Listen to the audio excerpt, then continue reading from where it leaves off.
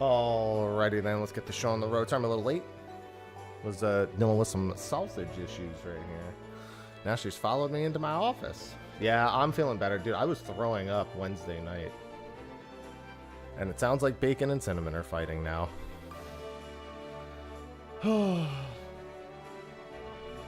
Never a dull moment with the cats. Never a dull moment. But yeah, I was throwing up pretty bad Wednesday night. And then Thursday I was just exhausted from throwing up. I slept till like almost 10 a.m.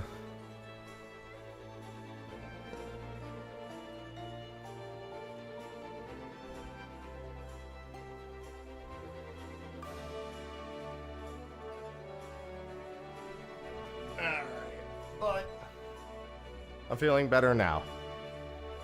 That's all that matters. Feeling better now. Parsi, thank you for the resub. So yeah, because the day before FanFest, as much as I want to Grand Blue and do a bunch of other stuff, we're gonna Final Fantasy 14 it up. Let me just get my game capture on the right game. And then tomorrow morning, I'll probably be live an hour before the keynote. Tomorrow? Yeah, here's the thing. I actually was, I wasn't sick going into NA FanFest, but I had like major back problems. Like, I just, like, slept on my back wrong and tweaked it, and, like, moving hurt. Something always happens around FanFest, I guess. Even when I'm not physically going to it. Oh, but yeah, feeling better. Feeling better today, thank God. There is a sender surprise window today. I think at 12:30? I have to double check. It's not for a few more hours. That's for certain. Oh, God.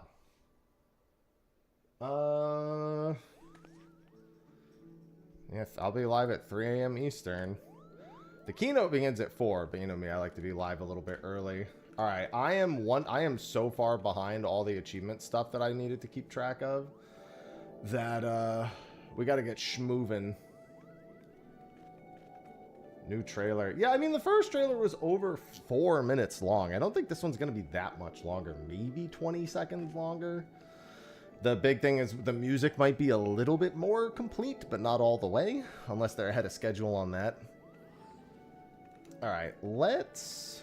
My inventory is kind of full. Let me see what's in it that's making it so full. It's mostly materia. So let's do this, it looks like. Yeah, after I was done throwing up and like sleeping in, I did get some Palin in. You know me, I've thoroughly enjoyed my Grand Balloon and my Palin. Well, the big thing is that whatever new job they're revealing will also almost certainly be in the trailer. No, I stopped working on Kefka after like 2 weeks, because the first week my group did 6 hours of hardcore days, but that was only 6 days of hardcore hours. Sorry, I said that backwards. And then after that, we had a couple longer days, and then we basically just started losing all of our raid hours, and I was like, I'm done. Half of my static quit after, like, we had a week where we were supposed to have like 11 hours on the weekend, and it became 5 hours, and like, I quite frankly didn't want to do just 5 hours, because historically 5 hours was like nothing. We would basically get nowhere in 5 hours on all the other days, especially across 2 separate days, so I was like, yeah, I'm good. And in total, like 4 people independently said they wanted to stop. Well, yeah, he basically took a few of the members who didn't want to stop and then grabbed a few people who had already cleared, and then they knocked out a clear. And I'm going to do my clear with Ulti Project. I mean, last minute, I've had the same prediction for the past, like, 4 months, Dragon. I mean, it's not a distraction. You're here in my stream asking me a question. That's as on topic as it gets, I think. Not saying anyone has to be asking me questions, but you know what I'm saying? Yeah. That ain't off topic. The whole stream is the topic. You good, you good. I ain't no stickler for no, only talk about what I'm talking about. Me, fee, fi, fo, fum. The clown was dumb. Let's see. Let's do this. I need to craft. First time we're going to FanFest. You're going to Berlin? Honestly, there's not a whole lot. Just stay hygienic. I always say bring hand sanitizer, and literally anytime you interact with anything or anyone, use it. I'd also say shower morning and evening. It's very easy to get sick at all FanFests. So I always just tell people to do your normal hygienic routine, but do it twice. And yeah, deodorant. Other than that, just don't be a fucking dickhead, and you're probably as long as that's not a struggle for you, you'd probably be alright. Yeah, I'm ready for the 4 a.m. wake up. I'll be asleep by like 6 to 7. I hate that, but that's the truth of it. PM tonight. Good shout. Yeah, and don't, honestly, some people like to bring fucking like vitamin C. I always say you can if it makes you feel better, but it's pretty fucking useless. No, I was throwing up. I had explosive mouth poop Wednesday night. That's a form of it, I guess, if you think about it. It's just like that episode of South Park. Just passing around the trash can. I need to go to Tuliolal.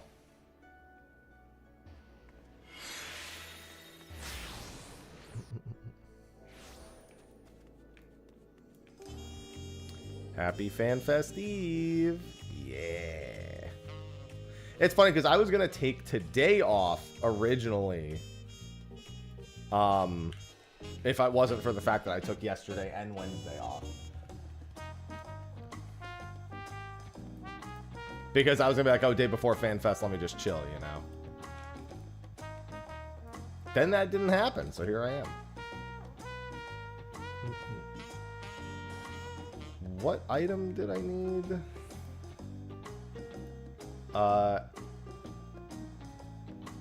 Shaco packaging. Is that the shocking supplies? Yes, it is. Okay.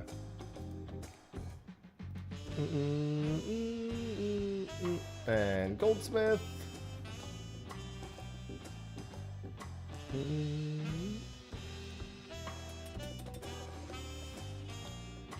15 minutes. I got mine set for an hour and 15 minutes. I mean, I'm gonna be live before. Drops enabled yet? Probably not. No, I think it's only during the thing itself. Right, I totally forgot about that. There's fucking watch time badges, aren't there? There's no sub badges, right? It was only watch time badges. I was at FanFest for the first one, so I don't remember what the badges, like how it worked. Because obviously I wasn't like streaming or anything. What was I doing? Oh, it should be live? Oh, I guess it is live then.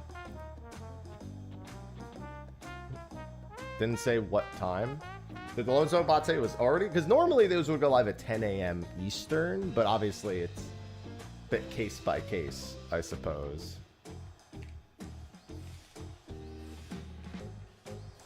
Thoughts on the new jobs? I mean, anyone's guess is as good as mine. It's not like there's any reasonable prediction.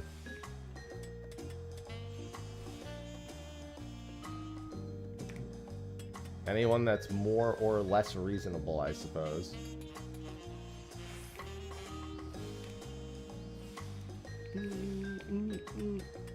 Yeah, I don't know. I don't get any of those notifications. I pretty effectively disconnect from everything 14 when I'm not, like, playing it non-stop. So, like, the last couple weeks I've been playing Grand Blue and Power World a lot. So I've been pretty disconnected from most things. Comparatively. No, I think I think it's any stream in the category. No. I think there's one badge for the keynote. Somebody feel free. Like I said, I wasn't here last time. Wasn't it like one badge was for watching directly and another one was for watching whoever? I don't know. There was something about it.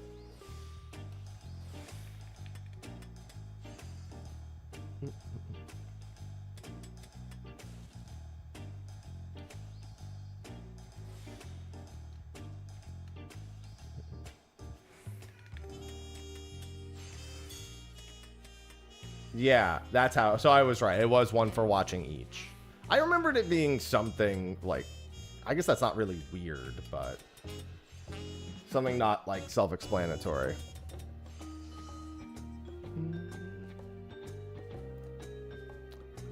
Ivy, what's up, girl?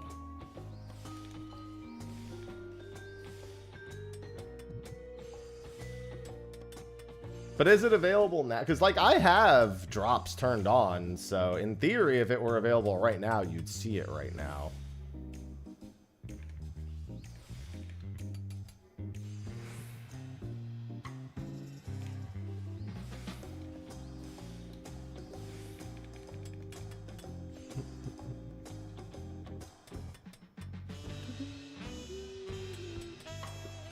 I did see the Leon S. Kennedy looking ass tech presentation, yeah. I did see that.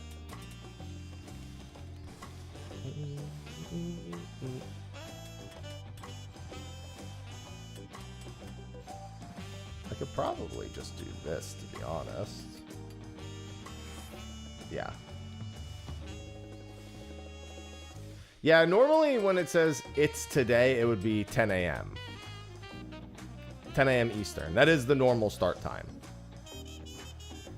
Ivy, what, girl? What's wrong with you? Hey. Yeah, you do get both for watching directly, but of course you're going to want to be here when you watch, right? Of course.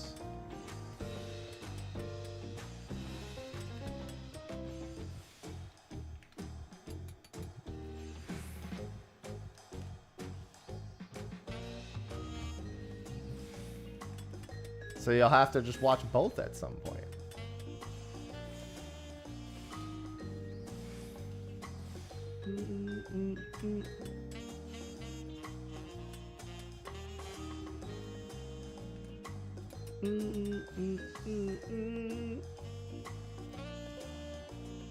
Alright, let's remember to do that. But yeah, I'll be live a decent bit before the keynote tomorrow anyway. So you'll be able to get both badges one way or the other. Unfortunately, I can't co-stream it on YouTube as well. Or at least here's the thing, I could, but they warned against it. And I'm not one to test fate. Honestly, I bet if I did, it would probably be fine. But so, like they are right that YouTube can be a real dickhead about it. It's definitely what they said. Dan, thank you for the 146 months. LT Dan 87 just subscribed. Thank you for supporting the stream for the 146 months. Oh, let me spend my orange scripts real quick. I think I gotta spend them over here. I mean, now they've been doing that for ages. You know how many times I've seen that report? Hey, that's smart. You're smart. Loyal.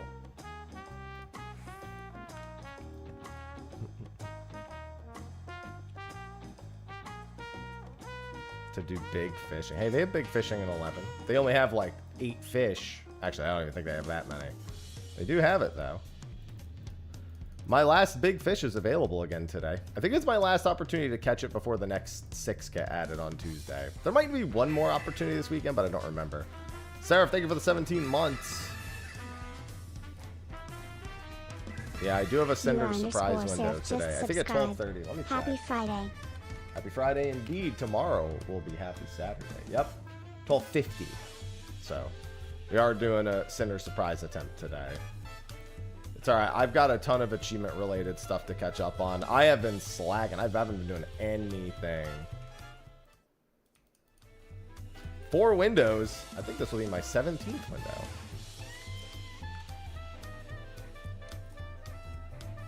It's my only one left at the moment, though. Who else was I working on? Andon? Yeah, it was Andon.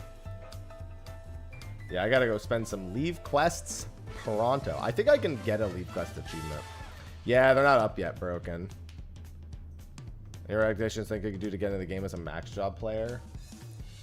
You could do in the game as a max job? I mean, there's a lot of things you can do, but honestly, it's what you don't have at max that you may also be considering doing. Exploring new jobs, crafting, gathering, fishing, treasure maps. Like, I do achievement hunting now. When I'm logged in and there's not like something brand new, I just default to achievement hunting now.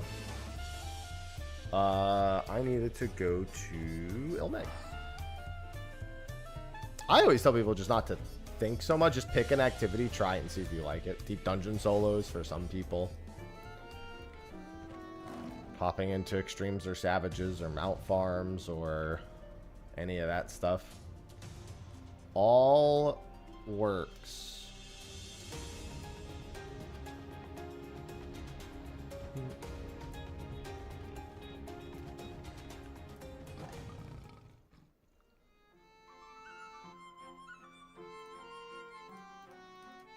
I have very limited reasons to play 11 now. Like I guess if I ever really needed a grind or just like to log in and grind something in a game, like I guess I could do it there. Probably the best place instead of logging back into RuneScape. Hello, Strange. Yeah, getting caught up on the new relics. Good morning, Kernish. What item is it for this one now? Andin. It is the lovely box of pretty things, which is the moderately pretty things item. Need 6 moderately pretty things, please.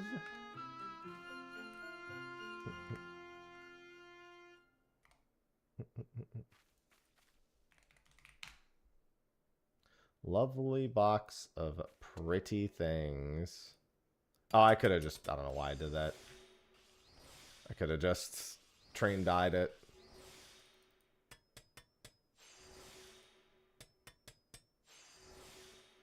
Yeah, Snowy's a weird one anyway, because Snowy's actually not that rare, but sometimes he's just a little bitch. Could see your messages? It's probably the first time they've been sent directly to me then. Unless they're on YouTube videos.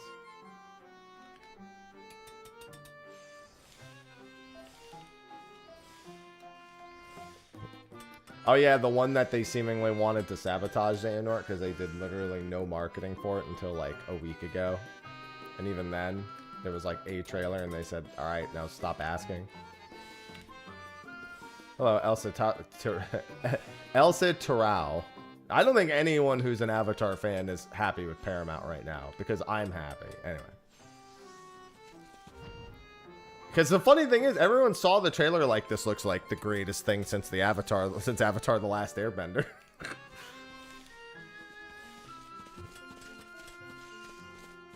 Meanwhile, Paramount's like, maybe, but we don't care.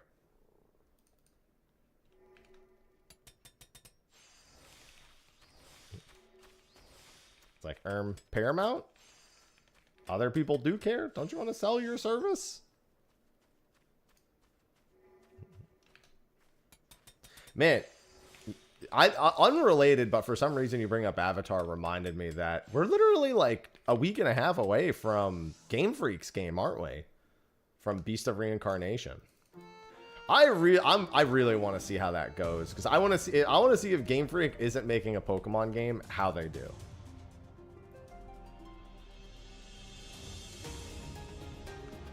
Like, I'm very, very curious. I didn't even fucking turn the items in because I'm a dickhead. Anyway.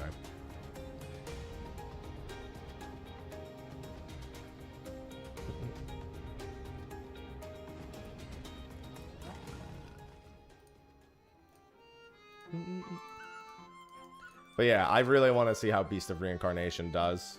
I'm pulling for him, man. I'm pulling for him. I got hopes for them. I don't care about maxing out purple scripts, to be completely frank with you.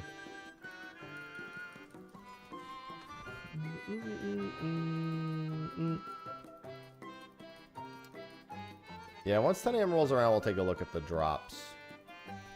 Drops. Today, I think the Pal World and Grand Blue badges are gone today, too. Like, I think they're gone already. If not, they'll be gone by 10 a.m. also. The ability to acquire them. I did so much Palin over the past couple days, man. So much Palin. Oh, right. I was meaning to tell Sophie I started making an army of Dandalords. Raid ready Dandalords.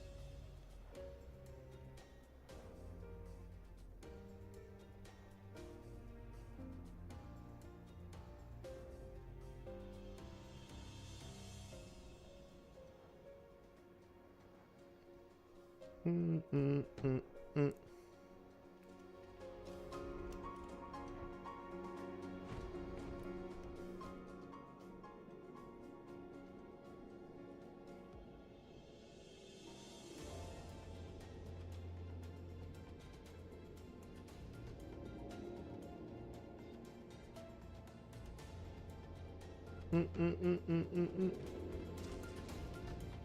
Felania? What about... Oh, wait.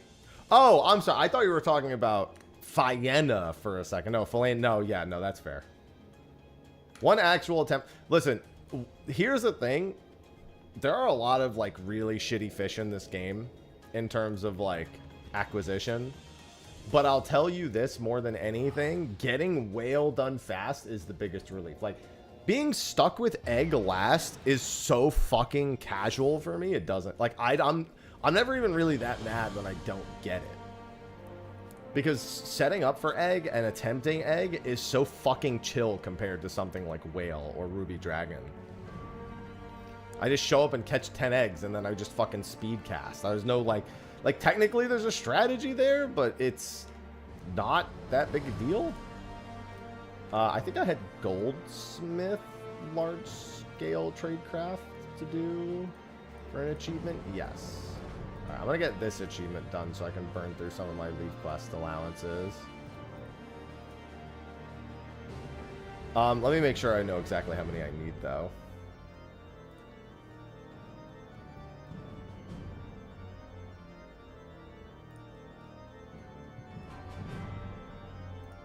I need 5. Okay.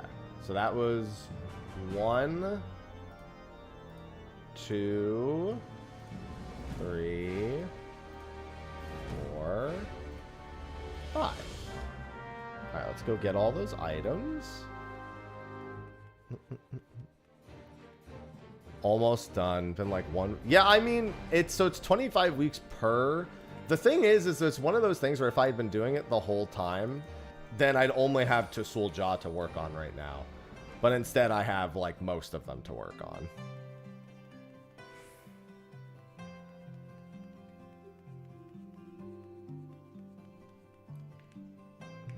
Wait, you're almost done. I don't think it's possible to be even remotely close to done with Tusul Jah. She's got a lot of weeks left. Unless you just mean getting them all caught up to max rank. Which is not... Depends on what you mean by done. I'm referring to the final achievement where you have 150 turn-ins. Unless you meant that Tusul Jah is the only thing you have left. Also, that's another possibility. Good morning, Pound Cake. Yeah, Sophie's server has been... They've been busy on Sophie's server. I've just been trying to make raid pals. Like, that's my main thing, is I don't want to stop playing Pal World until I actually beat all the raids, all the ultra raids. So making gear and party makeups for that has been a hell of a grind, because I'm trying to get legendary schematics to make things even easier at the same time as trying to grind out awakening gems and souls and everything. So, well, to be fair, the souls don't really require much of a grind. That's just cake. But, that's fine. Yeah, so they're actually holding a launch celebration on August 1st, so they'll definitely at least bring that up. No doubt they'll bring that up. Alright, let's buy these. No, they just live inside me, Gigantor. So I actually don't care much for all blue traits, just because Serenity is actually a super broken not blue trait.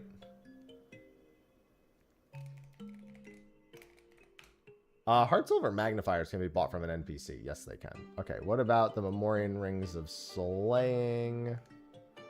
Not purchased from an NPC. Okay.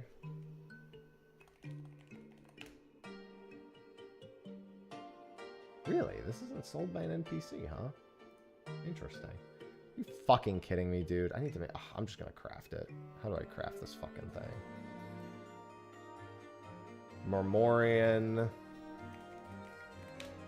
Yeah, I mean, I'm achievement hunting on most days, to be fair to myself. Oh, I need 3? Are you fucking kidding me, dude? There's a shop that sells Mormorians. So, actually, though? Yeah, well, if I buy 5... Yeah. Okay. I gotta find the shop that sells those. Basilisk whetstones. I think I have basilisk whetstones, don't I? I have 2. I need more than that. No, there's no blue version of Serenity.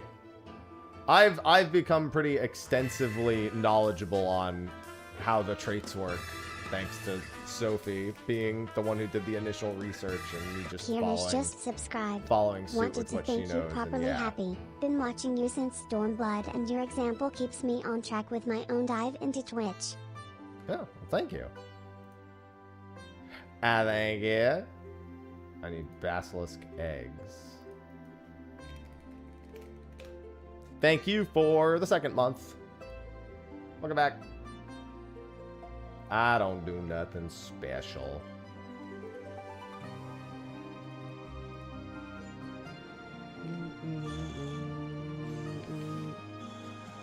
Hello, Kano. Yeah, I mean, I think a lot of people thought it was going to start on Friday. I actually, until like 2 weeks ago, thought that too, and then I double-checked because I really needed to know which. I think you're going to find a lot of people thought FanFest was going to start today.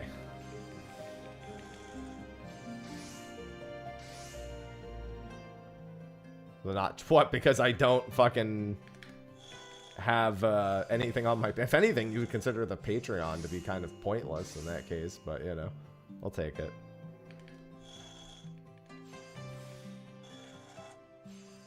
I found out today it was tomorrow. That's fucking unfortunate and fortunate at the same damn time. Alright, and then I need to buy Mormorian.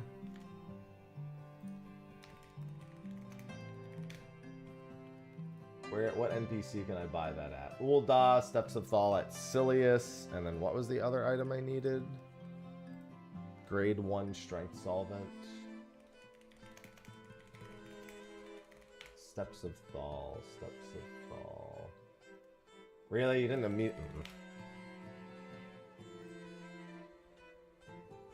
I never traveled to EU FanFest ever. Nor would I unless it was fully paid for. I've literally never been to EU FanFest ever. Don't know why you would think I would suddenly do it this time.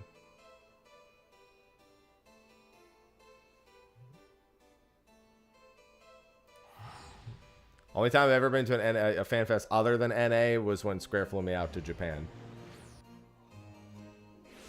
Which was a very interesting trip. That was the wrong teleport. Idiot. Idiot me. That's also the wrong teleport. Idiot me. There we go. 3rd time's the charm. You know what? At least you got one of the numbers right, Kernish.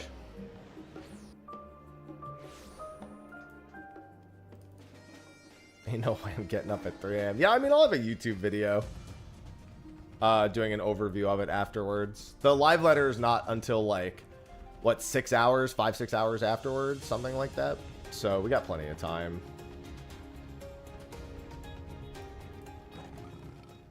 Alright, so I need grade 1 strength dissolvent, and I need 5 of those.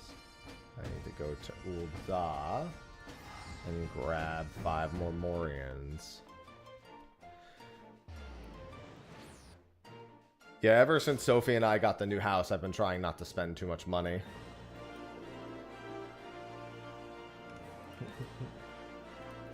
I do not have a whole lot of money in my bank account. And I gotta build it back over time.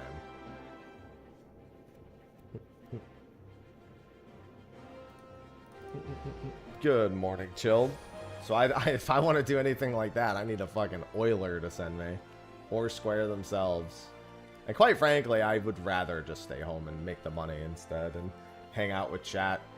Honestly, when I stayed home from NA FanFest, I was really glad after the fact. Like, I was kind of upset with myself for not going at first. But when I stayed home, I had a lot... I mean, I had a lot of fun going to NA FanFest this last time, but... I always have issues being away from my cats and spending time... like, away and stuff, so for me, it's a mixed bag. What the fuck is the silliest guy? 10-1? Must be, is it this guy? 12-4? Oh, it's that guy. Okay. Yeah, I mean, besides the fact that 2023 FanFest was a mess, like, here's the thing, though. I probably wouldn't have noticed half those things because literally all I do when I go to FanFest is I just take pictures, talk to people, and then watch the keynote and the live letter. Like, I almost rarely, like this NA FanFest, I didn't make time for anything. I didn't even physically go to the dev panel. I like went back and worked and then watched it from there and did that. They're never going to do an NA FanFest that's any further east than Vegas. I can almost assure you of that. I only say, wait, I thought this, oh yeah. I can only say almost because obviously I'm not them. But they try to, their actual office is in LA, so they seem to try to keep it close to that. And as such, it's hard to imagine them ever going past that point. What's going on, Sai? Pandemonium? Oh, you got a lot to do then. What is all this? You've got a lot of stuff. Especially if you want to actually do, like, all the variant dungeons and deep dungeon and everything.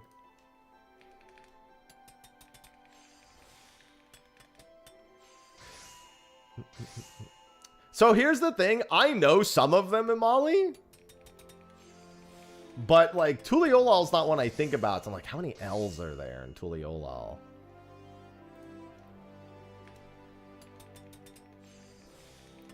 It's funny because I was ready for like Wachumekimeki or Mewat Soen, but I wasn't ready for the other ones that they are. There's a couple of other ones I would have been okay with, but Ixbrax.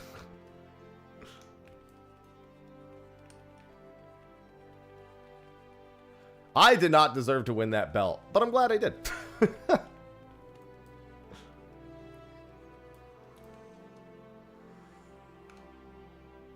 Oh, I made 5. Okay, I'll sell the excess then.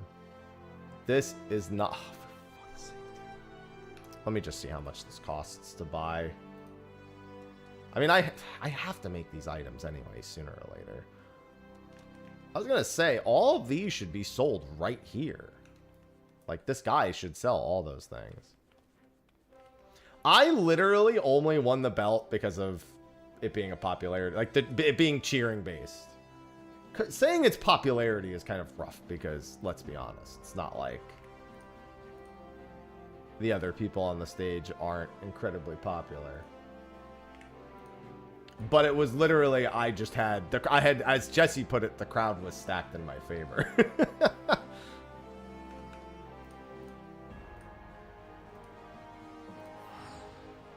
The catwalk definitely helped. I put in some fucking work. I've watched enough RuPaul's Drag Race to know how to get it, alright?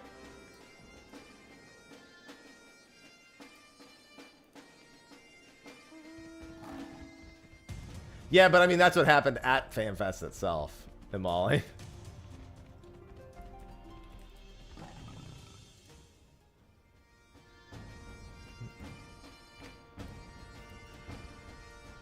I was like, and now I'm ready to slay.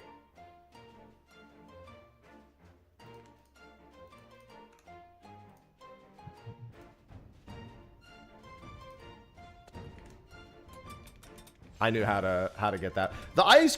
I also have been telling you, I actually couldn't even hear what any of the instructions or anything were. If it wasn't on the thing in front of me, I wouldn't have been able to tell what was happening. I actually couldn't hear Aya or almost anyone else on stage because of the audio just wasn't good for it. And we didn't have any audio in our ear, which normally I would get like headsets so I could hear everyone else, and then the stage would get the rest of the audio. That's not what happened. This definitely I can buy.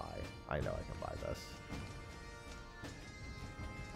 And then I know I can probably buy that in Ishgard.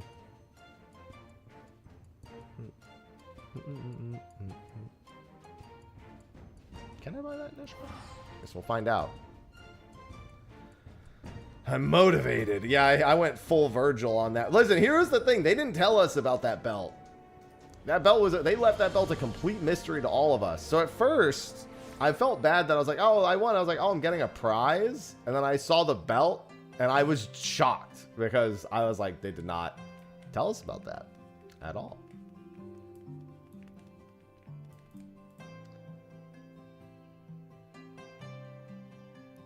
I went pretty quickly from like, man, I probably didn't deserve to win that. I deserved every second. I am the greatest. The best that there ever was.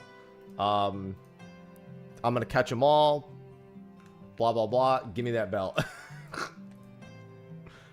But it'll be teased. I mean, we'll see the new tank job almost certainly. That's the big thing I think people are going to be looking for is the new tank.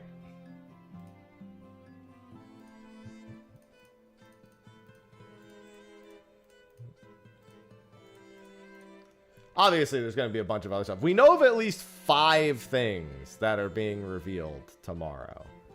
Or are being spoken about more tomorrow. And among them is the new job. One of the new jobs. We'll also get something teasing the next job, obviously. Whether it be Koji wearing a shirt or Yoshi P wearing a shirt during the live, because he'll probably cosplay tomorrow. Let me go to the plaza.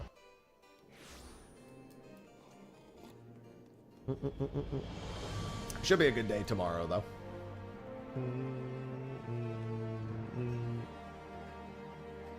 Should be quite a good time. Yeah, I did.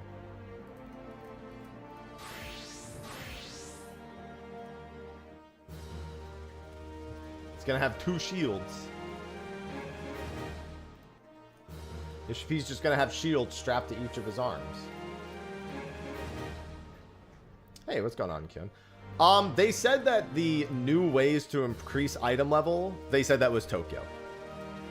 At the one that they revealed at NA and said you'll hear about it later, they said Tokyo for that. I made a video recently, so I have a script here somewhere. Where's my script?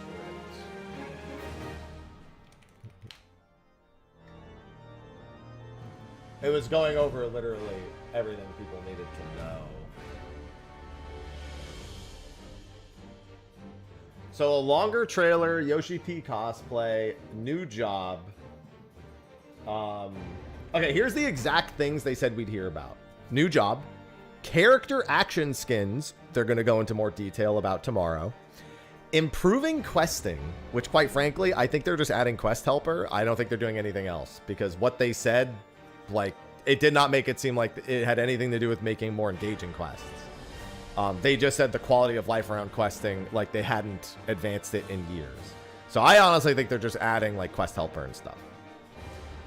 They're going to talk more about the 3rd tier of difficulty for 8-player raids. So whatever that in-between difficulty is between normal and savage, they are going to talk about that tomorrow. The duty support update for sure is getting some sort of mention tomorrow, which is the ability to enter dungeons with partial trusts and partial players. So like you could do like 2 players, 2 trusts, instead of it always having to be 1 player, 3 trusts. That for sure is going to get talked about tomorrow. And that's it. That's the only thing we know for certain. But I'll tell you this from past experience. They're going to do more zone teasers. They're going to talk about a new allied tribe. There's going to be more dungeon screenshots. There's going to be another new threat tab, whatever that ends up meaning. Probably see some more gear and recipes. Oh, we're going to find out what the 8-player raid actually is, too. What the theme of the 8-player raid is. That'll also be for sure tomorrow. And anything else is speculation or just based on like past. I expect to hear about the Switch 2 launch at the very end. I also expect to hear about, what's it called? Any other collaborations they're doing, which I think the Gold Saucer collaboration for sure is getting mentioned tomorrow. Now, you might be saying they haven't confirmed a Gold Saucer collaboration. And to that, I say, if they're not doing a Gold Saucer collaboration, honestly, there's no reason for them to be treating it like they have been. Because they have been like, there's a Gold Saucer update in 7.5x, but we can't tell you about it yet. It's because it's going to be a collaboration. Let's be real. An actual date for regional queuing is quite possible. That's also high on the list. I think it's a Final Fantasy VII Gold Saucer collaboration. That's what I think. And I think it's actually going to start like... If I had to guess, like 2 weeks into August. That's my prediction. Real life gambling in 14. Isn't that, don't they already have that with Mahjong? Can't you just like, I'm sure there's Mahjong betting sites that use 14 as a medium somewhere.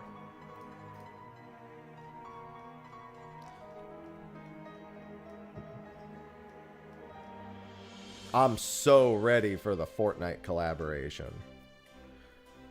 I mean, people want Corsair from 11. Here's the thing. There's literally no reason for me to say it can or can't be Corsair. I think that it's impossible to tell. And that there's almost no point in saying yes or no to almost anything. What I will say is this. Even if it were Corsair from 11, it's not really going to be Corsair. Like, it's not the Corsair 11 players would want.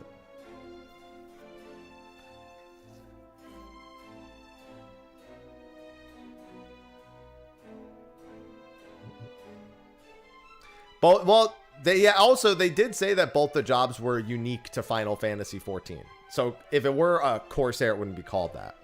They are also, I did forget that one detail. Yeah. So no, it wouldn't be Corsair from 11. It could look and think like it, but it wouldn't be the same thing. I'll be live at the very least an hour early tomorrow, which is 3 a.m. when the live letter starts at 4 a.m. I will probably be too restless to sleep all the way till then. You want out, Temmie?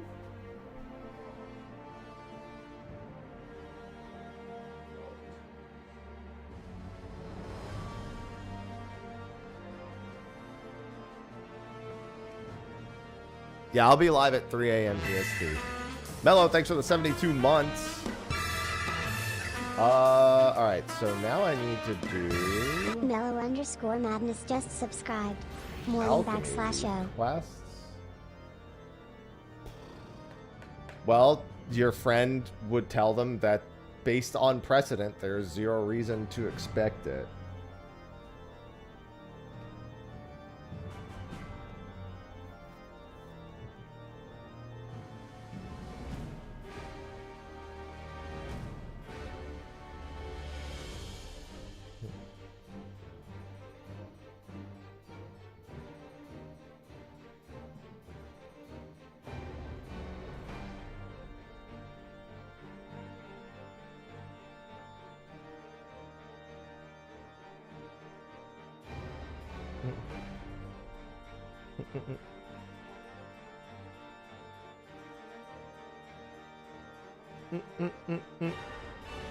Can't rule anything out completely, but still. Alright, I think I did all of the normal alchemy. Oh no, these are the large scale ones. Sorry. Trade craft. I think I did all of these. I forgot where I left off, so let's go to the Crystarium. I think 80 would be the Crystarium.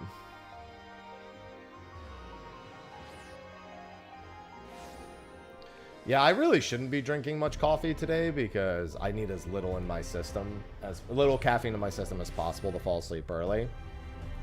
So they told us not to stream the opening keynote on YouTube.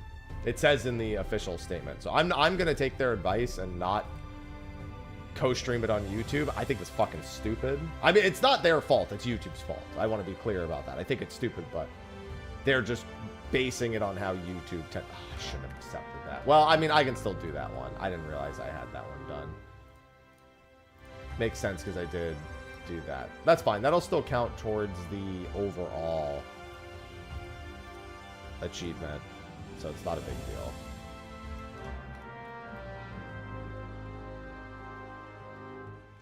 Commanding Craftsman's Syrup. I can't fucking buy... Alright, just take me to a market board. It's fine. It's fine. It's fine. It's fine. I mean, that would be cool. I mean, I don't need Ruby Dragon, but that would be cool. I need my Cinder today. Dimension of it. Yeah, I mean, definitely not likely. I think everyone should expect zero mention of other evolved jobs. Personally.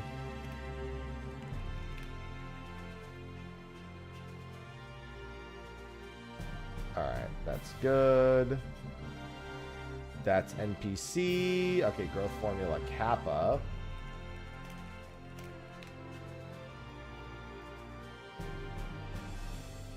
Just one growth formula kappa? Okay. I mean, they almost certainly won't. It's better to expect that they won't because, quite frankly, they have no reason to. It doesn't really matter how much people may be uncertain about the main tank, off tank thing. They don't really have much of a reason to talk about that stuff at the moment. Grade 1 dexterity alkahest. Is it 1 or 3? It's 3. Okay, let's do that. Enchanted True Gold. Yeah, I'll turn on the YouTube stream after the fact, basically. I know it's stupid, but I'd rather not get my YouTube account flagged for something. So I'll take their advice. It's just YouTube, man.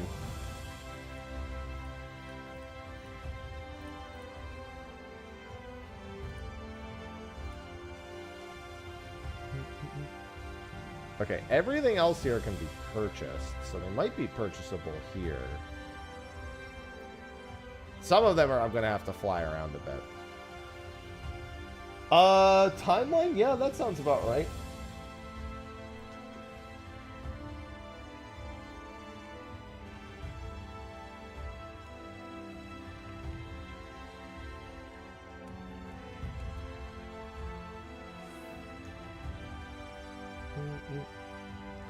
That is the correct timing. Alright, so let's hide... Actually, hold on. I can do both of those. And then do that. 409. Anything 385? 385.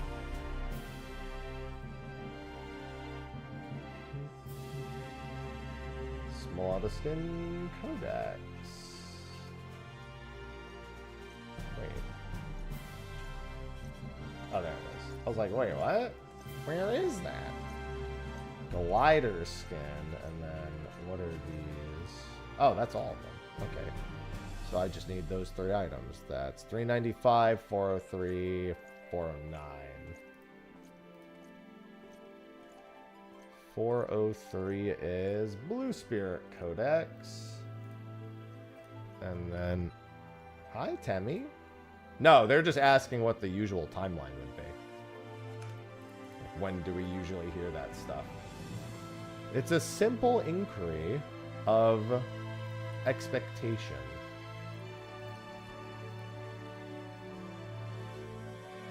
Oh, and 395. I missed that one.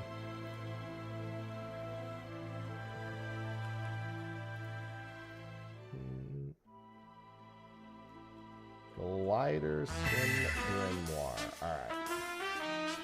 Romnus, welcome back. Romnus just subscribed for 9 months. There's a lot of timeline stuff to get right, so it's good to check in on some of that stuff. Very easy to get lost in the sauce, as the Italians say. Of course, we're talking about pasta sauce.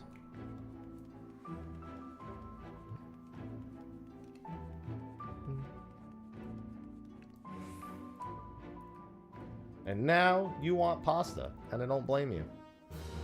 It's a good thing to want.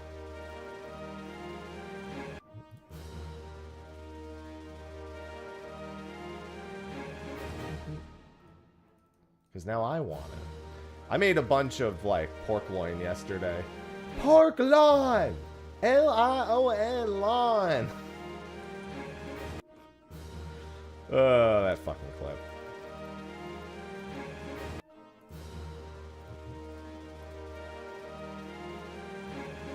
No, it's not, but I do have a Cinder surprise to catch later. I might do a little bit of one or the other later. I wanted to stream a bunch of 14 this week, but Wednesday I had something to take care of, so I took the morning, and at that point I took the day. And then I got sick Wednesday night. and had to take Thursday because I was fucking throwing up.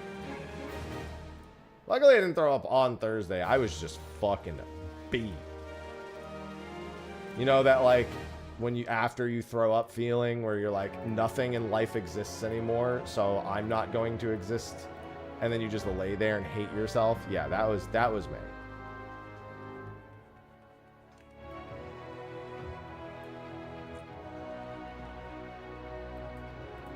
I slept until like 10 a.m. And then I played Pal World. God, I do not miss working in an office and having sicknesses travel through the office.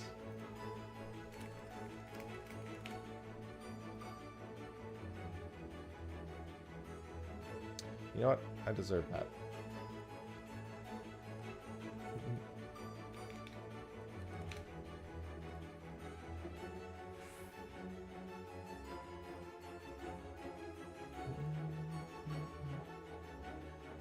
Do I need 3? It'll be cheaper to just get these 3 separately and downgrade the one.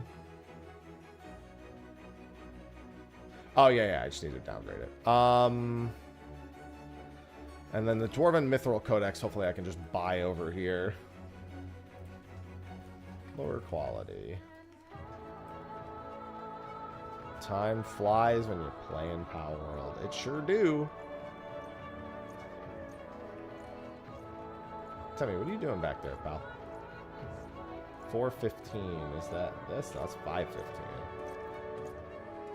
415. Dwarven Mithril Codex. Alright. That's all of this zone done. I might not have been done with Stormblood now that I think about it. I might still have some Stormblood alchemy quests. I should check after this.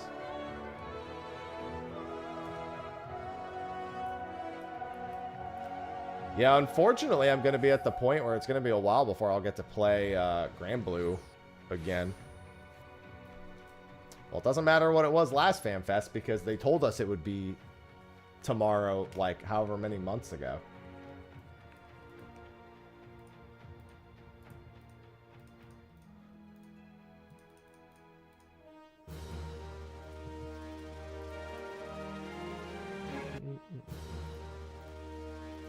Doesn't matter what it was before when all we need to know is what it is now.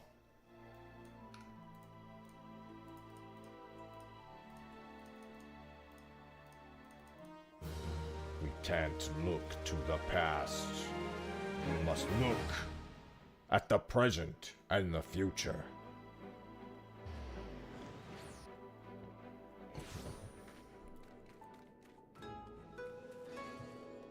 I mean, Grand Blue's already done Final Fantasy collaborations before.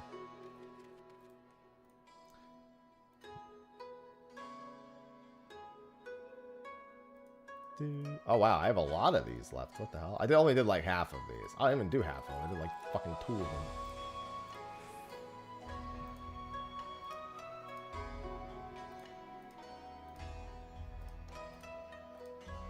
Arrgh.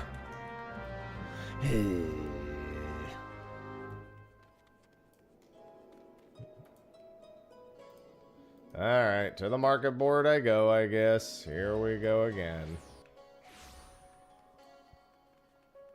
Well, it's because they fucked up my haircut, so I was like, you know what, just do this. Are you fucking kidding me, dude? Whatever, I'm rich. You win. Cunning Craftsman's Tea.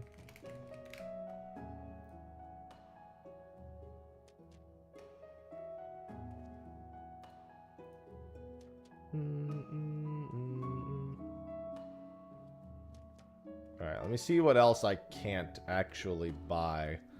Hell no, dude. I was in California before.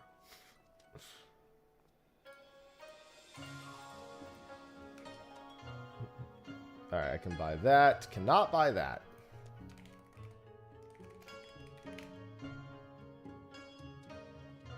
Commanding Craftsman's Tea.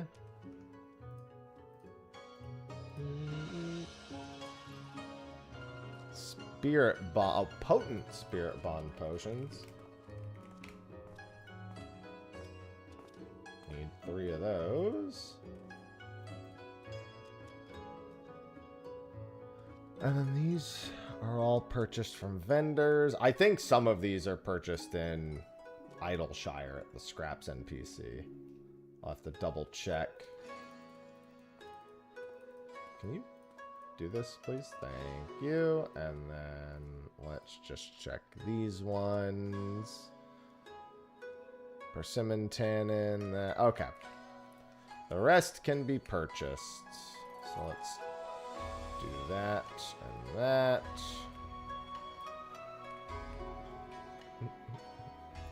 Married leather grimoire is $2.79. Hello, Kel. Yeah, I'm feeling better. I did not feel good yesterday, though. It was bad, man. It was bad. Yesterday, I was just exhausted more than anything.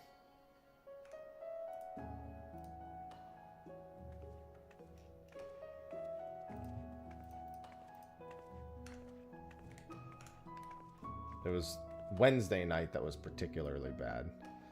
Beetle glue, and that's it.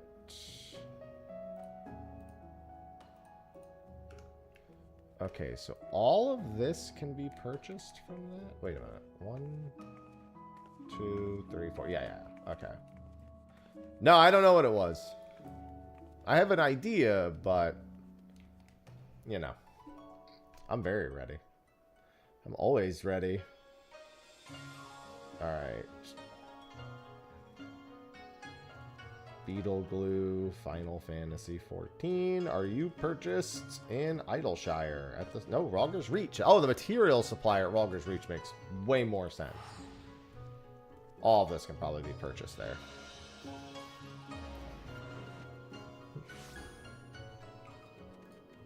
Yeah, I gotta get caught up. I gotta burn through these allowances because I've been sitting on allowances. I literally haven't like played almost at all other than Cinder surprise attempts in several weeks. And I could still go for some Grand Blue and right. That's the thing, man. I'm in such a mood for Grand Blue and Power World right now. It's tough. 3 persimmon tannin. 1 palladium and enchanted durium. Okay, I think that's all of them, so let's go back.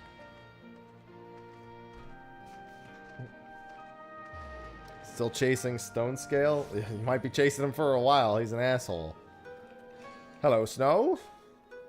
I'm doing good. I'm feeling a lot better this morning.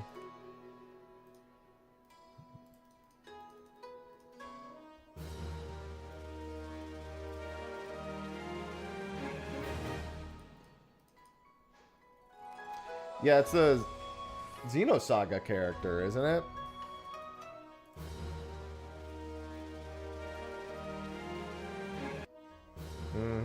That's crazy that they're adding a Xenosaga. I wonder how differently I'll feel about... Because, like...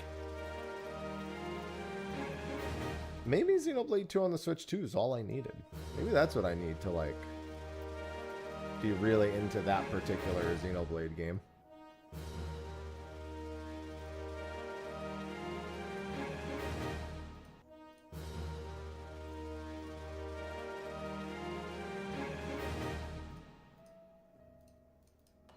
Oh, they get a 30. Isn't Cosmos one of them? Cosmos and one other one?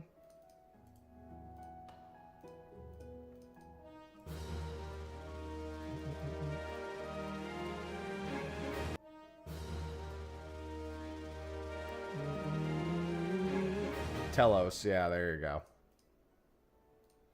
Gazelle Skin Codex I can certainly buy here. I got Cosmos pretty early, I remember. It was one of my, like, very early Blade gets.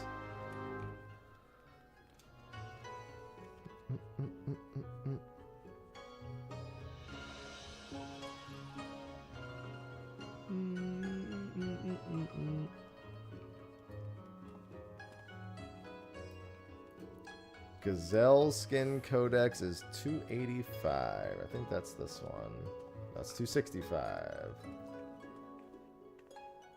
273. Gazelle Skin Codex. Well, I mean, I farmed until I pulled every single blade.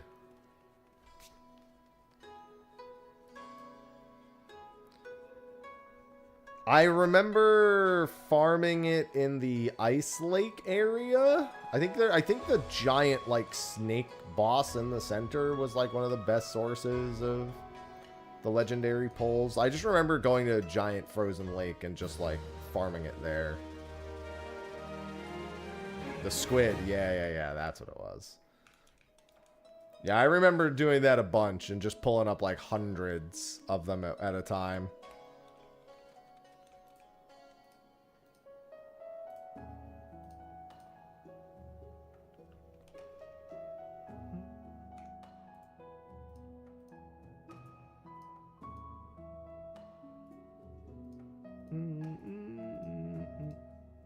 Oh yeah, I was gonna sell these rings.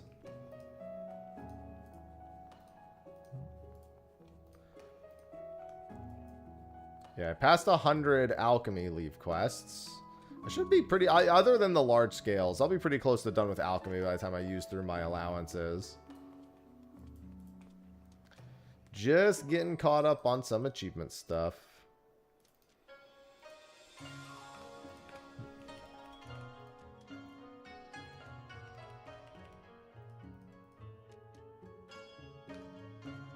Well, yeah, I mean, but I smashed the squid until I had every single blade. Like, I got her pretty early, and then that squid, I smashed a lot more than that. Oh, right. That's another thing I haven't been doing, man.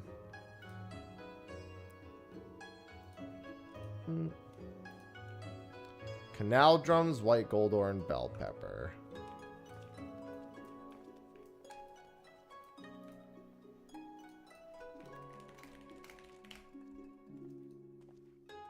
I don't think you're supposed to look forward to it, so it's probably, you know, it sounds like you're just on pace for how you should be feeling.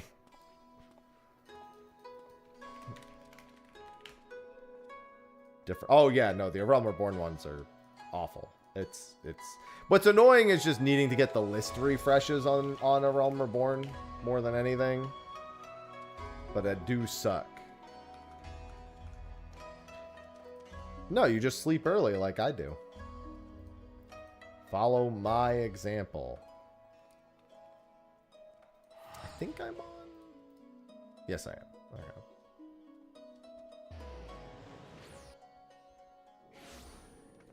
we go.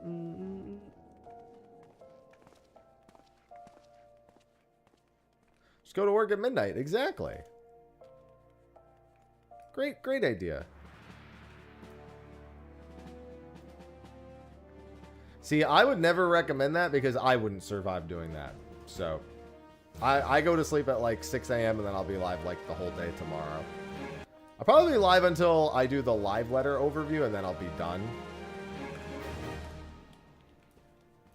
Right on pace. My cats normally wake me up. I might even, if Sophie's up, I might tell her to wake me up when she goes to sleep. Although she usually falls asleep not quite the time I want to wake up.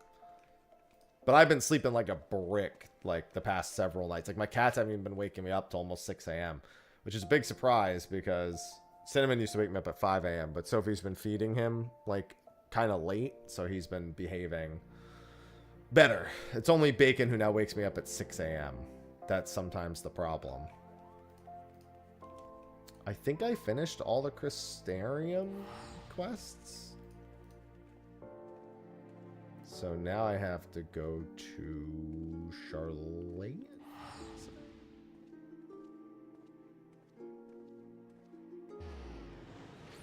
Honestly, I can understand that.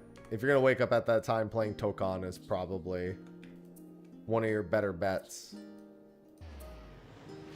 I don't have a Monkey's Paw FanFest prediction because we know the only thing that is the Monkey Paw potentially is I think it's a Final Fantasy VII Gold Saucer event. I think that's why they haven't been talking about it yet. If there's anything, it's that. But that doesn't seem wholly unlikely. That's not like a fucking crazy out there thing, you know what I mean? Like, that's mildly reasonable, given we know there's a gold saucer update in 7.5x. And it literally is nowhere on the timeline. And they keep telling us they'll have more details later. That screams collaboration gold saucer announcement at EU Fan, which is when they announced Fall Guys. I'm fairly certain was at EU FanFest last time, so, or the last time they did announce it. So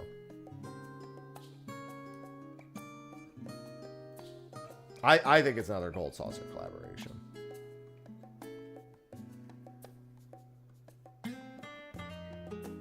Oh, I didn't mean to buy 5, idiot. Doesn't matter. Commanding Craftsman's Drought.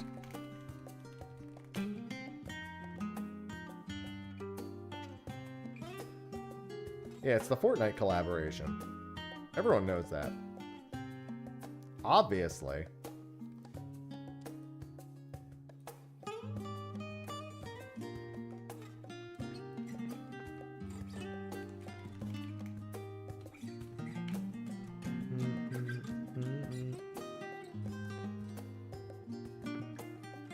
Nine? The fuck?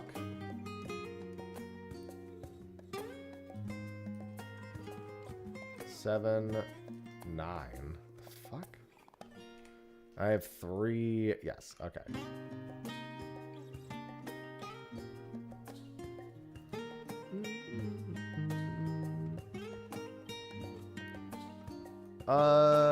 Competent craftsman. Emily. Thank you. Emily_Khan just subscribed with Prime. Thank you, Emily. Welcome back. Lower the quality. That's not what I wanted to do. Lower the quality of all of them. Stack them together.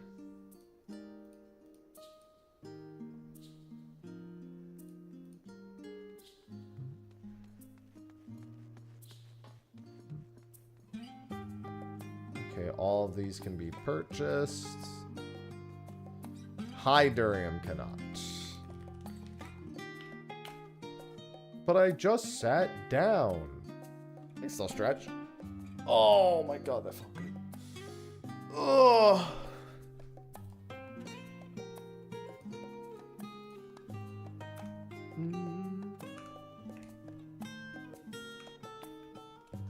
Hi, Ivy.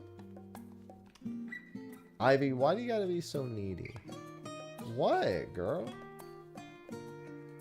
What? You have food. You're just that desperate? This cat, dude. This freaking cat. Yeah? She's so needy. Hi.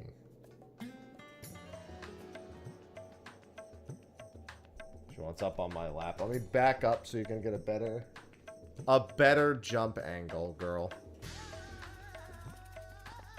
Am I actually gonna have to go to all the fucking places to buy these? Good morning, Alice. Because I don't think that NPC has weapons. I didn't realize there aren't really weapon vendors in Endwalker. Like, they are, but they're at each of the individual camps. I don't think there's one that's just, like, generically. What the f...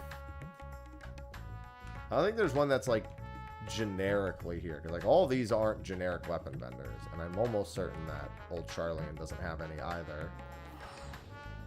I just left there, and I'm almost certain there's no, like, generic weapon merchant vendor. Yeah, because all the shops are taken up by, like, other stuff. Oh my god, Ivy. Too much, girl. Too much. There's this merchant, but I think this is the merchant that sells you the other stuff. Yeah, that's the job gear one. Full plate armoire. Oh, I guess this person does. Full plate armoire. That's just not the name I would have expected. Neko, thank you for the 17 months. You feeling better? Yes, I am. Thank you. I guess they don't really have a lot. They only have 515 weapons. I don't think that's what I need for any of these. Yeah, I am gonna have to go to each and every fucking place to get these, aren't I? Any of them? 515, 533, 525. There's one 515, the Gaja Grimoire. Chaos. And now I have to fucking figure out where I'm going for all the rest of them. Garlemald?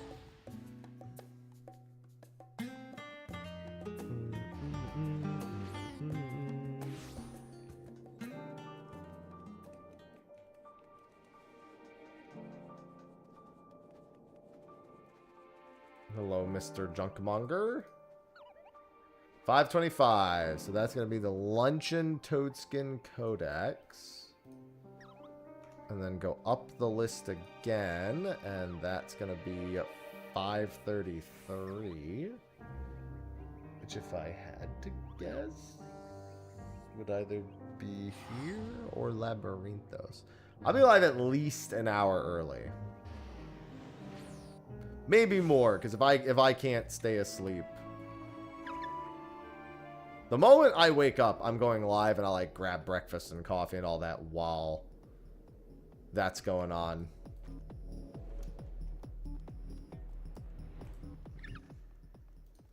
This is 533. Yes, it is. This is Saigaskin Codex. Then go up the list again. Would have to be one of the locked spots. Could be the Chilean Hamlet. Level 86? I think that's actually Elpis. Honestly, fitting.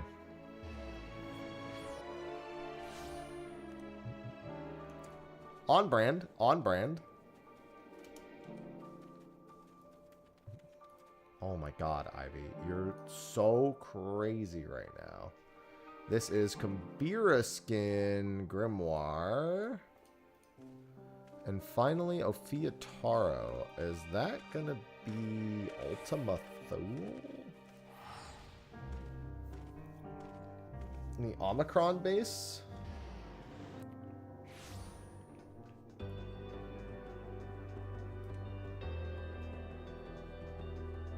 There's a merchant mender, so let's find out. Sensitivity to eggs is unfortunate. Well, I guess that depends, because some people can live without eggs very easily. I love eggs, so for me it'd be tough, but... Whispers. Okay, and then back to Old Charlemagne. How many allowances do I have left? 16? Yeah, I'm a big egg fan, so that'd be tough for me. I literally never get anything at breakfast except either a full American or a full English breakfast. Like I almost like I will eat other things for breakfast, but I default to that.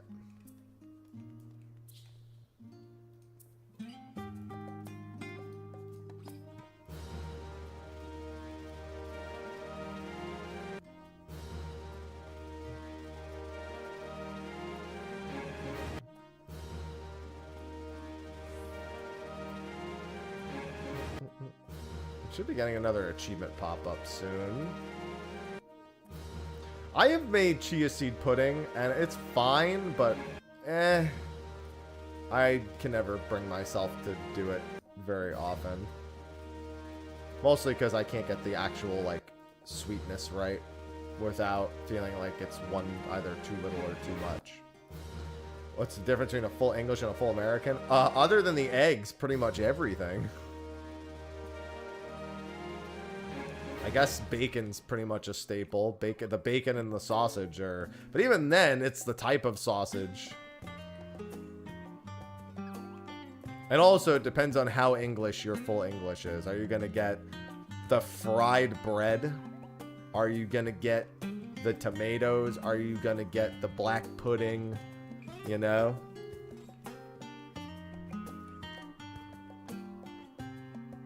Because I've had several full English breakfasts, and none of them have actually even offered black pudding, surprisingly.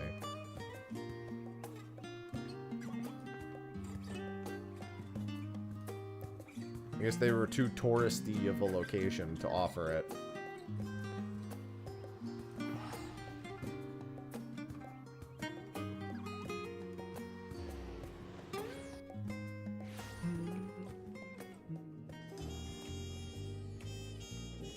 I was ready for it, man. I was ready for them to be like, all right, here's the black pudding.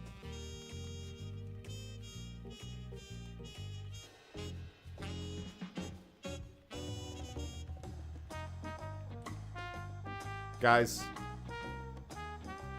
this cat won't leave me alone. She won't leave me alone at all.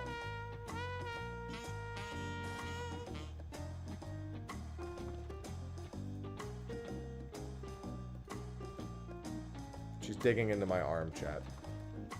She's digging into the skin. I am in great pain right now. And she does not give one remote fuck. My arm hurts so much. My shoulder hurts so much right now. I am in incredible pain.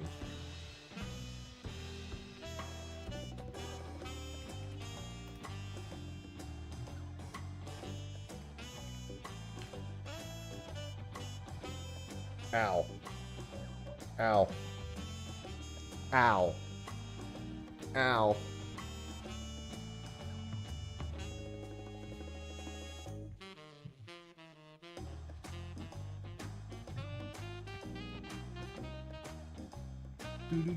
Do.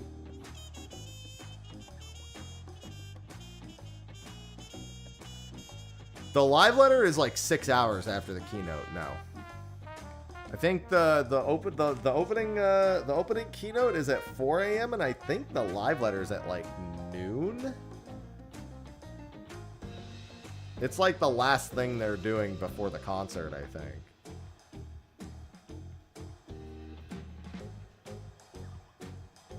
$10:30? Oh no, maybe it ends at noon. Yeah, that's what I'm thinking. But it's not right after. There is something in between.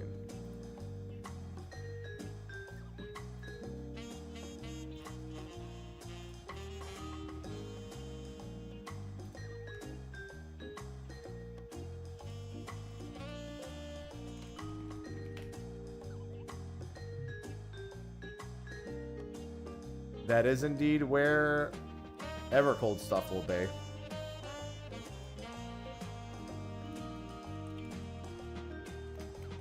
Of intelligence. Oh my god, I can't even buy all of these. Oh, that's jump saps also, idiot.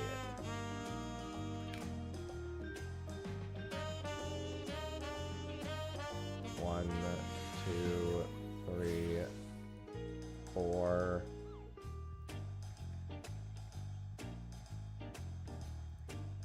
7, 10. One more than I need, but that's fine.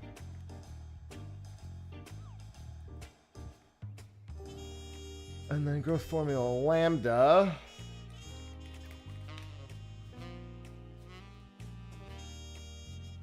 Need 3 of these. Thank you. And now I see about the equipment.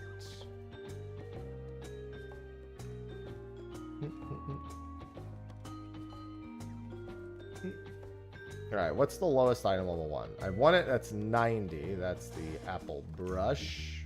Let's go up here and buy those.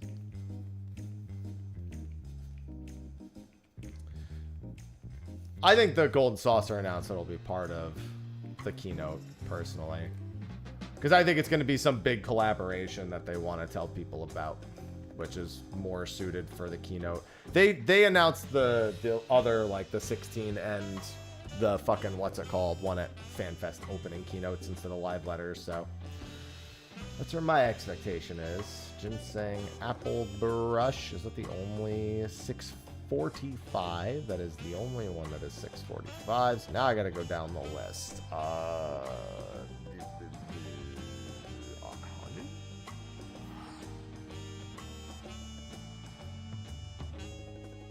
wish they would just sell all the weapons in the city-states like they do in the old ones.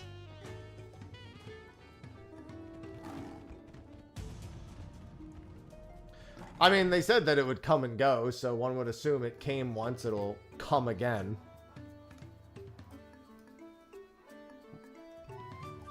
And just keep coming.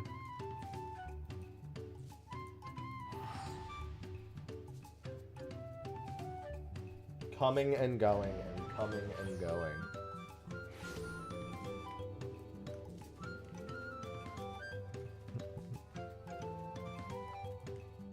Alright, these 92? Oh my fucking god, dude. Why do you all sell the same item level?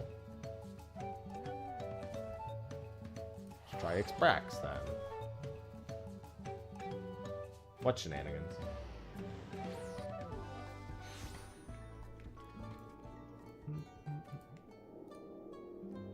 $92. So that's the index.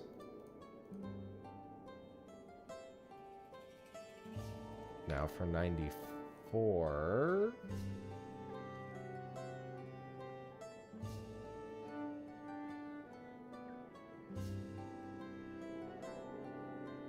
Might be Mammoth.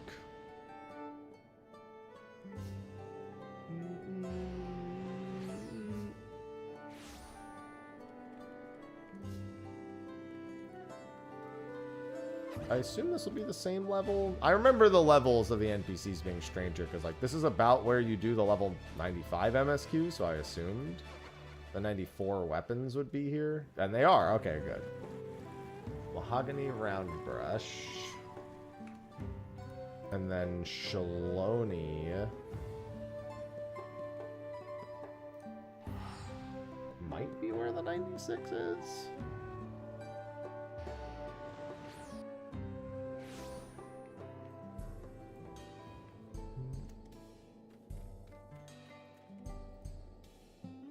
Nope, still 94 here, but is it 94 on the other side? Oh, these are all leave quests.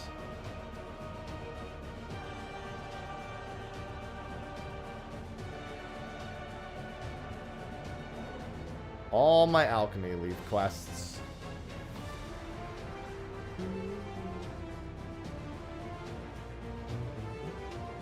I'll get this one next. Wait. After I turn all these in, I'll be at... I'm missing 2 leave quests somewhere. Might be in Heaven's Ward. Because I'm pretty sure I did all the Realm Reborn ones. Because I should... I'm missing 2 non-large scale quests. Specifically. You still 94? No, you're 96. Okay. Codex. And then finally, in the outskirts. No, if I was going to FanFest, I would not be home because I'd have to be in Europe.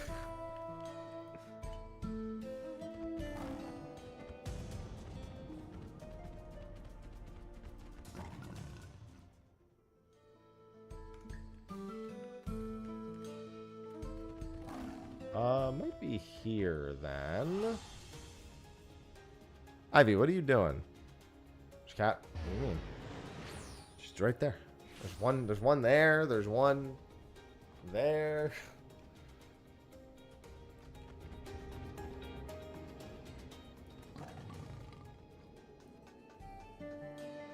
$98. Book of Rakaznar.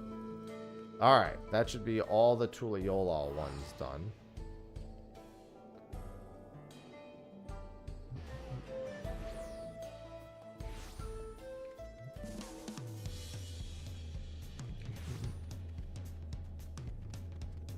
What should you typically expect? I have a whole video about that. Because they've already told us at the first FanFest what to expect from the second one. Not to mention, they'll just tell us more of a bunch of stuff that is rather fluff, but then there's always a few surprises in there.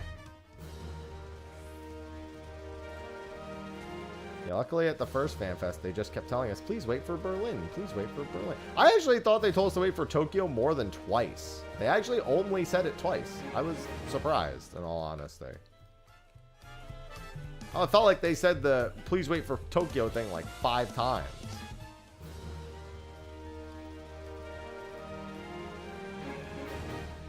They'll definitely reiterate those 2 things to wait for Tokyo, and I'm sure they'll bring up something else that they can't talk more about till Tokyo as well. My prediction about Berlin is please wait for Tokyo. There you go.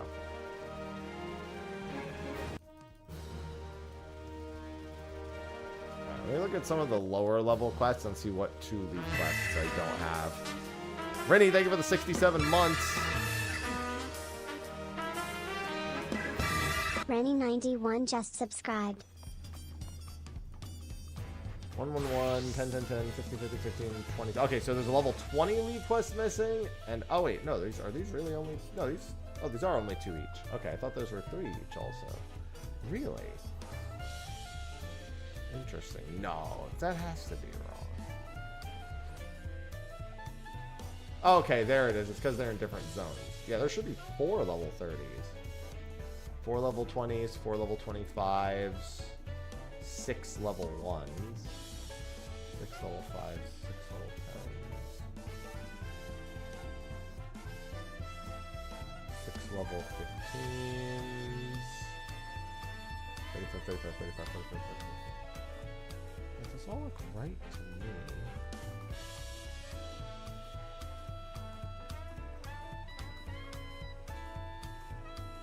Should all be 3 each, 2 each, 2 each. So I am missing a category here. Okay, 6 level 1s, 6 level 5s, 6 level 10s.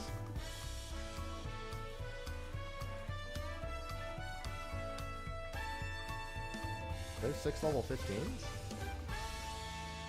Yes, I have 6 level 15s. No, Beastmaster is in September. That is before Tokyo.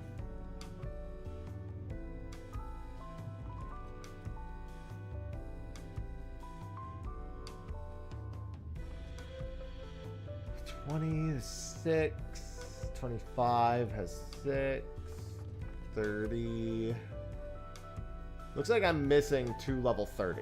Okay, so let's go to Eastern Lenosha and grab those. That looks like where I'm missing the 2, because I only have 4 level 30s done.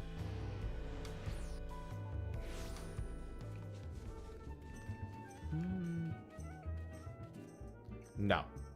As long as they're updating this, you'll never get another Final Fantasy Online game. Wouldn't make any sense.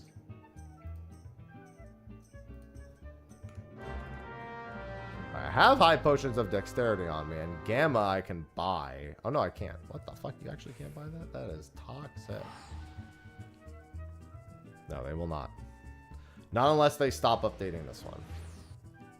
No point in competing with yourself on the market.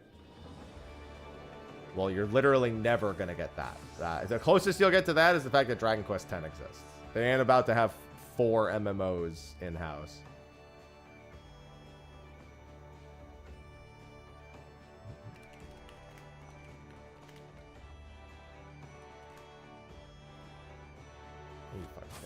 Alright. Let's just do that.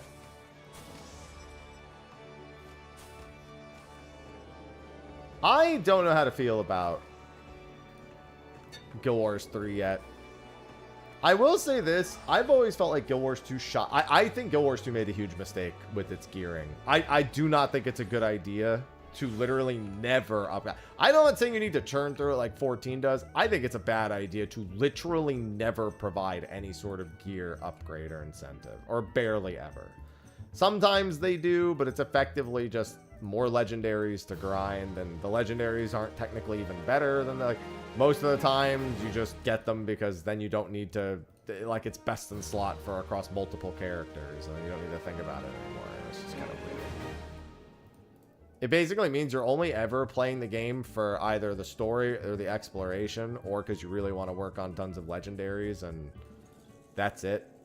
Because the only place you have any sort of powering up to do is in fractals, and fractals are literally like the worst form of gear progression, because it's not even like you're doing it to get stronger. You're doing it because otherwise the mode just kills you. That's it. It's literally just, you either have it or you fucking die with agony resistance. No, it's on, the last one's on Halloween in Pulica. So if they can do something better with gearing in Guild Wars 3, I might like it better. I don't know. World of Warcraft is still basically on the same engine. They've just gotten better with it. And I have a feeling that's basically what's going to happen here.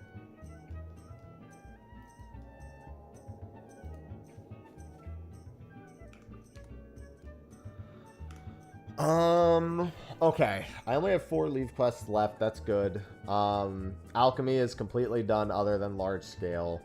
I did my weekly customs. I did my turn-ins for the day.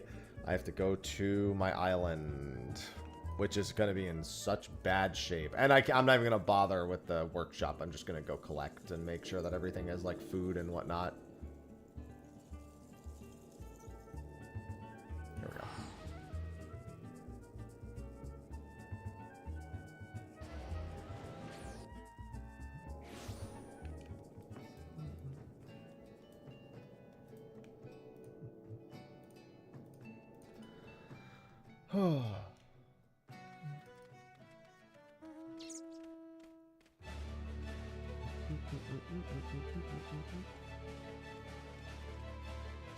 I think I have workshop stuff to collect. Yeah, I was gonna say, at least have that.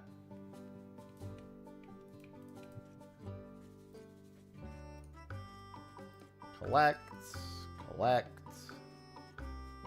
That's fine. What's the item I have the least of? 88, 88, 85, 80, 76, 56. Alright, looks like we've got a winner.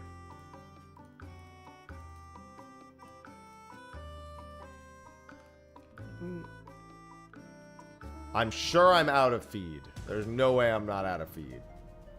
It's just like in Power World. I log in and everything's starving to death. Oh, well, I'm not entirely out, but I was very close to out. So I need to give them more island green feed. Is it the one that I craft with 2 of anything? Yeah. And it's 3 each.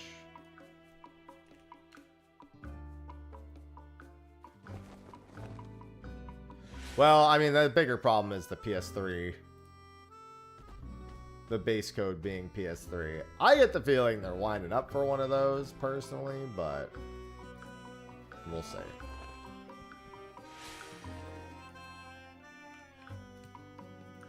And then you have 355. Do you have seeds? You are low on a few, but not that low. Okay, looking good there.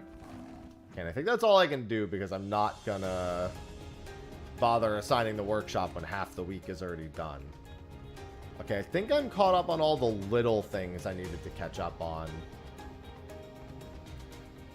So then it becomes a question of what I want to work on achievement-wise. I have a Sender Surprise later. I am still kind of motivated to finish. I'm going to finish this up, actually. I mean, I think that at some point, it really depends on their outlook. So Dragon Quest X Offline is not a game preservation game. If you've never played it, then the name sounds very confusing. It is not meant to be an offline replacement for Dragon Quest X. That is not the role that it fills. So it's not a comparable point. It is literally meant to basically guide you into getting into the online, in a sense.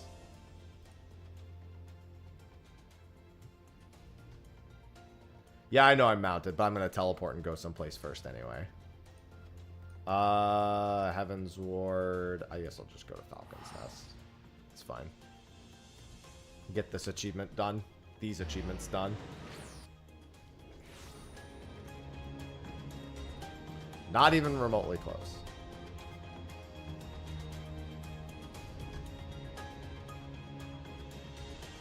Is it because it says it in another language, Domino?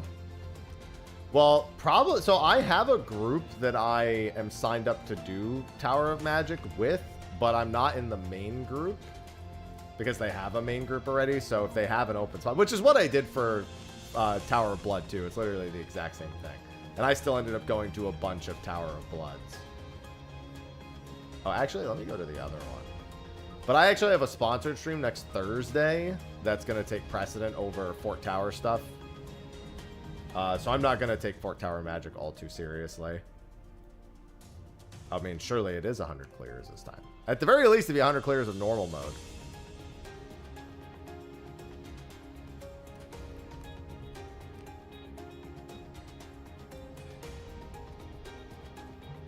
It's going to be 100 clears for normal mode and 100 clears for Savage mode.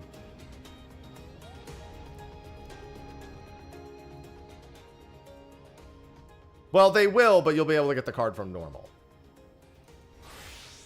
So it won't matter.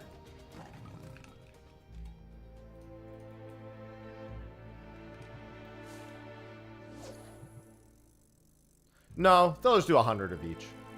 Listen, they're raising the other things to 2,000. Do you think they really give a fuck? Ask yourself that.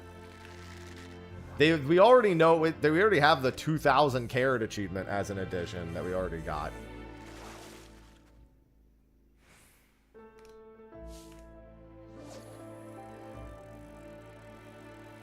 No, it's Savage.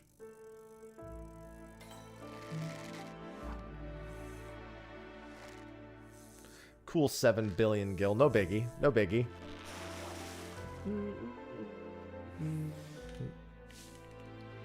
Gonna catch mad sorcerer fish. Maybe this isn't the best spot. These are pretty long casts, actually, even with Chum. I think I should go someplace else. No, it's Savage. I don't care what the achievement says.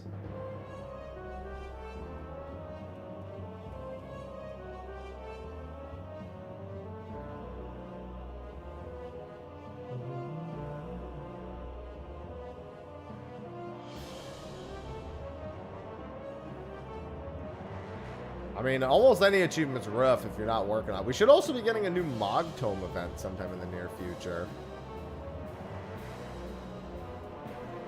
I gotta convert all my old things into the maps. All my old currency. My currency from the last one specifically. The thing is, man, I've just got a lot of not 14 games also to play over the next few months. Yeah, the next Mog Tome should be a month before 7.56, so it should start early August.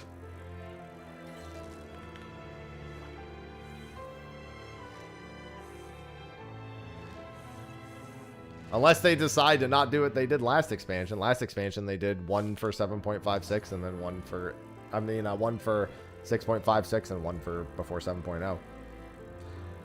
And they named them Tombstone of Blank 1 and Tombstone of Blank 2. The Legendary is next week. We don't have to wonder. I literally interviewed the fishing devs and they told us. I've released a video about that too. Yeah, there's no wondering on that front. I put that interview out a few weeks ago. Oh, I'm still playing Grand Blue, all right. I don't know when I'm going to have time to do more Grand Blue, and I almost want to do some of it before Cinder Surprise. Because Sunday and Monday, I don't know if I'm doing much Grand Blue. The Fish VOD is out. I put the fishing interview out like 2 weeks ago, guys. It's been weeks that's been on my YouTube channel. Gotta follow my YouTube channel. Turn on the notifications. Morning, hero.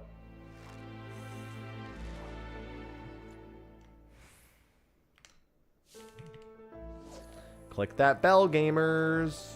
Turn on notifications.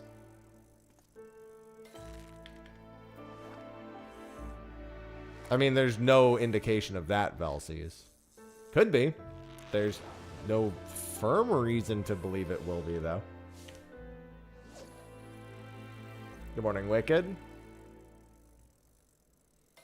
That would be a decent bit sooner than I think they normally do it. Thing is, with FanFest tomorrow, I should really play 14 today.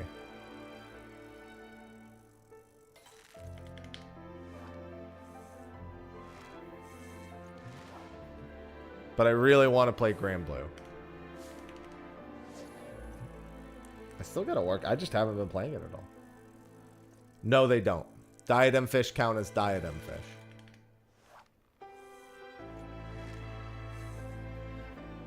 They don't have a level range because you can fish in any level range in there from like 15 up.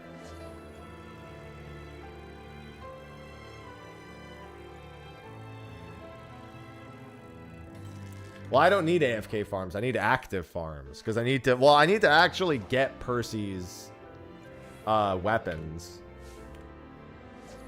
And I need to farm Lucilius for Berserker Echo.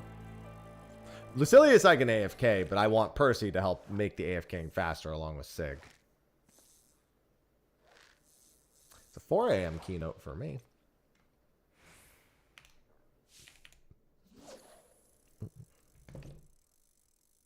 Yeah, I'm going to go to sleep super early tonight. Or at least I'm going to lay down super early. No, I stopped playing old school RuneScape because it was bad for my schedule. Because I would just drop other things just to play old school RuneScape. 7:30. No, it's at not 7:30 PST. It's at 4 a.m. EST.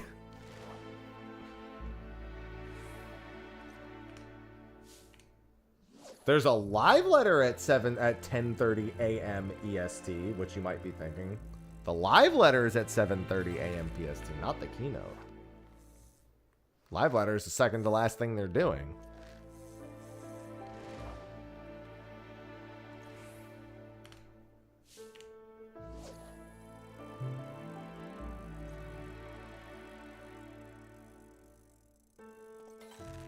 I mean, I usually wake up pretty early, but that's going to be, no, keynotes, not the live letter. The keynote is all about Evercold, and the live letter is about Beastmaster and other miscellaneous announcements.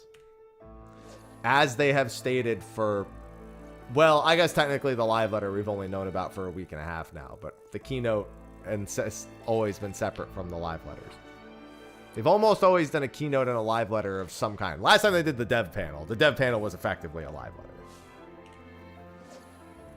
Seen the monk relic? Is it the one on, is it the one on the screenshot? Because otherwise there's no way to have seen it. I don't remember which ones were on the preview site.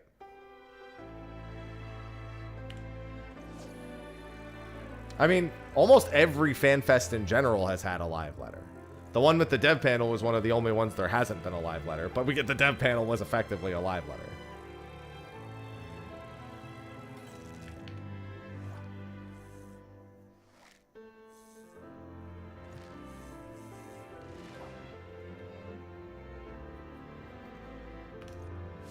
Well, I mean, if you're going to do SOS and Hades, then why would you not just assume it's going to be the 3 weapons also here? I mean, that's what they've been doing for the last several expansions, you know. It's always the trial series is 3 of the 5 Unreals. You know? I say always, but they could change it. They could change it because they're like, ah, you thought you knew. You don't know.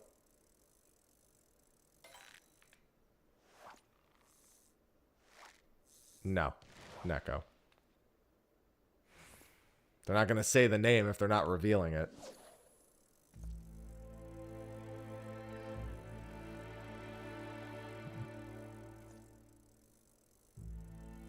I mean, it's going to be the tank job tomorrow.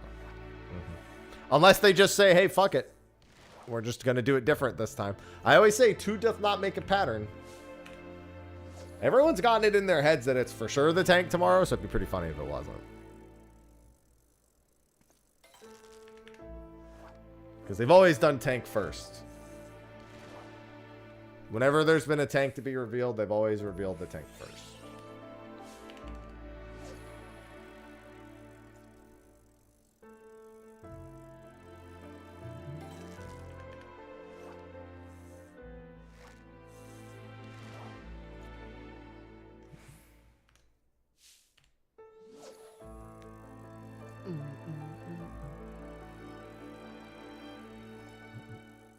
Good morning, Veltus. Well, I mean, the last time we got a tank and a fizz range was Shadowbringers, and they were both the same expansion.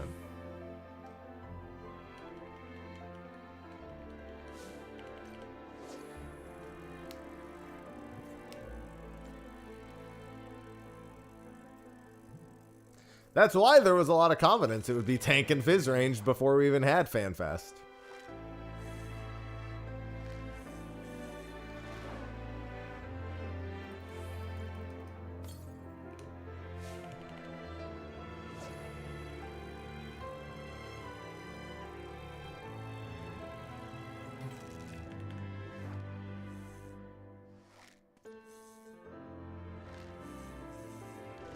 Yeah, it was funny because the thought in my mind was like, I really hope it's a fizz range, but after what happened with Reaper, I looked at the scouting job and I was like, it's probably a scouting job. It's probably scouting and caster. Make a bingo card. There's no point in making a bingo card when we already know like 7 to 8 things that are being announced, plus the only entry on the bingo card that would make sense for me is Gold Saucer collaboration. Like, all of the most important stuff we already know for certain we're seeing. And then it's just a matter of which side of a coin you're on. Like, most likely the tank tomorrow, but not necessarily. You know? But we know there's a new job.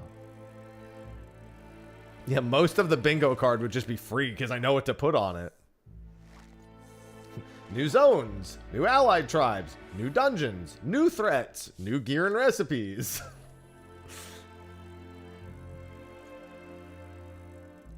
New job teaser in the form of a shirt.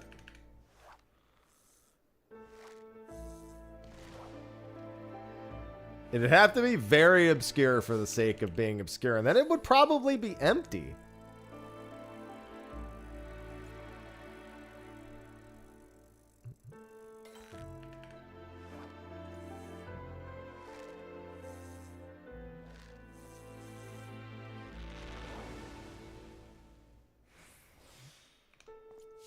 Yeah, he didn't tease with a shirt at EU and then said that the first shirt was a hint for multiple jobs.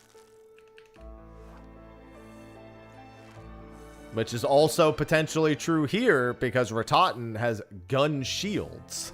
So he's technically fizz ranged and tank.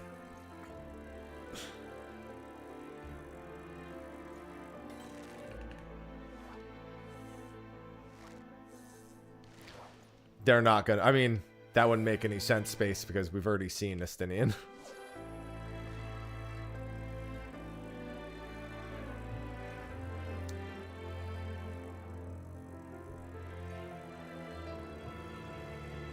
You'd have to take one of the Scions who's not there, and even then. I swear Hoary Boulder's going to be the tank. Sure, if you really want to do that, you can make that the bingo board. Hoary Boulder appears in trailer as tank. There you go. Yeah, I'll be in Tokyo. Saijin. That's usually when they announce the pre-order stuff.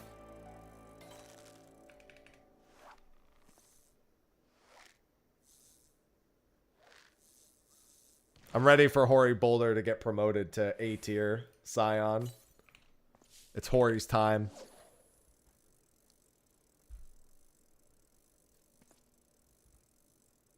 Ready for Hoary Boulder CGI. Hoary Boulder is that one B team member that everyone forgets is there, but when they remember, they wish he was there more.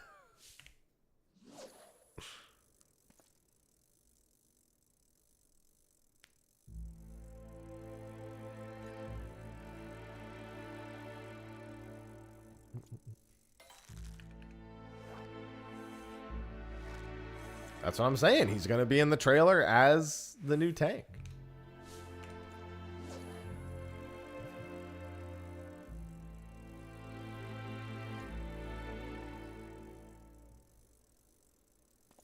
Yeah, and then Riol can show up as the Fizz range. There you go. Just continue down the line of thinking. Then Riol can be the Fizz range. Hori and Riol getting fucking... They're getting promotions.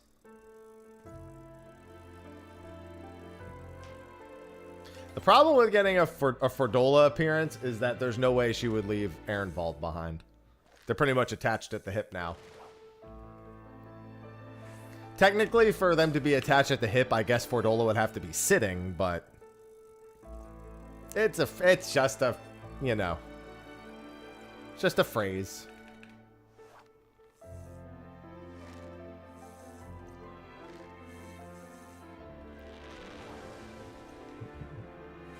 Boo. What do you mean, boo? I'm right.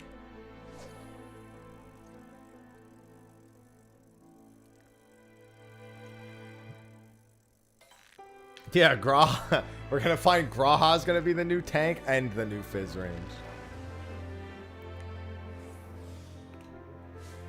That's clearly it.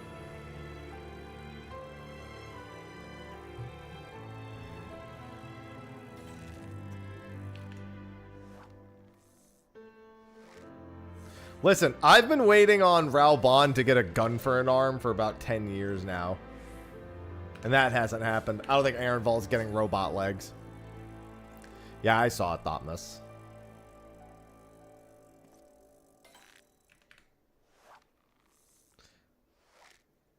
Well, it's kind of tough for Ehrenwald to lean into his heritage because, you know what? Never mind.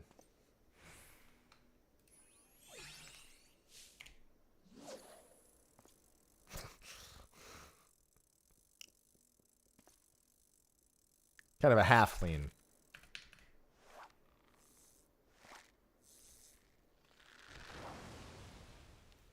Man.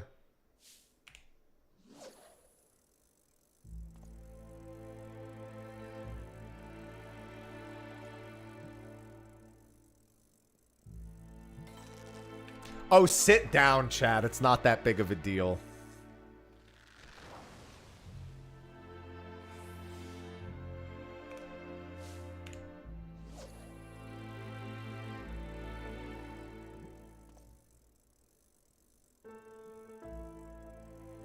Oh, yeah. Are the drops live yet? 10 a.m. Eastern is normally when they go live. I don't know if they're there yet. They should. Well, not they should be. That's... It's are they or are they not? Like, they tweeted about... Well, yeah. They said today, but I'm saying they weren't available yet. And now I'm asking because chat can just refresh and see if it pops up at the top. I hate this haircut alert. I literally had an interview about that, Penguin. You should go watch the fishing interview on my YouTube channel.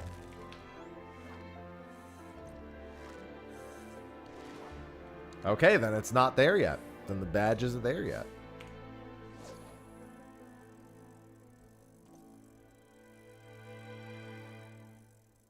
That's fine. You can take 5 seconds out to go watch it. And by 5 seconds, I mean, I think it's like 18 minutes. For the knowledge. No, I want my hair back. I only got this done because they fucked up my haircut. Otherwise, I would have long hair still. Well, I'm glad you're enjoying it.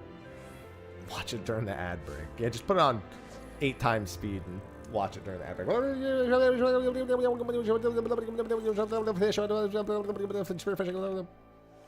They fuck up a haircut by cutting it incorrectly?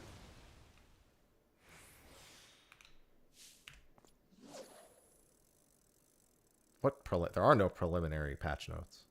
Why would you think there's preliminary patch notes? That's not a thing. That's not a thing for anything but main patches, ever.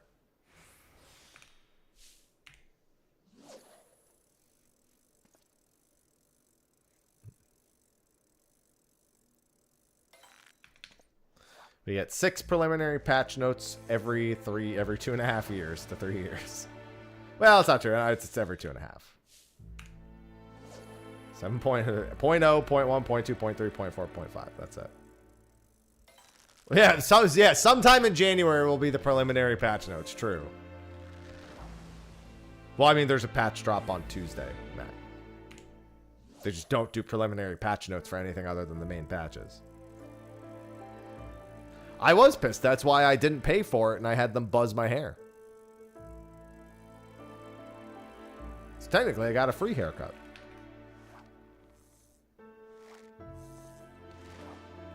Because I've had my hair buzzed many times in the past, so at least I knew I could go back to All Reliable.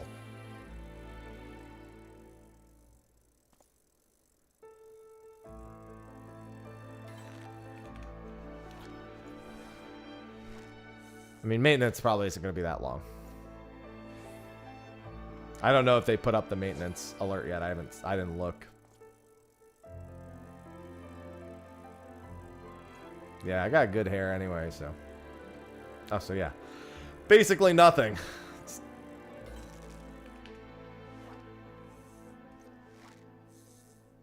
Oh, 4 p.m. It's a little long.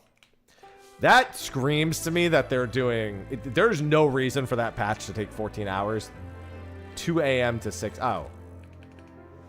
What the fuck did Penguin say then? 4 p.m. to 6 a.m.?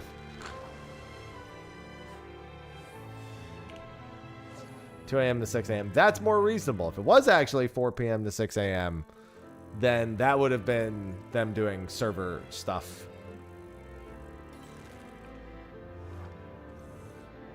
Ahead of the beta test, which only beat Japan, but they would probably do that. You know, they would still just do it for every region.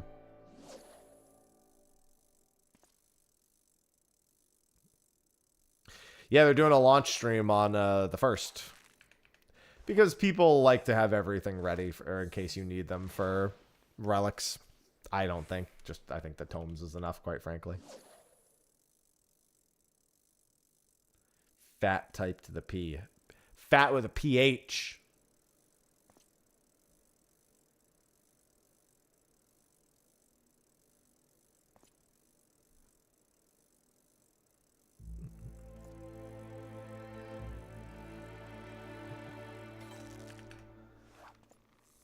God, I can't wait till this achievement is done. Yeah, it's because you never know. Simple as that.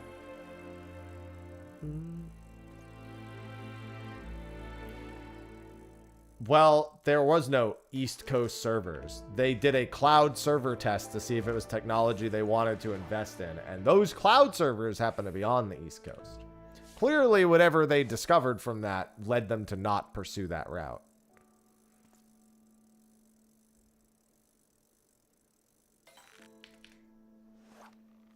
True story. That was teased at the last EU FanFest. They announced the cloud server test at the last EU FanFest.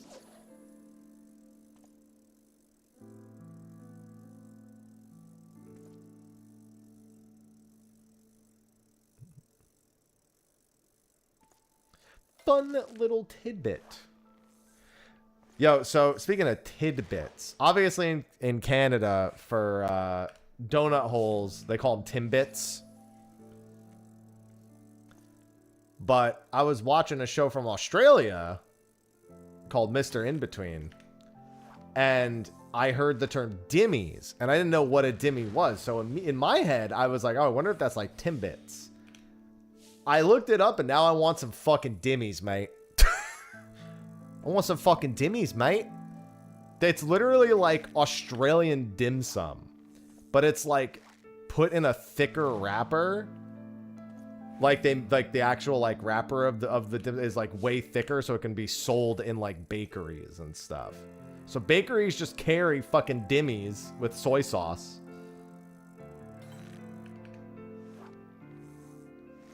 And I'm like, I want some fucking dimmies.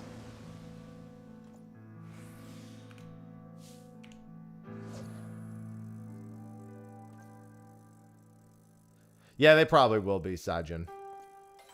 It'll probably be...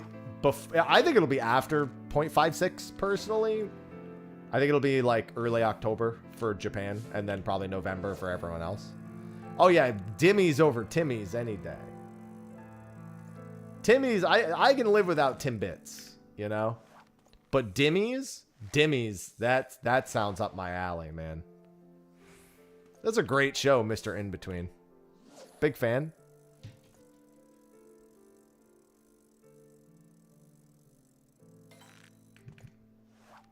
Had to Google. I know, right? Don't the Dimmies look good? Now I need them. Yeah, just imagine being able to walk into your fucking local bakery and get a fucking bag of Dimmies. That sounds like the life right there. Granted, that means you would be in Australia and they'd probably cost like $16,000 or something, but whatever.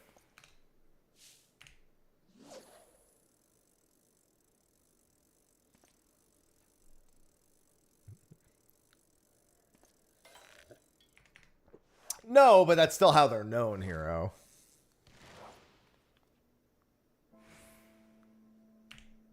Better come with a car. I mean, the Australian dollar, I just assume everything costs thousands of Australian dollars.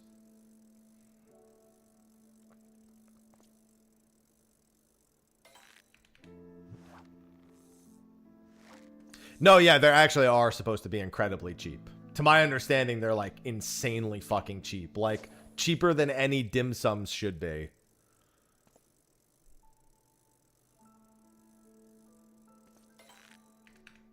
You just literally get like a few dimmies in a bag, and then you just pour the soy sauce over them in the bag.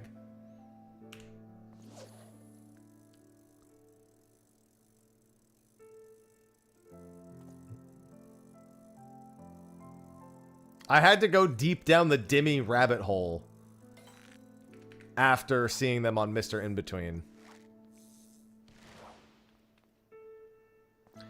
Literally throughout all of like season 1, anytime someone's like, "You hungry?" He's like, "Dimmies." Gotta have some dimmies, some soy sauce. Had to go down the dimmy hole. I needed to understand the dimmies. Unfortunately, when I looked up a dimmy recipe, I guess they don't really sell like there's no like wrapper that you can put dimmies in America that like achieves that same kind of being able to keep it in the bakery style. So a lot of them recommend you make your own dimmy wrappers. I could definitely recommend Mr. In Between as a show though. Solid show.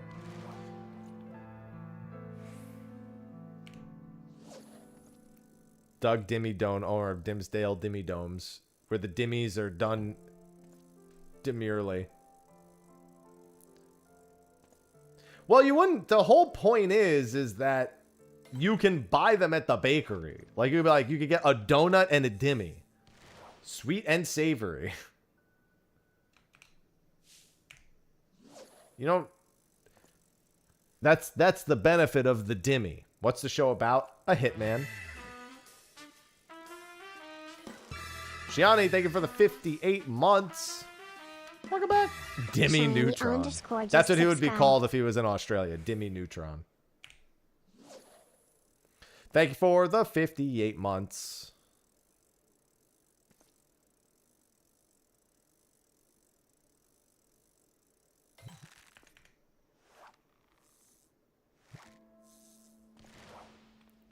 I'm a big fan of Mr. In Between now. I had seen like a short clip of it, and then I had seen more short clips of it, and then I was like, I should watch this show, and then I did, and I was like, well, I still have one season left, but I kind of know how that season's gonna go already. Yeah, the Hitman, dude, he just really likes dimmies.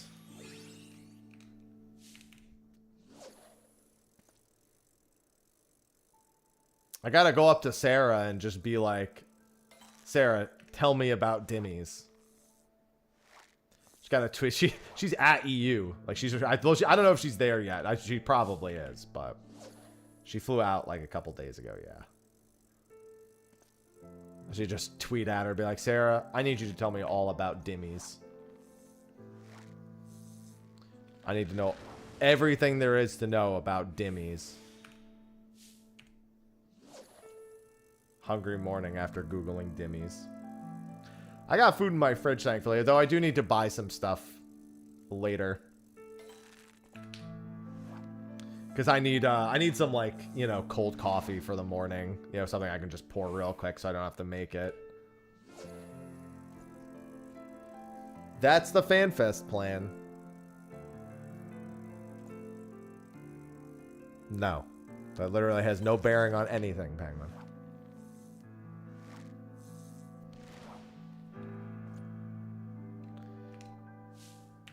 Need so many dimmies.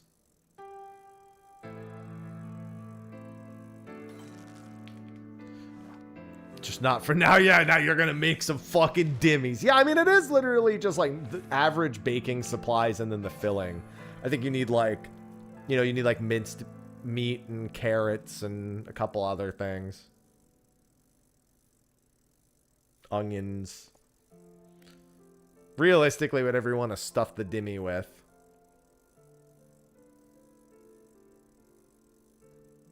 My stomach is growling now that we're talking about dimmies. Why did you do this, chat? How could you? Fucking love Jamaican patties.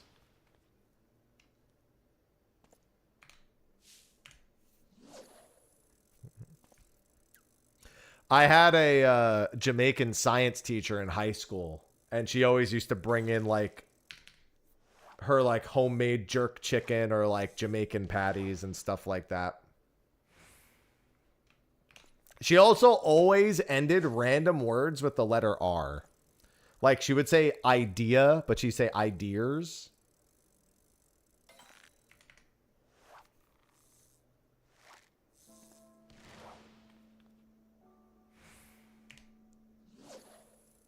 Hello, Dante.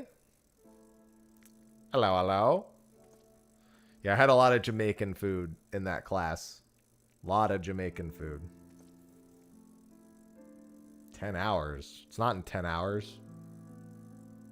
Incorrect.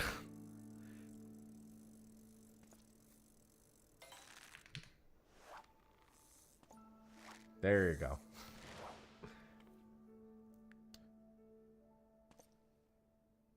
20. You're still a little off. It's like 18 hours.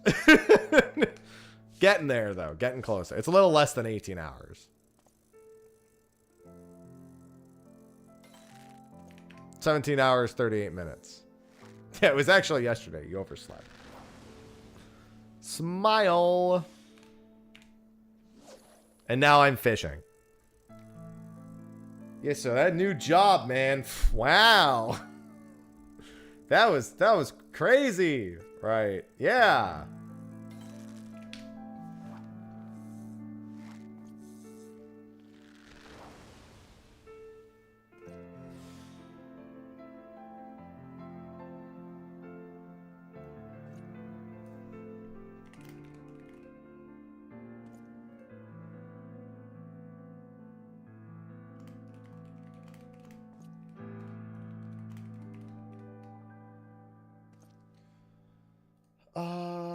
Let me just see something real quick.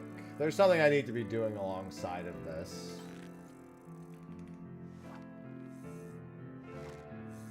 Kafka? I didn't know you still played Hot Guy Star Rail, Smile.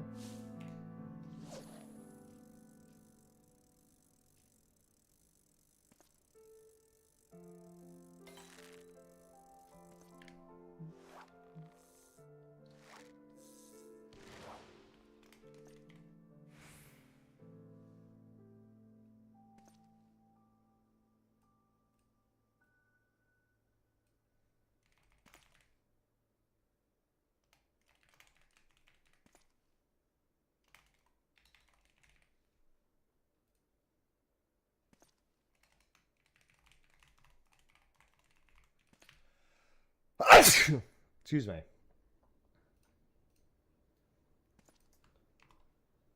Alright, sorry, I have to do two things at once here.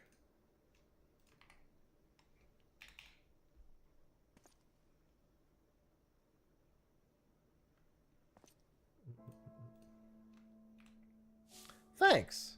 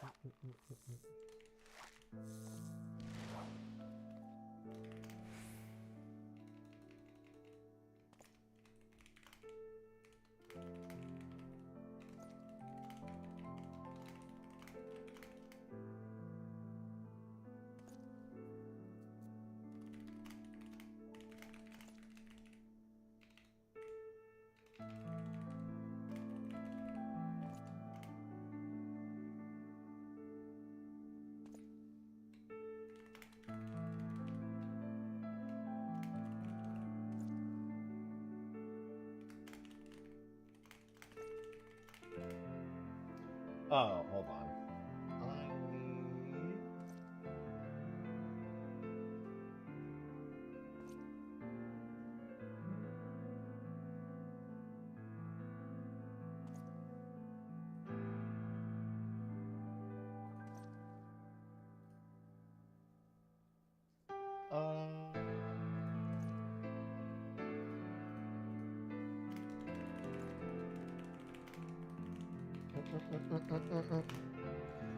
Less than... What the hell? Horny Gilgamesh... Alright. That was a hell of a thing to tab back into.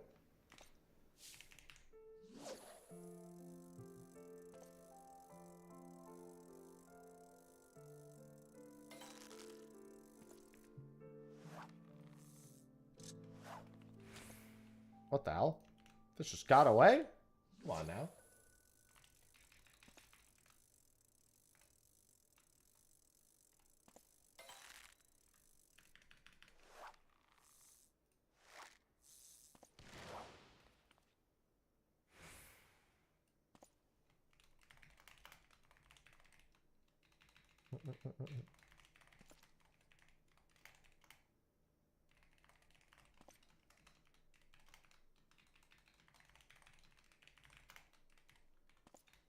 All right, let me just cross-check this.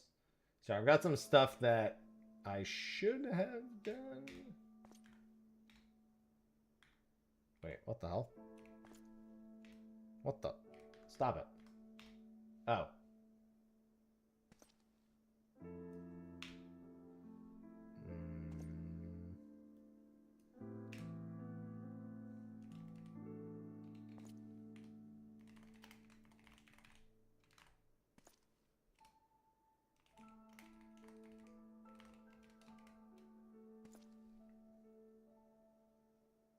Okay. No freaking way.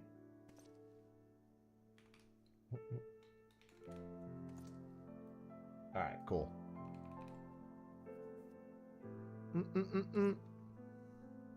That's so funny, Penguin. It's like, I think these have been recommended backwards.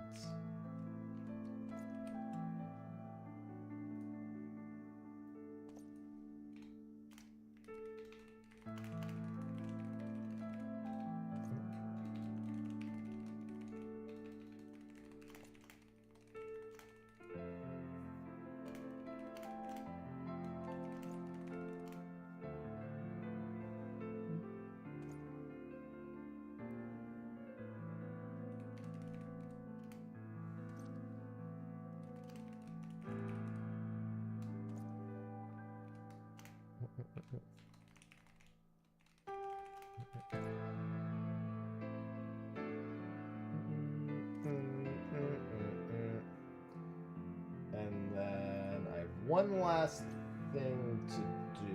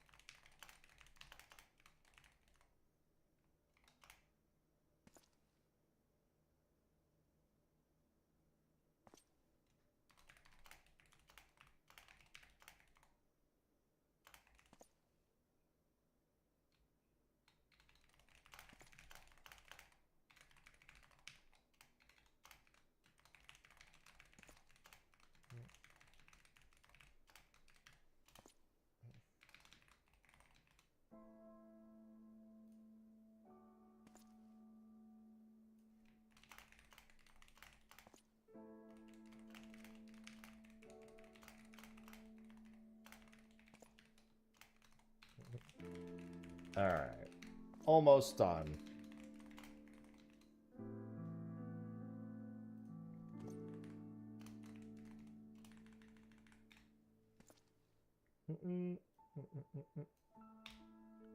Cinder? I mean, Cinder being less evil would definitely be preferred. Listen, I've got him right here.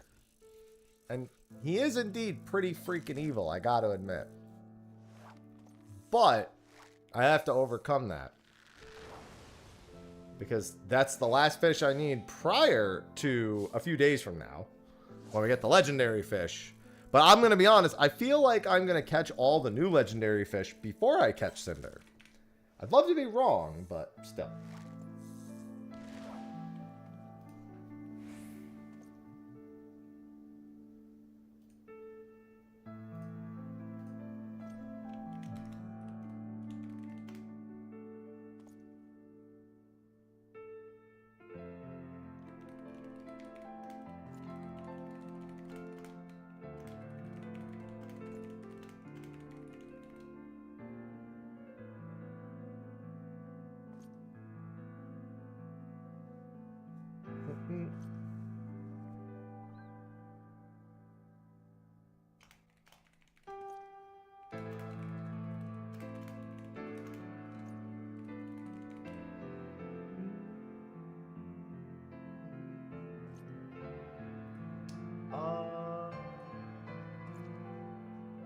One last thing.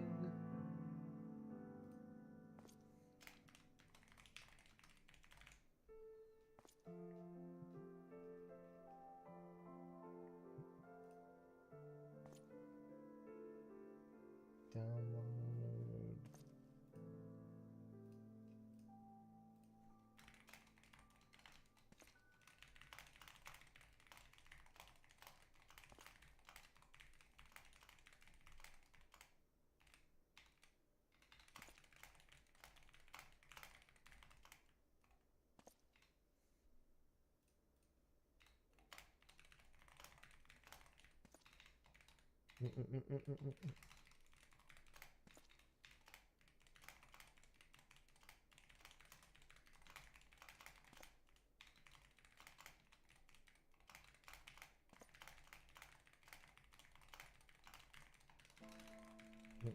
All right, email almost sent. Yesterday I was sick, so I didn't take care of this one thing for an email. I also have a video that needs to go live today. I imagine it would taste like balut too, although it's already cracked open, so maybe it's a little bit much. Hello, Rises. Hello.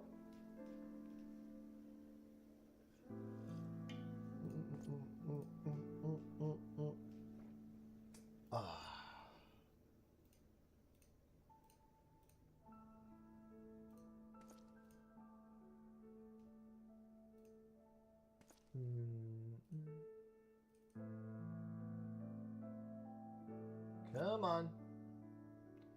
Email, work with me here. Thank you. All right. How's it going? It's going better today now that I'm not sick.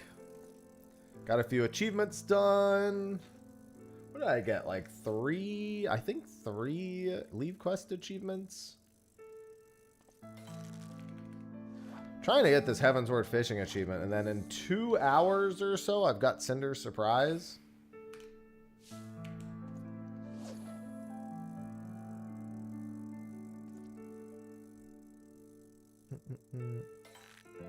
Then I got some errands to run after stream today. And then we'll be up bright and early tomorrow.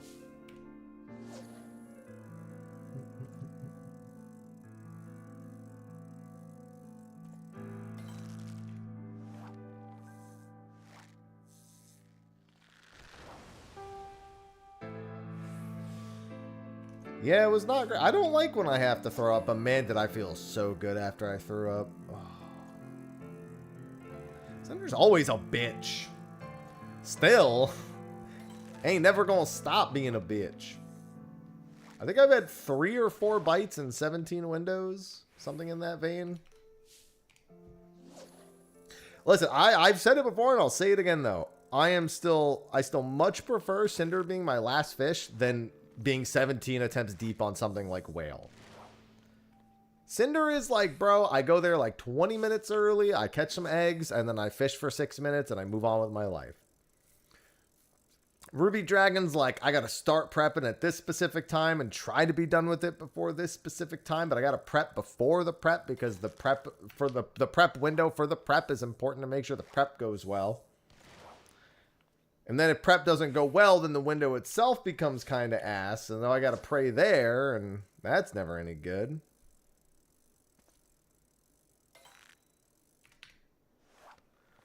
I'll be asleep at like 7 p.m. or so. Probably. That'll be the latest I'll be asleep. It'll be by 7 p.m. Probably going to lay down by, like, maybe an hour earlier. Good morning, Rad. Or Whale, where I got to be there at least an hour in advance and hope that goes well. Ugh. Yeah, I'm glad I don't have to do Whale. Lancet, Whale, Ruby, all those are in the past. Don't need to give a shit about them. I have Cinder, and then I got to see what's going on with the Legendaries starting on Tuesday. I wonder how long it'll take for the new Legendaries to be found. Oh yeah, I'm very ready for tomorrow. No longer sick. I'm feeling good.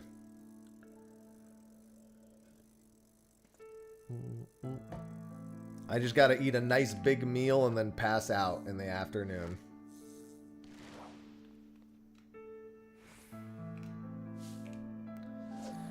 Yesterday, I got like 3+ hours of extra sleep. I like woke up, started doing my morning routine. And then by like 6:40, 6:50, I was like, there's no way today is happening.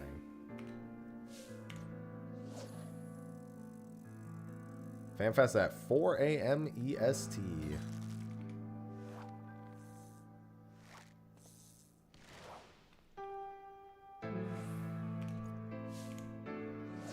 Wonder if I think I should have this achievement done before Cinder. I don't know, actually. This achievement does take a hot minute. I'm just chumming along, hoping for the best here.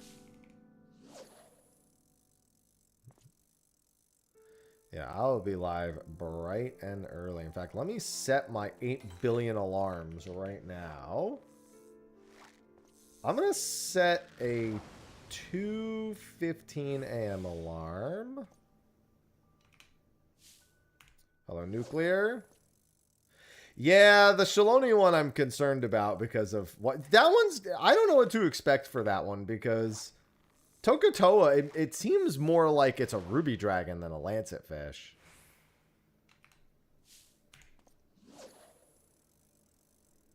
And then 2:20 a.m.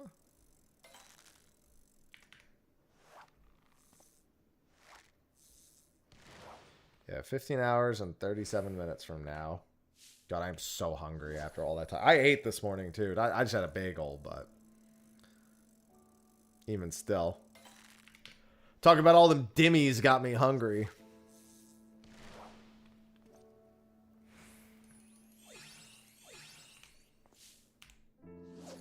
The fish have become wary of your presence. All right, I'm going to have to, like, fly away and come back real quick.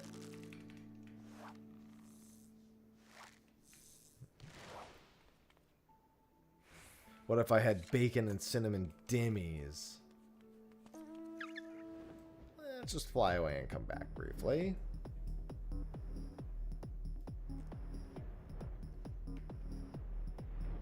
What is this, The Office?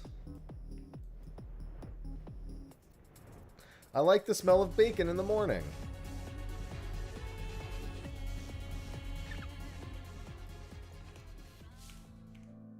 Oh, no, there's still... Alright, I gotta go further then. Well, I mean, I'll still cast this line and stuff. Honestly, the Tokatoa window is going to be weird because Tokatoa is hard enough to catch on its own. It's literally just going to be like if you catch a Tokatoa and mooch it, you have a chance. And if you don't catch the Tokatoa... Because, like, Tokatoa is hard enough to catch on its own. The idea of mooch looping it is going to be like just fucking pray. Because in all honesty, if that's not how it's done, I'm going to be fucking shocked.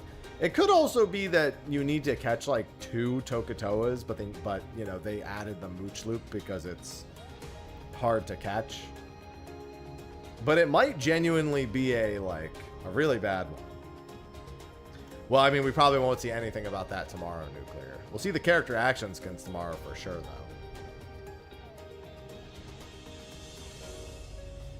though. Alright, I flew pretty far away that time. Alright, looks like we're good.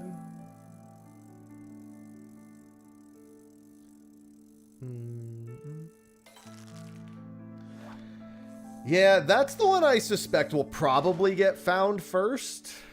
I know there's a couple of other conditions. I think there was a new, like, intuition or something that was found in one of them.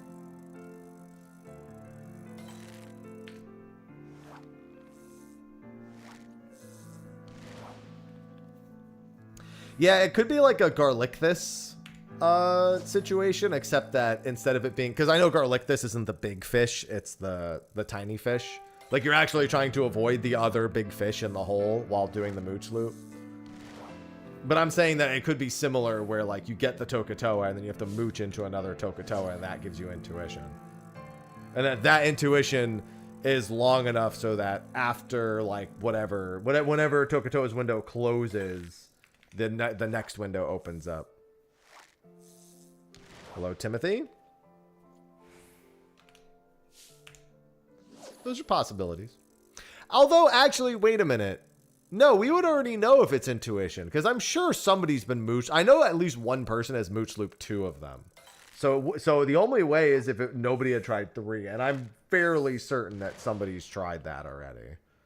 So I don't think it's going to be that, because any new intuitions would already be there. They wouldn't add the intuition on Tuesday unless they were trying to be extra diabolical. Good morning, Wojo. Because I think they did find a new intuition in one of the fishing holes. That was unrelated to, like, the catch condition of the 7.5 fish.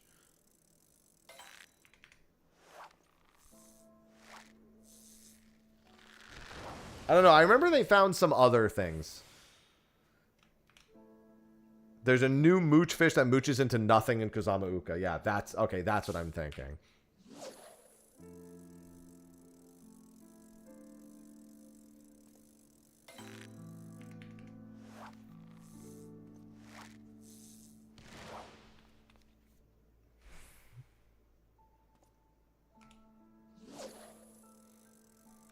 Yeah, purse being a mooch is the #1 joke, even though we all know that's not happening because the legendary fish aren't ever in city states. But it's still fun, and we would already have it. It would already be moochable. But it's still a funny joke. No, I have Cinder Surprise left.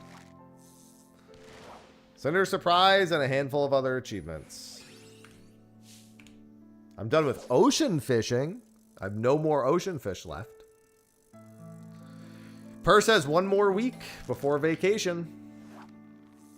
Yeah, but I still have other fishing achievements.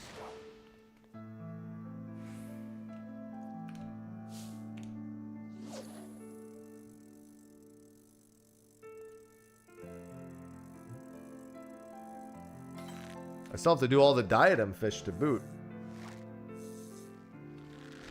Finish the relic tool grind. Nice. I still have not finished that. I still have so much in the way of crafting, gathering relics left to do. But we've got a lot of game releases. I'm probably planning on checking out Beast of Reincarnation in August. I don't remember if there's anything else in August. I'm definitely playing Onimusha. I kind of want to play a little bit of Onimusha 1 and 2 before the new one comes out. But at the same time, I kind of just want to enjoy the new one when it comes out. I'm not streaming. I don't think I'm streaming Fortune's Weave when it comes out. I think I'm beating it in my own time first and then streaming my second playthrough. Yeah, I know Splatoon Raiders just came out too. Yeah, it's been making a big splash, one might say.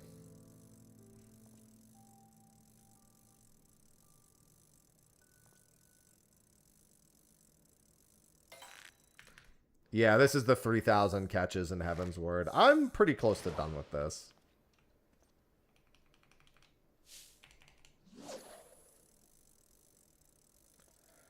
Yeah, I'm not gonna replay the whole thing, Nuclear, but I'll check it out. I want to see it at 60 FPS anyway.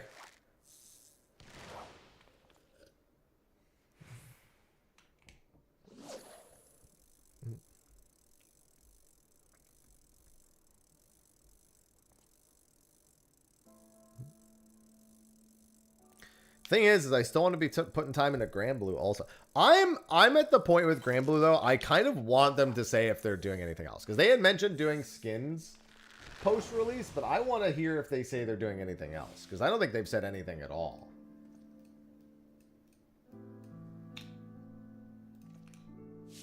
They haven't like said anything else. They just wanted to see how it did.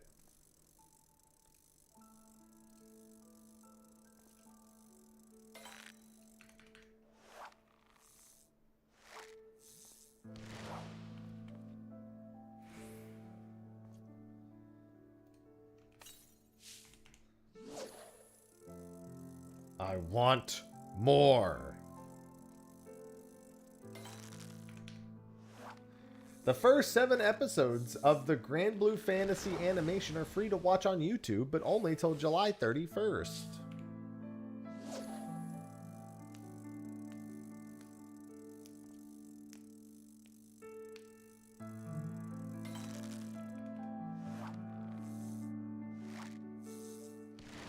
Online manual.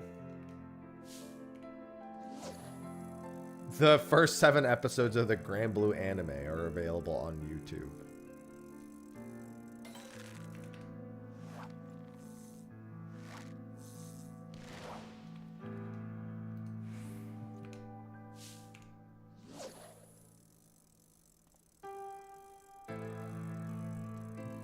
I was just checking to see if they've announced anything.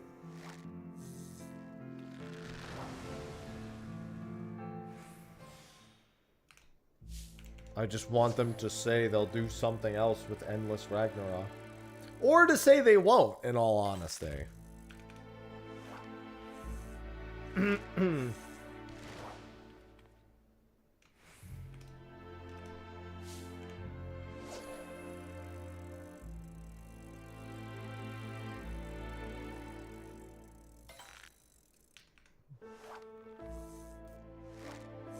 I mean, all of the fish can be assholes one way or the other. All it takes is a string of bad luck.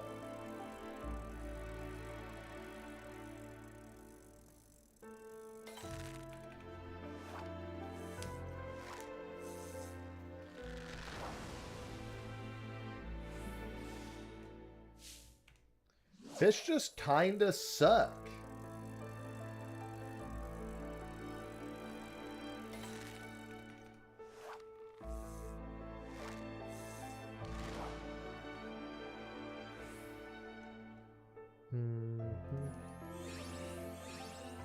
No, fish is food. Dead end food. Joel is food.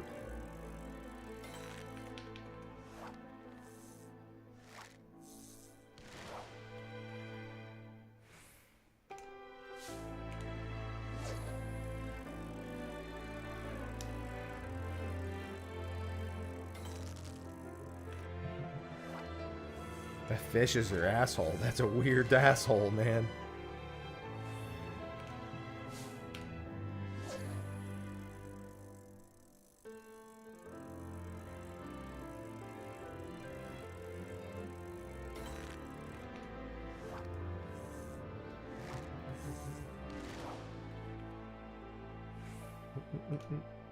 Good morning, Hacha. Yeah, I want to do more relink grinding, but I haven't I was gonna play 14 and relink like every day this week. Hello, Niaru.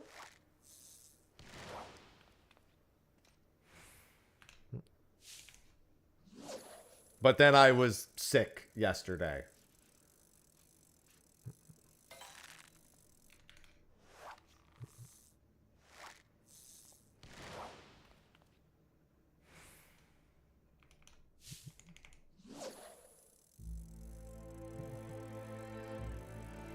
I know quite a few people who got stuck on Iron Oxydorus for at least it seems like of the 6 or of the like I think it was 6 or 8 new fish in 7.5. Everybody has one that just is not working for them.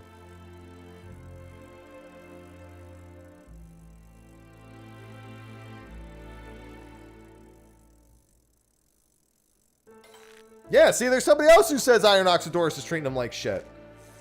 Like there's like it's not a hard fish, but it's just it's just treating people like shit. That just happens with some fish, man.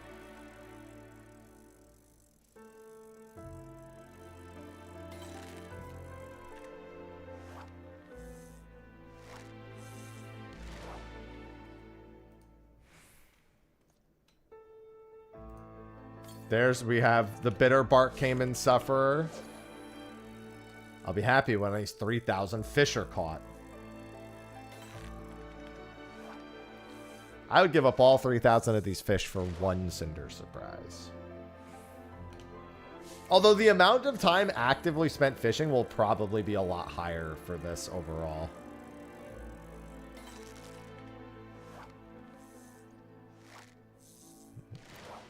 Yeah, I wish I didn't have it, Titanic. Hello, anime. Yeah, I only have Dawn Trail left for everything else. I think I have like 1,000 fish. Oh, no, I think I have like 2,000 fish left to catch in Dawn Trail. Those will all be spearfish, obviously. The chime. What chime? Oh! The early hook with stone scale. You heard? Oh, so like you heard the chime, but you pulled it in instead of waiting for the exclamation. Unfortunate. I'm sure you're not the only one that's had that happen.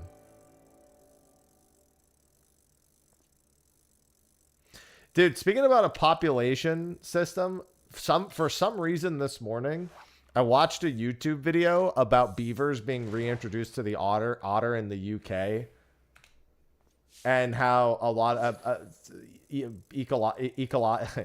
ecologists were like worried that like the salmon population would suffer more from the dams being built, but they actually increased the population because it was easier for them to swim in the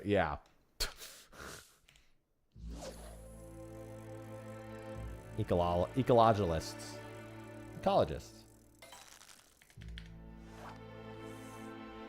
Yeah, beavers being reintroduced to a giant stretch of water has actually benefited the wildlife in there.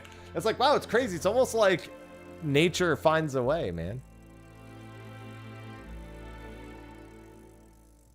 I guess beavers had not been native to that region for like 400 years or something, but they used to be.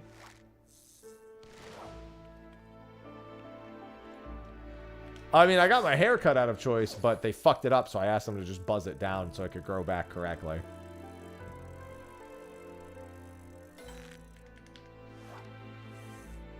Listen, beavers are cool, man.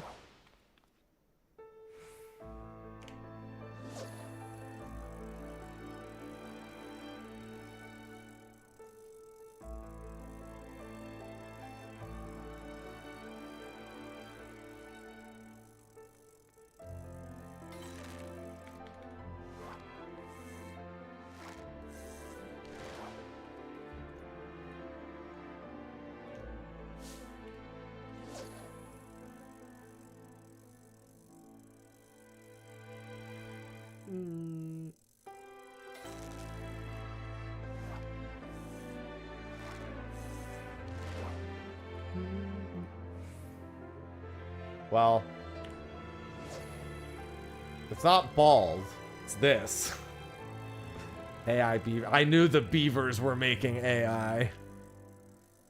They are taking the water. They were building the dam so that they could reserve the water for their data centers. Obviously, that's what beavers were doing. It was a ploy all along.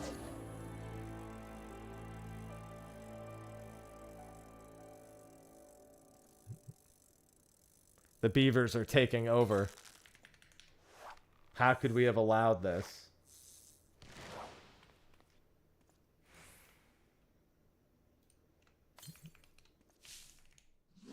I've got what?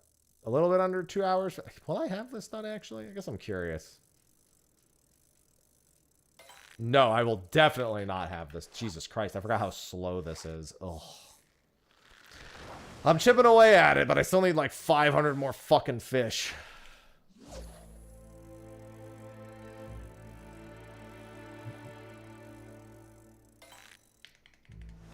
Don't eat beaver tail. I like that.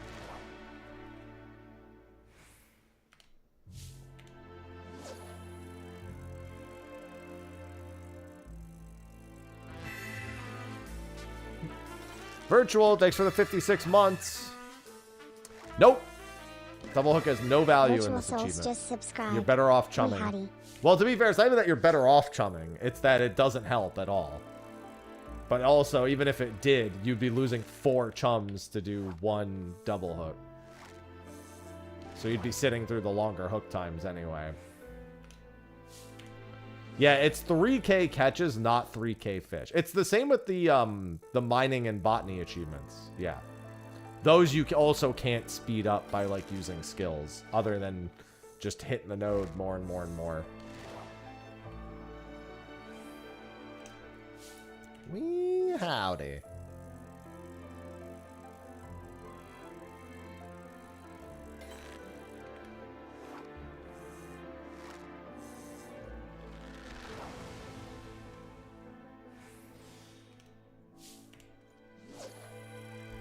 Does any standard fish beat spearfishing? No. Soon as you hit Stormblood and beyond, you spearfish, spearfish, spearfish. Is the gym progress going? I've barely been in the gym. I've just been doing the bare minimum. I've been far too busy. No, diadem does not count. Diadem counts for diadem. It doesn't have level ranges. Yeah, I always sleep before. I always sleep and wake up early for every early 14 thing. Always.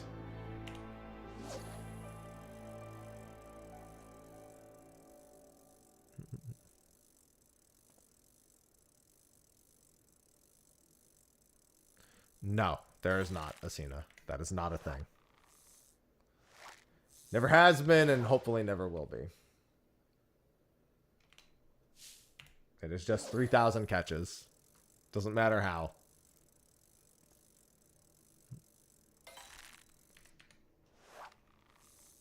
Yeah, I should tell Sophie to try to get to sleep a little early tonight, because I'm not going to be able to be that quiet. And so she's probably going to get woken up.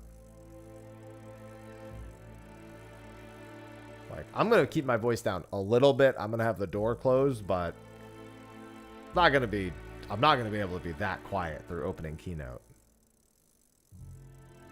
So I'm gonna alert her to maybe consider getting to sleep a little early tonight. Just in case.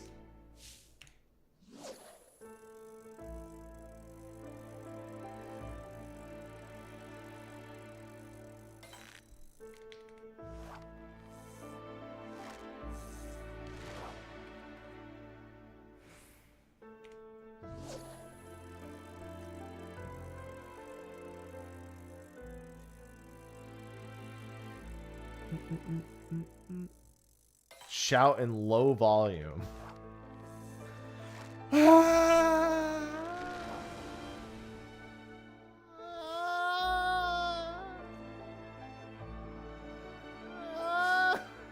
Just gotta turn the dial.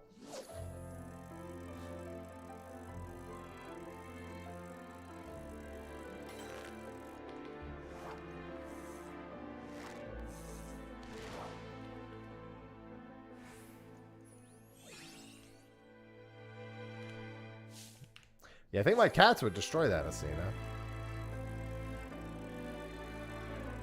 I mean, I just hope it's fun, Titanic. Yeah, Square's good like that.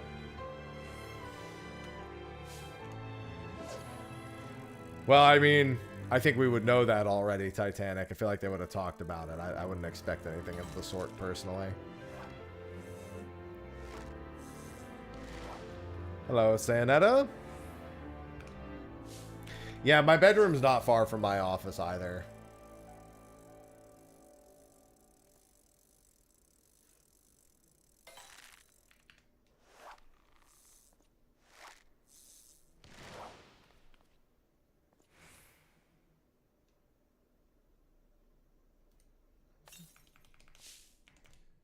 I mean, I'm not going to be screaming top of my lungs, but still.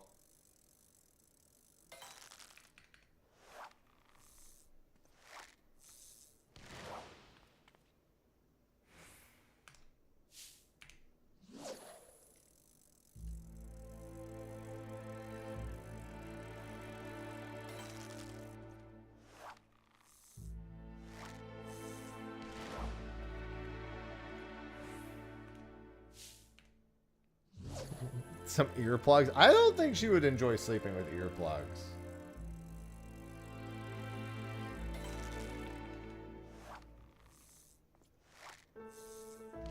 Yeah, megaphone.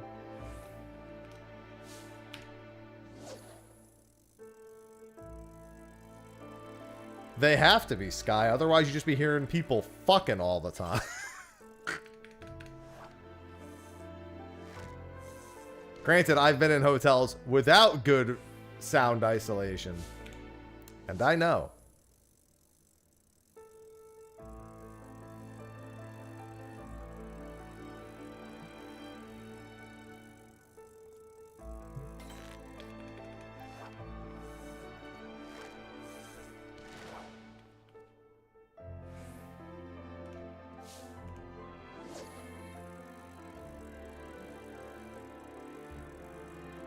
I mean, technically a thing virtual.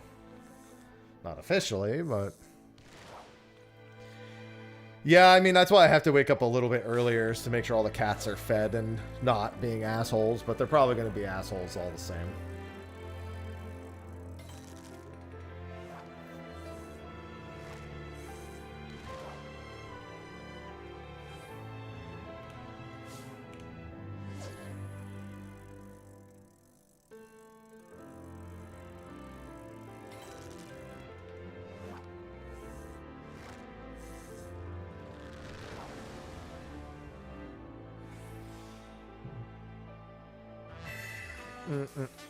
Loop, thank you for the 57 months.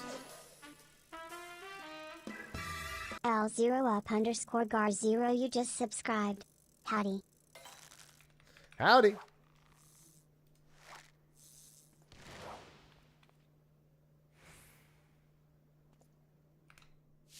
Thank you for the 57 months.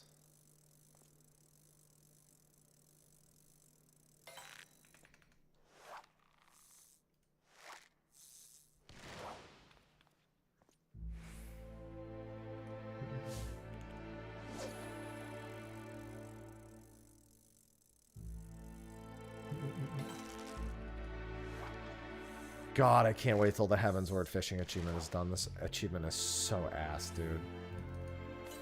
And not the good ass.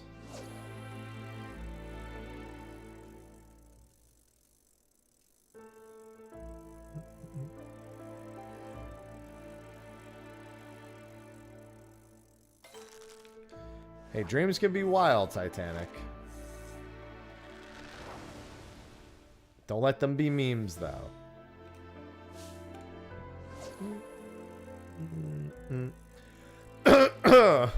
This was not the achievement I woke up and expected to work on today, but here I am. It's just one of the most annoying achievements I've left. There was a part of me that thought maybe it would be better to work on diadem achievements instead of this. That says something. I have a decent number of achievements to do in the diadem.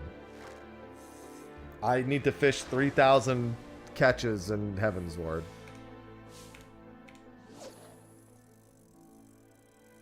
Well, they confirmed updates, but all I remember them saying was the skins. You're talking about the one that they released the day of the launch. I only remember them mentioning skins.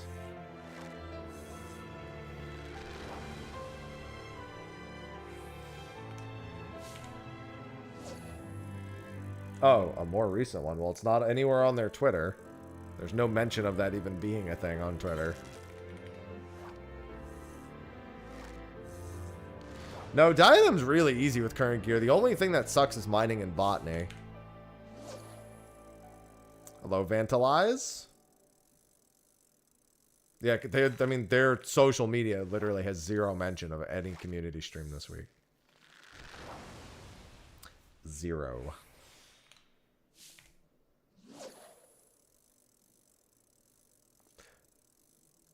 No. I don't, Titanic. Could be, I mean, it could be, but I don't think that. Yeah, I think the crafting classes in Diadem are like 440 cents total, but the gathering is ridiculous.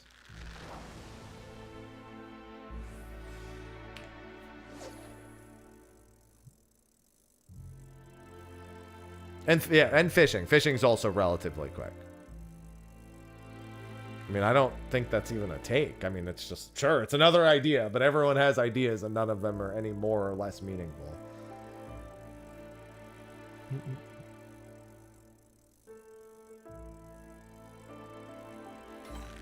Hard to blame them when it comes to how long mining and botany takes, Neve. That's something that, like, eventually you throw a lockout at, like, a day at most, and then you just say, fuck it. Yeah, the problem with doing the gathering first, though, is it's fucking terrible. The worst part about the gathering is actually not how long it takes. It's that it takes so long because to do it optimally, you need to get shittier point totals. Like, in order to actually clear all of the diadem achievements, you have to do the older gathering achievements, which means your point gain is ass.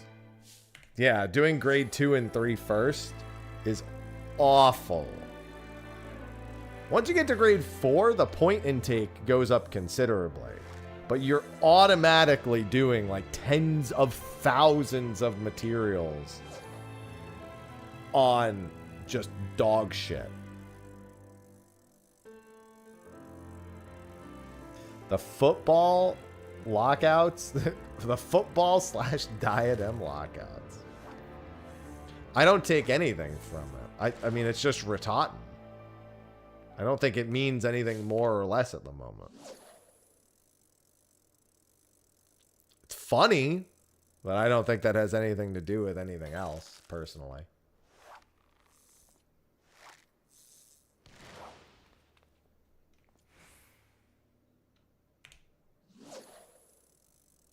They're not going to go back and make the diadem faster.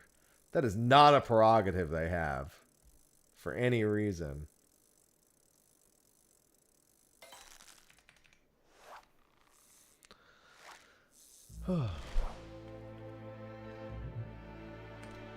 They haven't even gone back and made Hydatos faster after all these years. And that's the only part of Eureka that still sucks. Is getting through Hydatos's, like, numeric, like, the crystals for the relic.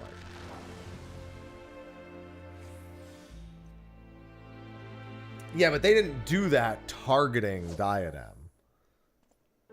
They just did that.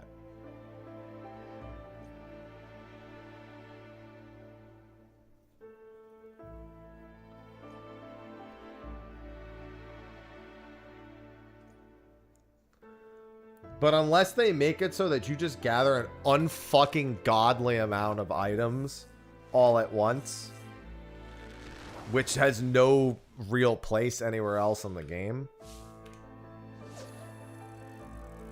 Yeah, Hydatos is by far the slowest step of all of Eureka. Pagos, ironically, the fastest. On average, the fastest.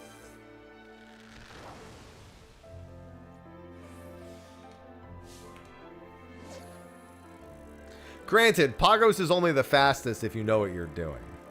And obviously, I know what I'm doing. Even then, it's still faster than Hydatos. Even if you don't really know what you're doing.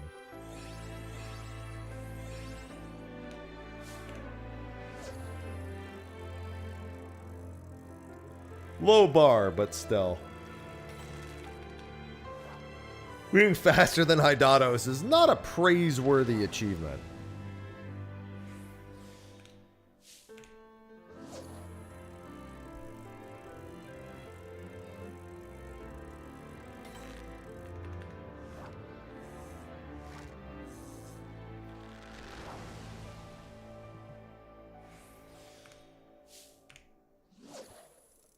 Do you need to?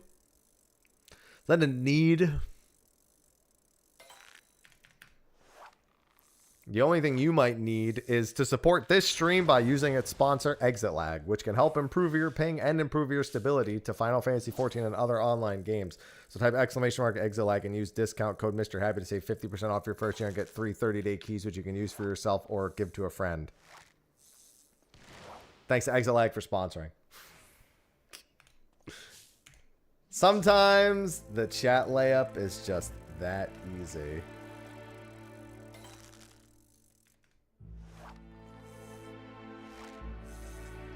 Live letter? Do you want the live letter or the keynote? Those are two completely different things. Because the live letter is in like 23 hours. Could you go over it again? Just type !exitlag. It'll have everything you need.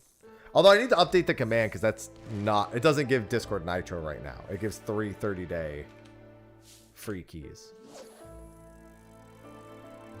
I don't think any of the currencies from this one will work in the next one. I think it's going to be completely different currencies. Even if they did, honestly, yeah, no, I don't think it will be. I think it'll be a different currency altogether. Maybe silvers to carry over and golds will change, but you never know. I do think it'll be like Bozia. They don't want people instantly jumping in and like buying the new jobs or anything. They want you to have to at least go out and do some stuff first. I mean, we don't know anything about it, Fallen. We know like the bare minimum of information. Could be ass, could be good. Who knows? Need something tangible.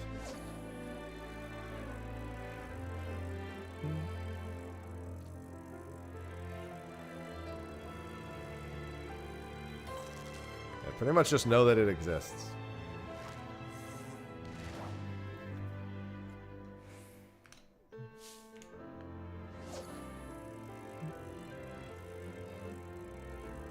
That's the keynote. That is at 4 a.m. Eastern for rail.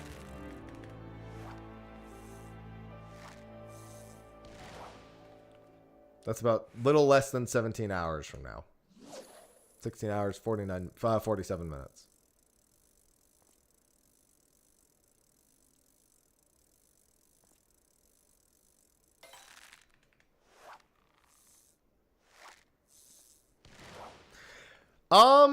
It probably won't change anything because I think any explorer... The only thing I'm a little worried about is Eureka. BA runs are going to be a little weirder to coordinate because all of the communities from before will have to be sharing a data center now.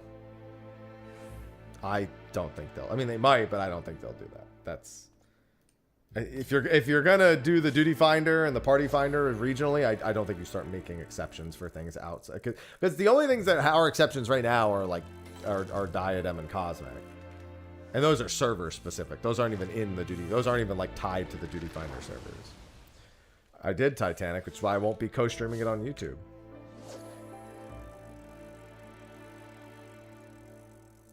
I mean, I don't spend gil on anything. Most people spend it on glam and whatnot. I have no care for that. I've been spending it on helping myself with achievements. That's it. That is my achievement bank. Am I feeling better?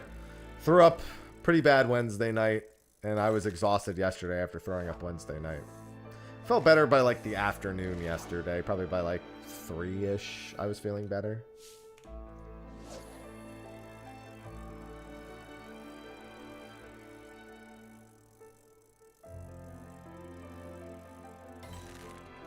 Fortunately, I didn't throw up at all yesterday. I was just fucking beat.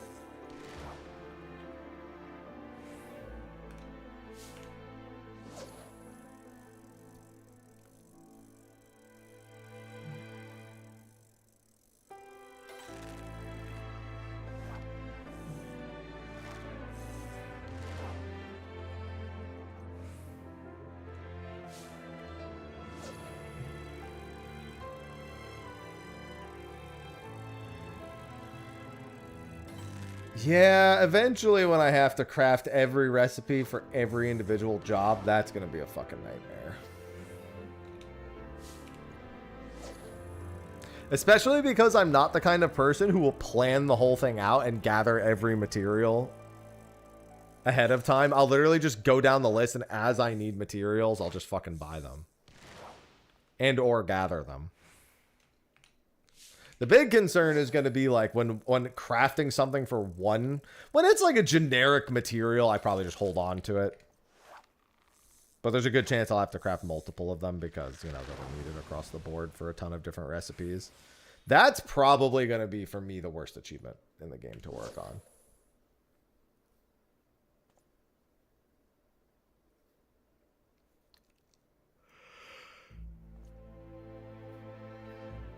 Ugh.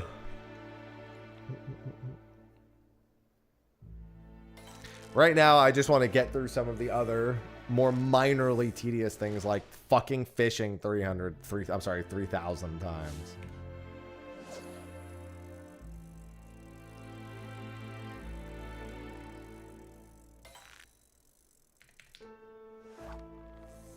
Yeah, I was gonna say, I literally don't recall any such thing happening. And there's literally no mention of it anywhere on their social media. 4 a.m. EST, Vayon.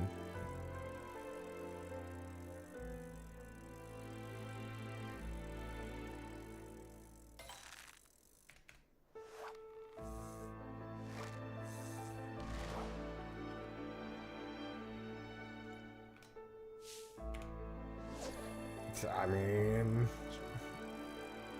No?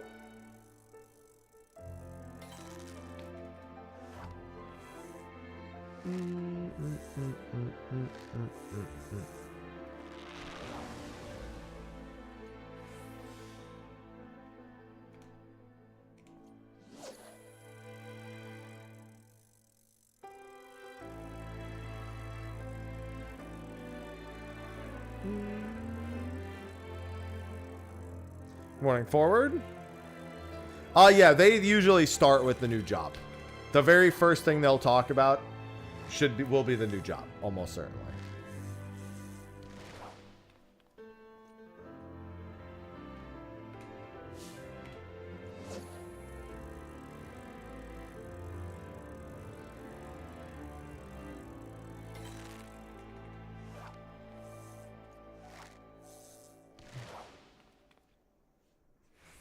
Yeah, I also quickly checked and don't see anything.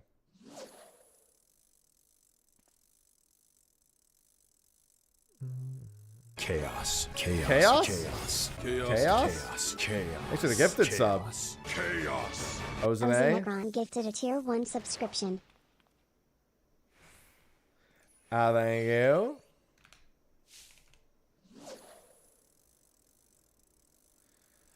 Yeah, I know a bunch of housing. Honestly, crafting the housing items will be nice because I'll probably resell those. And you don't need to craft master recipe items. I don't think master recipe items count. Yeah, I remember because there's several master recipe items where I was like, oh god, of course I need to, and someone's like, oh, those don't count. And I was like, huh? How many fishies? I don't know, probably like 400 in this fishing hole-ish.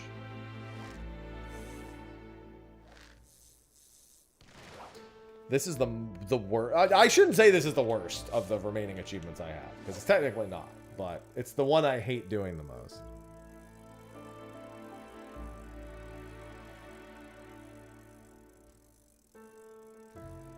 No, you're off, Zoof. You're off. It's 4 a.m. EST. Well, yeah, I need to fish 3,000 fish. I need to catch 3,000, do 3,000 catches in this hole.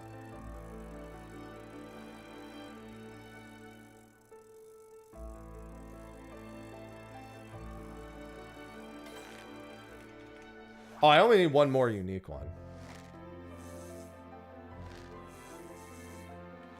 Yeah, which is 6 hours later than what I just said, Zoo.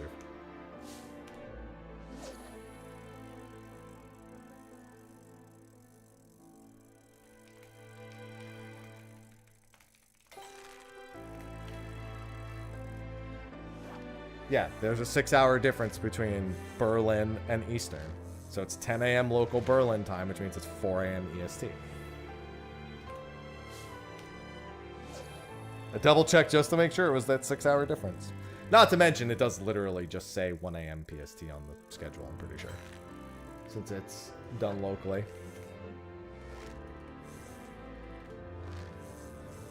Sometime today, I guess, Caspian.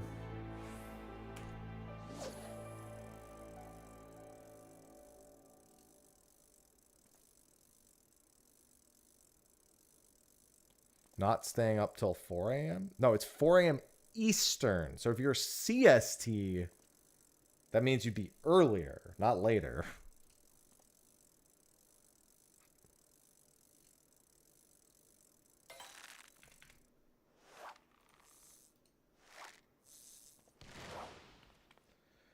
No, let's save that for Tokyo. Listen, hey, thanks for the tier 1. OZ Necron just subscribed. No. EST. Yeah, it's earlier. It's 4 a.m. EST. So for CST, it'd be 3 for you.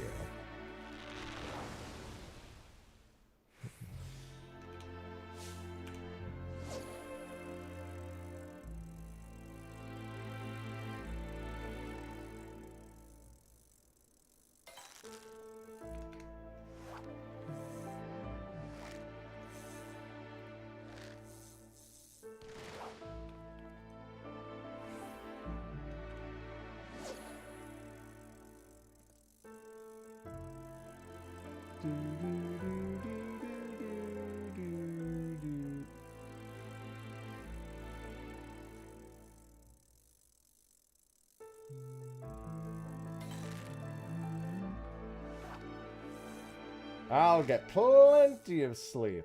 Yes, the key. Just to be clear, because what Zooft was saying was incorrect. As we can see right here, the opening keynote begins at 4 a.m. EST. I mean, I'm literally telling you when it is.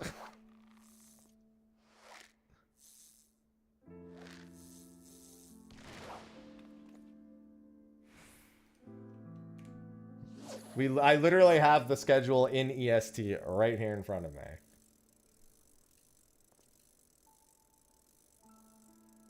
It is 4 a.m. EST, which is 6 hours before Berlin time. I think you might be forgetting that one of your regions might have daylight saving and the other doesn't. I'm not gonna lie.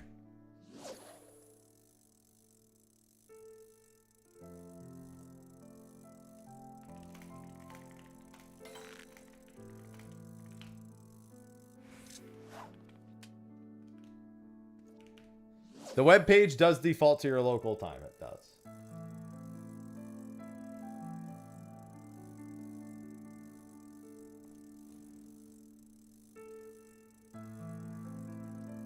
Oh, sorry. I thought you said s.africa, and I thought it was a link.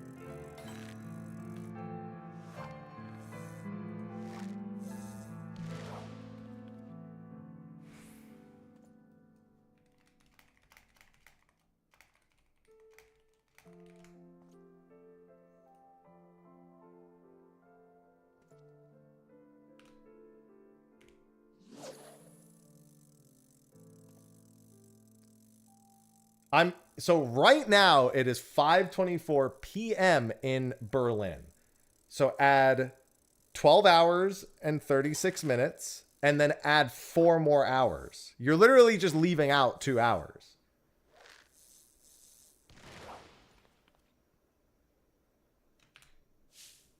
It's 5:25 p.m. right now. So add 12 hours and 35 minutes and that puts you at 6 a.m. And then it's 4 hours after that. I think you're just doing the math wrong, Zoot. All that's happening is you're just doing the math wrong.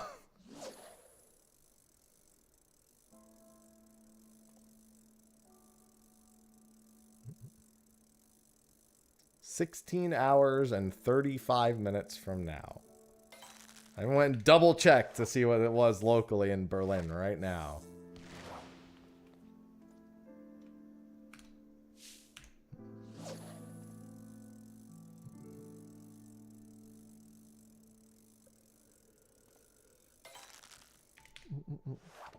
Or more accurately, it's 1725 right now.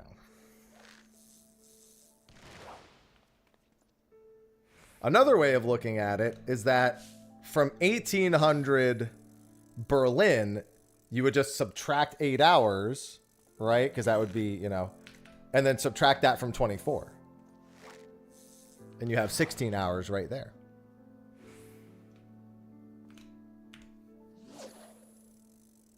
What time will it be in Eorzea? Great fucking question.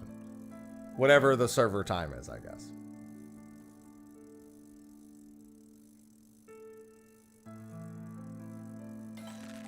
Yeah, this was a simple case of bad math. Happens to the best of us.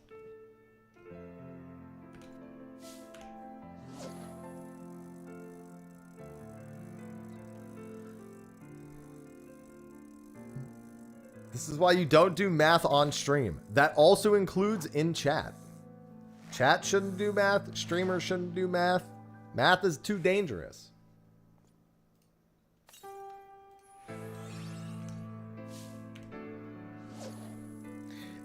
Yeah, but it's easier to figure it out this way, Dante. Because the server time ignores my local time anyway.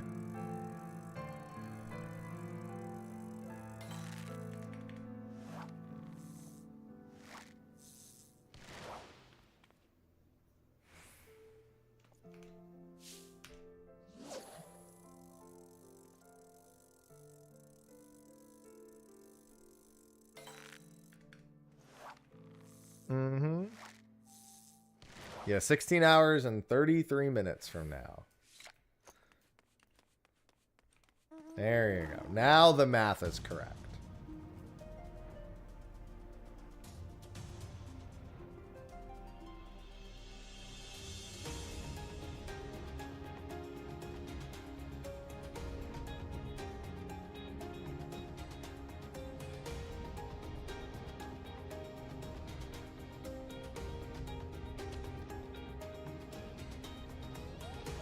How are we doing? Heaven's Word to chill. Oh god, I still have 439 more to go. Fucking kill me. Hate that.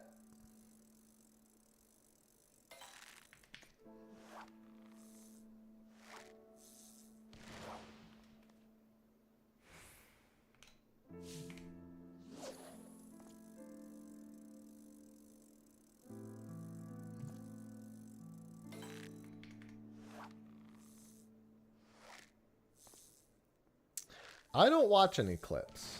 I very rarely catch short form of most anything, especially games I'm actively playing. Only when Sophie sends me things do I see them. This makes me want to log out and do Grand Blue. But, I mean, I'm just going to do this until Cinder time, and then after Cinder, I'll probably wrap for the day. This achievement's got to get done sooner or later.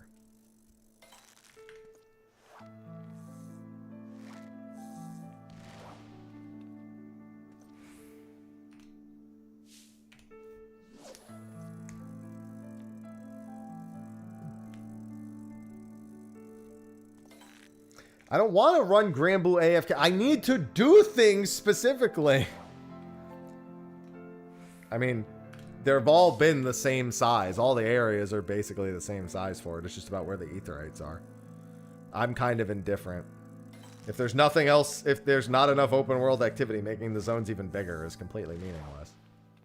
And even with them changing it, like them saying they're enhancing it, I want to see them use the space we already have, not add more space.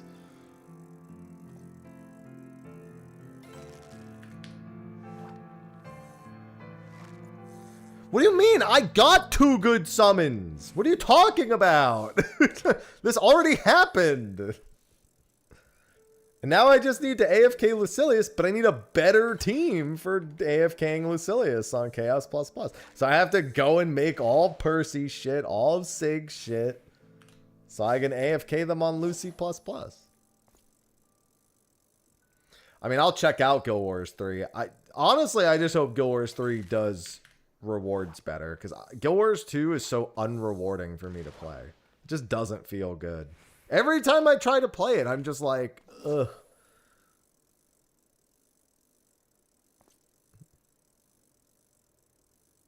Thanks for flooding my inventory with like 1 billion pieces of garbage that are only useful if I'm breaking them down to make stuff for legendaries. Dude, those Ion 2 numbers were fucking crazy. So Korea held an Ion 2 like community stream style thing, and 90% of the comments were negative out of like 10,000 total comments. There were only 10% average positive comments. Negative, yeah. 90%. Nobody should be fucking surprised by that, though.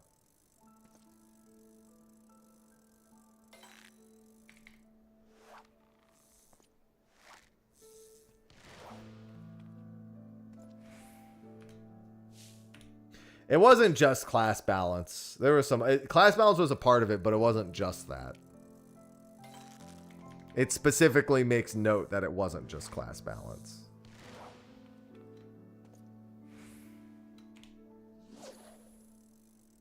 Yeah, Ion 2 is a fucking mess. So if I do play it when it comes out, it'll be for shits and gigs. Or because I'm being paid. One of the two will be true. And even then, I'd still be doing it for shits and gigs.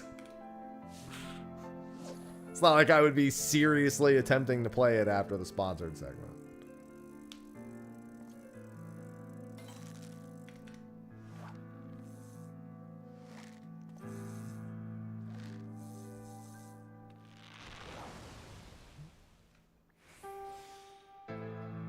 Don't worry, I'm sure NCSoft will bring back WildStar any day now. Smile.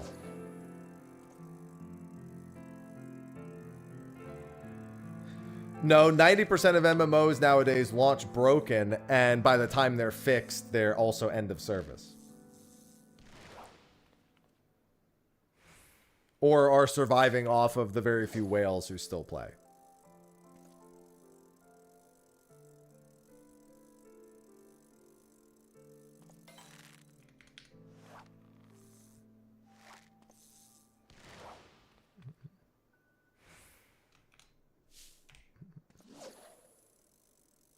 Because the whales are in too deep.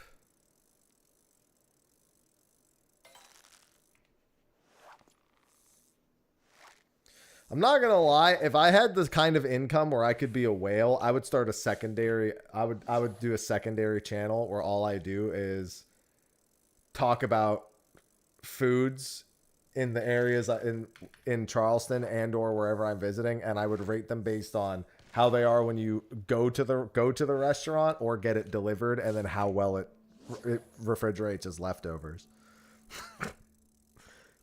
That's what I would do with my whale money. It would be on delivery food. Local cuisine.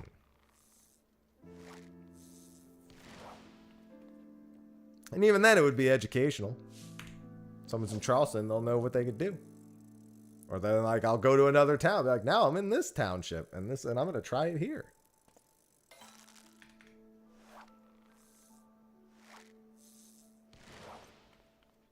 No, like I said, what you do is you grade the restaurant based on 3 factors: eating it at the restaurant, eating it as delivery, and eating it as leftovers. Those are the 3 measurements. Because sometimes there are restaurants where it's like they shouldn't be doing delivery because the food just doesn't travel well. There's a place that we ordered from that has like the best nachos in Charleston, we were told. And I'm always worried about nachos in delivery because they just get, like, have anyone ever tried ordering nachos at delivery and they're just fucking soggy as hell? It's the worst. So what they do is they deliver everything separately and then you put the nachos together yourself. And I was like, that's why they're the best nachos.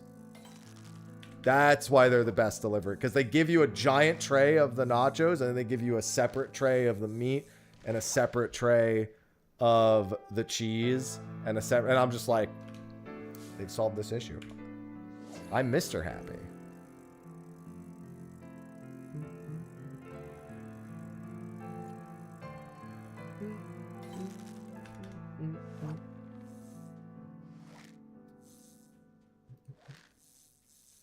Where is this?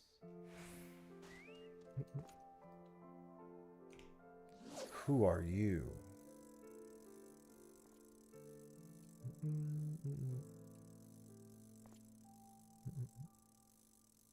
Might be a little bit.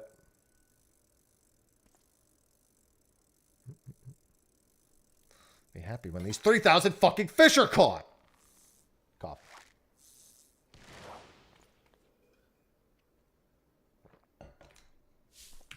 So many fish. So many fish. It's too many fish. I still have to do, I think I need like 2,000 Dawn Trail fish. Which is fine, because those are all going to get stabbed. Yeah, it is about 2,000.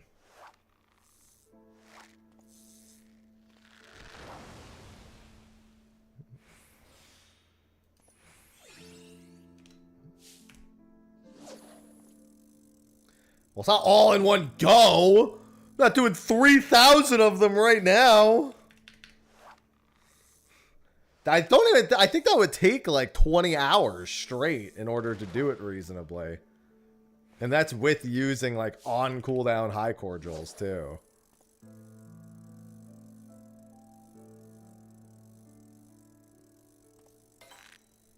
The spearfishing is way better, though. The spearfishing is literally like 10 times the speed.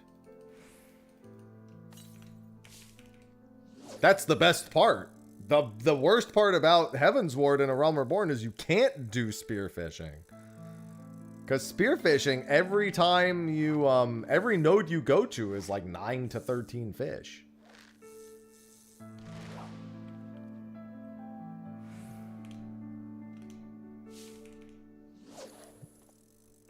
In the time I can do like maybe 2 fish normally, it's like 25 to 30. It's at most like 26 fish normally.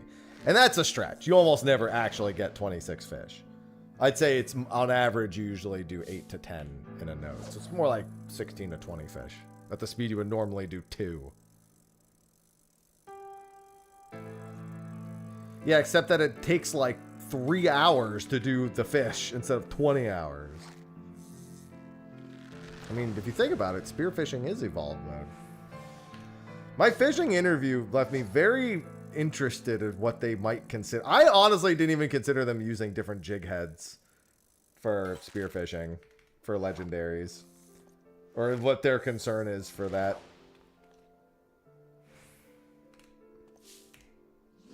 Well, I mean, yeah, but there is no double or triple hook with spearfishing, so it's kind of a moot point. Yeah, I mean, obviously it's not one fucking point per node, thank God, but I wouldn't say they're comparable in that regard. Because these nodes also don't go anywhere. I just sit here and then I have to move every, like, 45 minutes or so.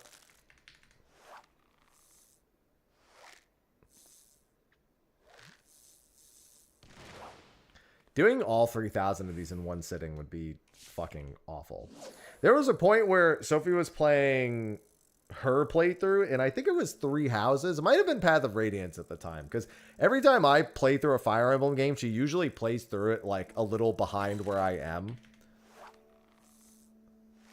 And like just uses a completely different team, or like right now she's playing behind me in Engage, and she won't use any character that I'm using.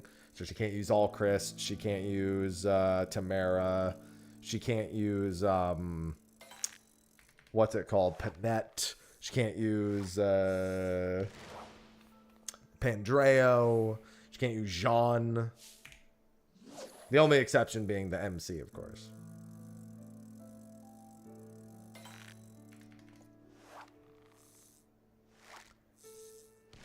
So anytime I don't use a cat, which she also isn't using Sadal. I thought we agreed Sadal was usable for both of us, but she's just decided she's not using Sadal either.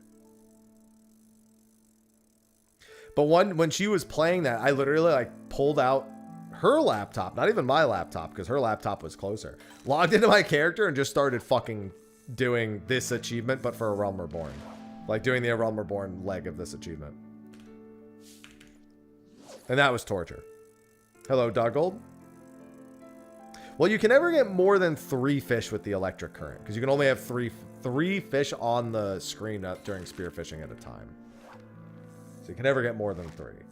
Most of the time you get 2, but even then it's a matter of if you even have the time to get it and use it.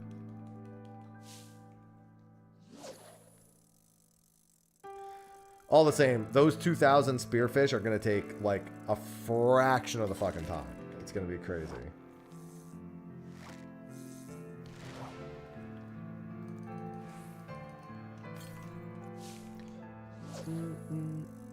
I have a video I need to get live today too. I'll do that after I finish Cinder.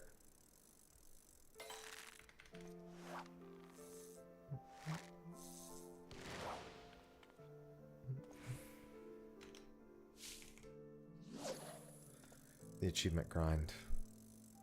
Sure is something.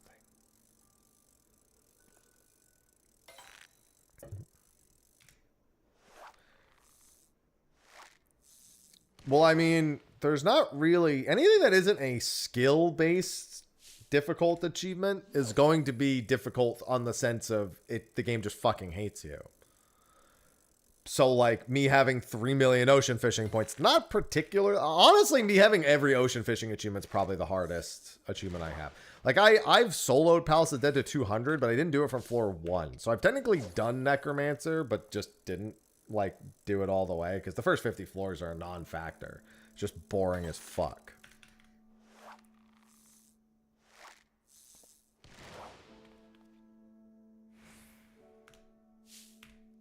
You know, having the Heaven on High solo done. Another big one. I have all the Criterions done too, which is, for some people, an even bigger struggle than getting the Ultimates done. All 4 of the Criterion. Well, I was thinking I have the achievement from Endwalker for doing all 3 Criterion Savages. There's one particular achievement you get for doing those 3 Criterion Savages.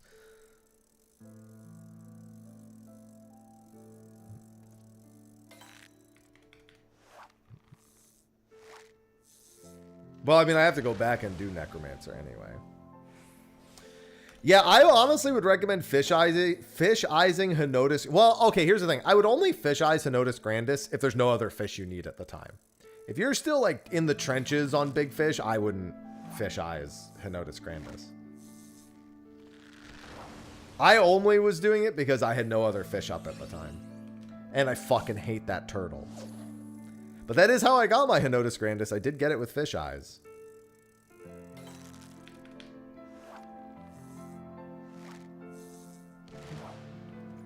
That fuck. Hey, you got it the same day I got it. We both fish eyes that day. Yeah, I never even thought of doing fish eyes for fucking Henotis Grandis until somebody suggested it, and I'm like, what? You're fucking right. Holy shit. Those changes only apply to the new one, Dante.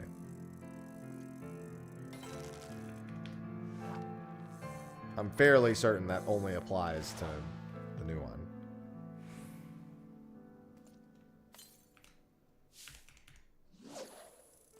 I can die. Oh, so they did make a change there too.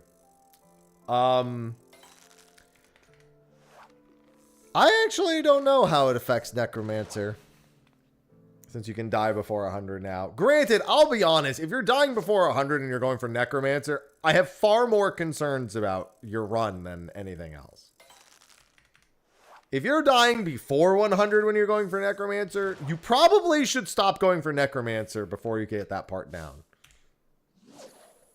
You'd have to literally be like not even looking at the game to fucking die at that point. In which case, great, but why did you do that?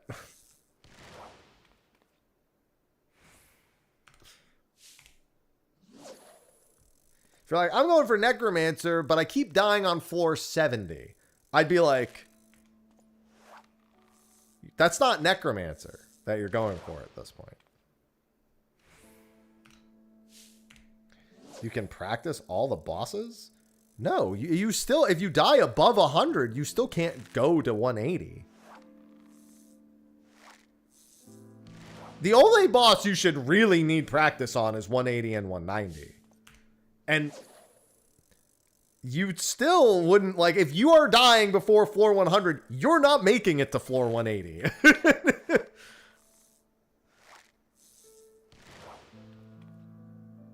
You still have to not die after floor 100. You're just allowed to die before 100 now. But dying before 100 means you have no business being above floor 100. So you're not even going to make it to the bosses that need practice. There's no shot in the dark you make it to the later bosses if you somehow manage to die before floor 100.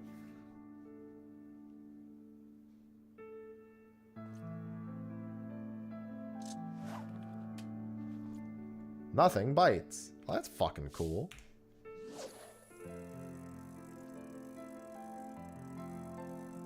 No.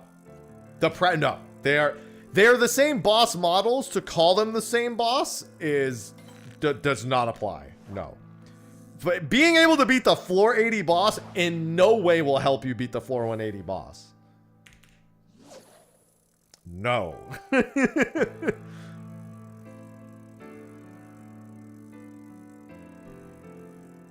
They're completely... You kill the floor 80 boss in like 35 seconds. The floor 180 boss is like a 9-minute trudge, and even then you have to be hyper specific.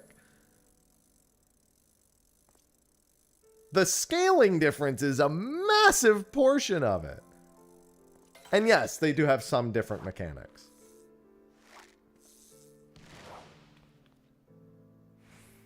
Not to mention the importance of your palms, and managing your palms is far more important to Palace of the Dead than the boss mechanics for the most part.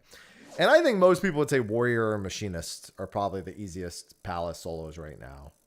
I think Machinist is the easiest. Warrior, you kind of have to be a little bit more confident in order to get through it fast enough.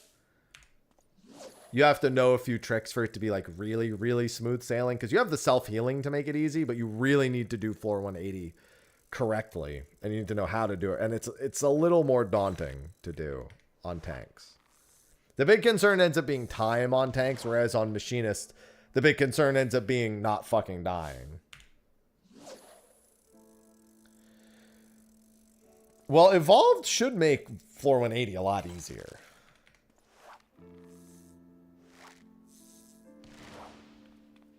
True story. That's actually coming up in the video I'm releasing today. My video topic for today is actually going to be about the full kits being the core kit being available by level 50. Gunbreaker is only really popular in Heaven on High. I don't think Gunbreaker is that much more popular than any other one anywhere else. It's only Heaven on High where Gunbreaker's popular. Palace of the Dead Gunbreaker is definitely not the most popular. I don't think it's uncommon, but Machinist is definitely the most popular Palace of the Dead specific one.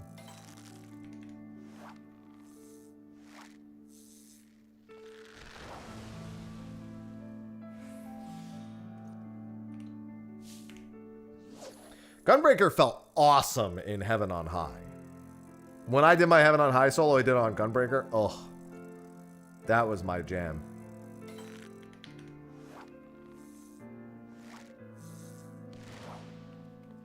I mean, it's been soloed by everything. Classes, jobs, you name it. The last fish I'm missing, Cinder. Cinder has a window in exactly 1 hour.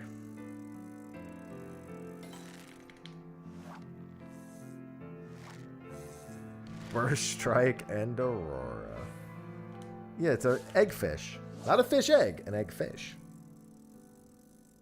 Distinct difference.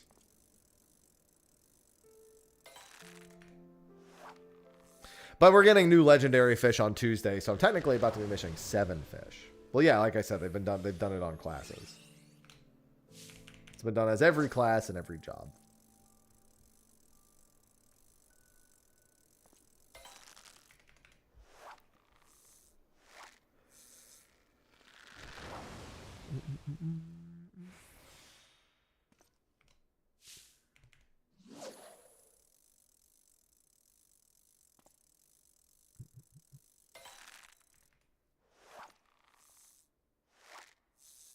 Good luck, thanks.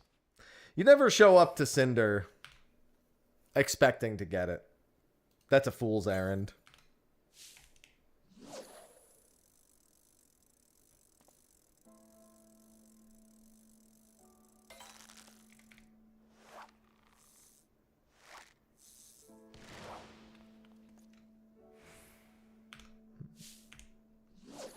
You just do it.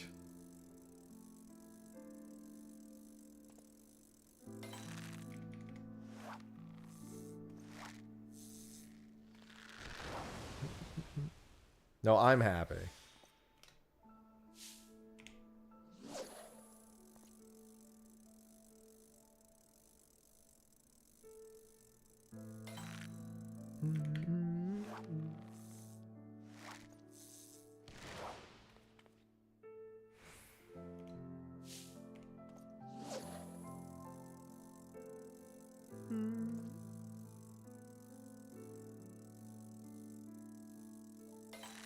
Jesus, I just looked on social and the fucking... They're doing some new skins and fucking Duelim. They've got Renoa and Gaia swims... Renoa, Gaia, and who the fuck is that? Oh, is that... And that's... I think that's, Warrior of, Light from Final Fantasy 3. They just all have swimsuit fucking skins. I'm not surprised. Onion Knight, yeah, Onion Knight. I haven't... Terra's picture isn't here. You know, I don't know why I didn't think they were going to do that. It never even occurred to me, but that should have been a fucking, like, expected thing for them to do, because they want to actually make some money on that one.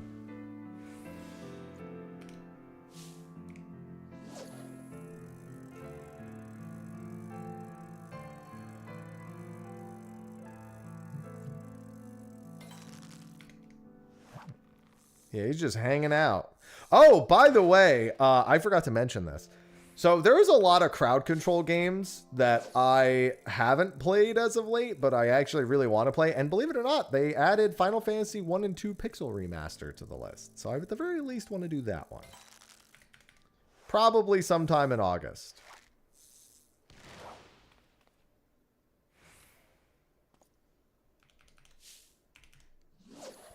There's been quite a few I've wanted to do.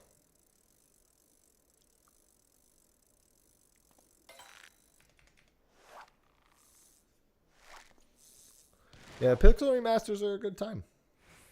Final Fantasy 1 with that should be a fine time. I'm gonna take one fucking step, and every step I take, someone's gonna give me a random encounter.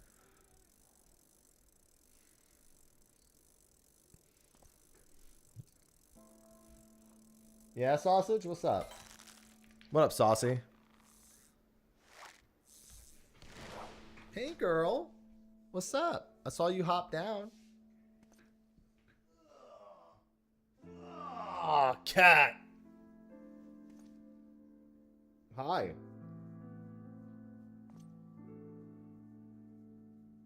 Cat.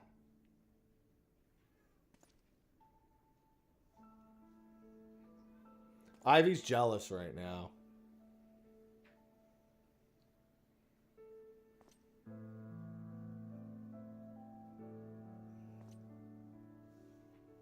Watch out, Ivy. Sausage is coming down.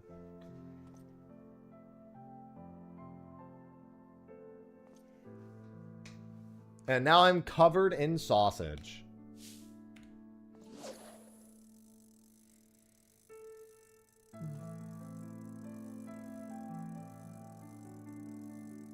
Normally I'd be more okay with that, but this isn't delicious sausage.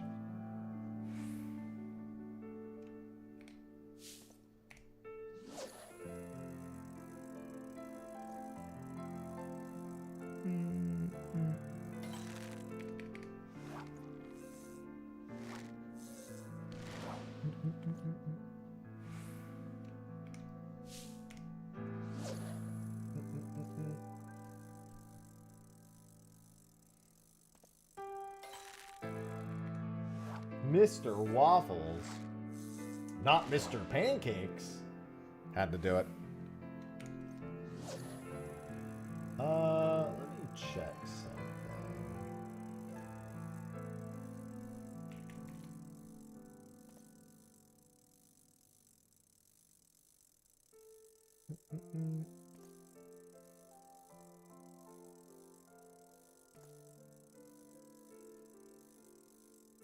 Any day now, fish.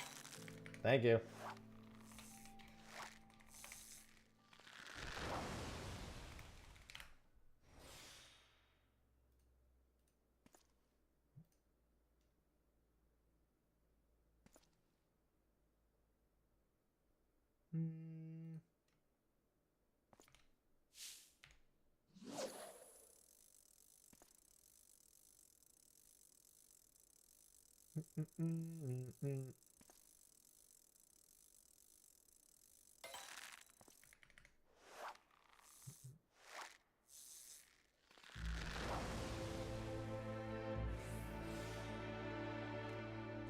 Good afternoon, Fargan. Oh, I'm still debating if I want to try to co-stream on YouTube, man. Like, just to see. Like, worst case scenario.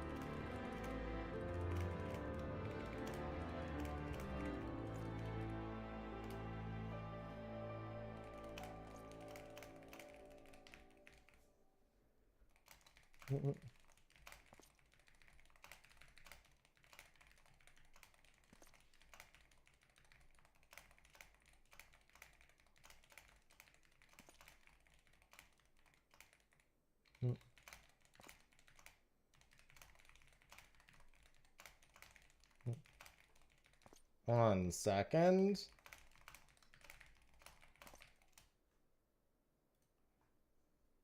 Let's see. All right. All good. Yeah, just cut it off then.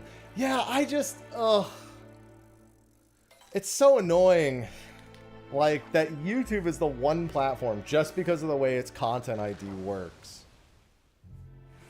The other thing is that like sometimes just watching not copyrighted videos on YouTube gives you an ID. I'm just trying to figure out what their main concern with it is, because sometimes videos that aren't like registered into the YouTube content ID system or aren't like, sometimes it just sees that you're like watching them and it just like reacts to it.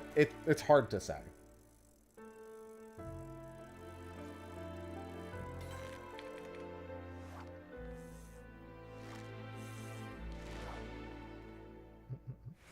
Dude, there is somebody who is so upset in my comment section that I said Guild Wars 2's lack of progression is ass.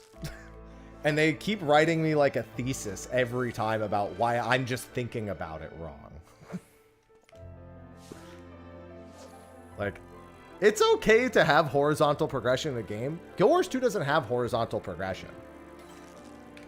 Or it has like the most like basic form of it that barely fucking counts at all. It's one thing to like have gear still be valuable years later. It's another thing for it. The only reason it's valuable years later is because the same gear that was good 10 years ago is still the best in slot gear 10 years later. I don't get it.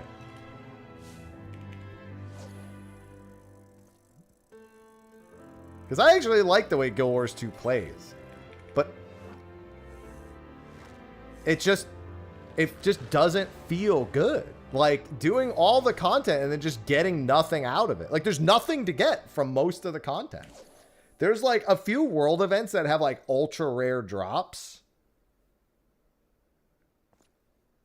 And it's like, okay, I'll do those every, like, what, 4 hours? Why is nothing biting all of a sudden? Did I get the message?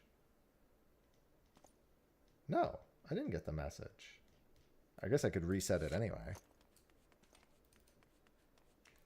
Yeah, there's not really an end game goal. Like, is it cool that the world feels more living and breathing and alive? Sure. But who gives a shit? All there is to really, if you really want to continuously play Guild Wars 2,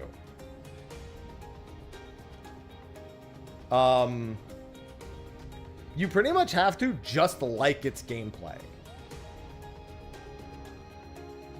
Or the cosmetic prog. And that's fine.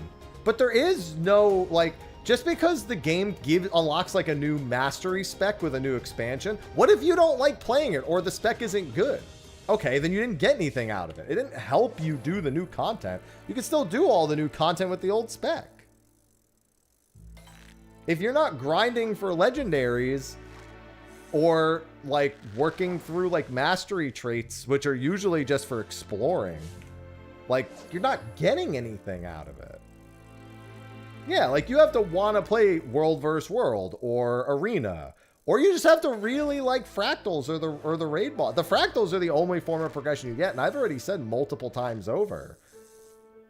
Agony resistance is a terrible mechanic. It's the one place where they would actually benefit from not having any vertical progression.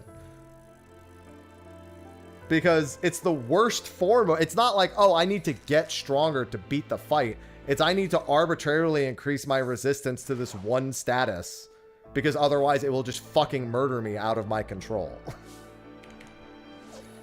Yeah, I don't think it's active yet. Feet picks. I'm not fundamentally looking at it wrong. I'm telling you that there is no carrot on the end of the stick. You can still like the stick. But like most games that do horizontal progression, open things up for you more for what you're already playing. And they usually come with some form of minor vertical progression.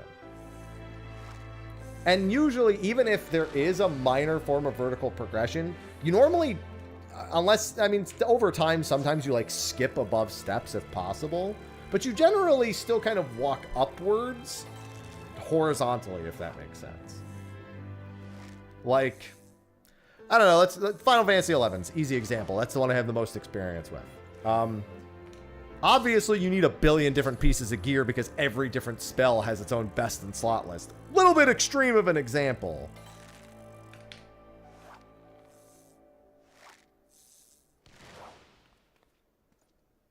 Yeah, but they haven't started yet today, Duggold. They're not active yet. Or at least unless they just became active in the last 5 minutes. Which it would tell you in chat if they were.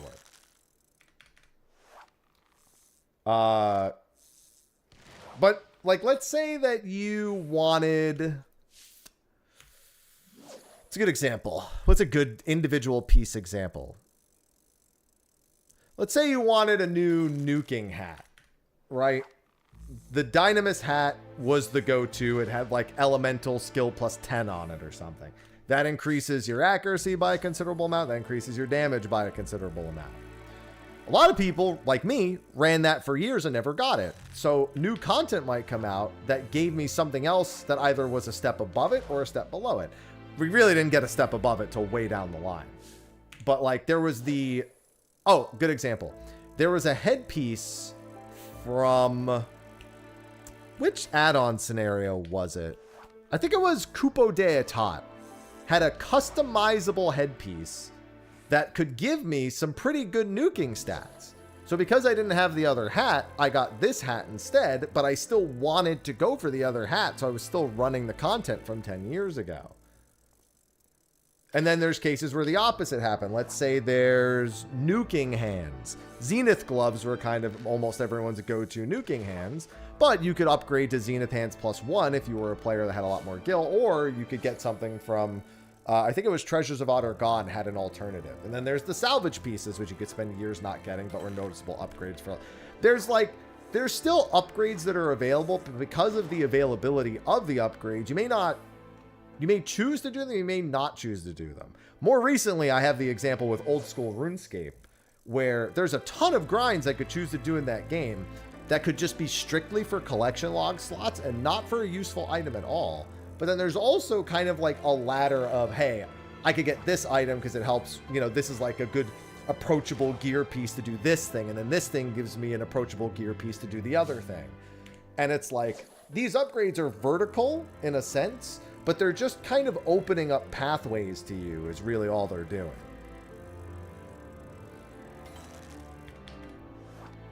Yeah, I mean, genuinely speaking, there's nothing wrong with liking running around doing open world content in Guild Wars. There's nothing wrong with liking doing world versus world or PvP and finding genuine value in that.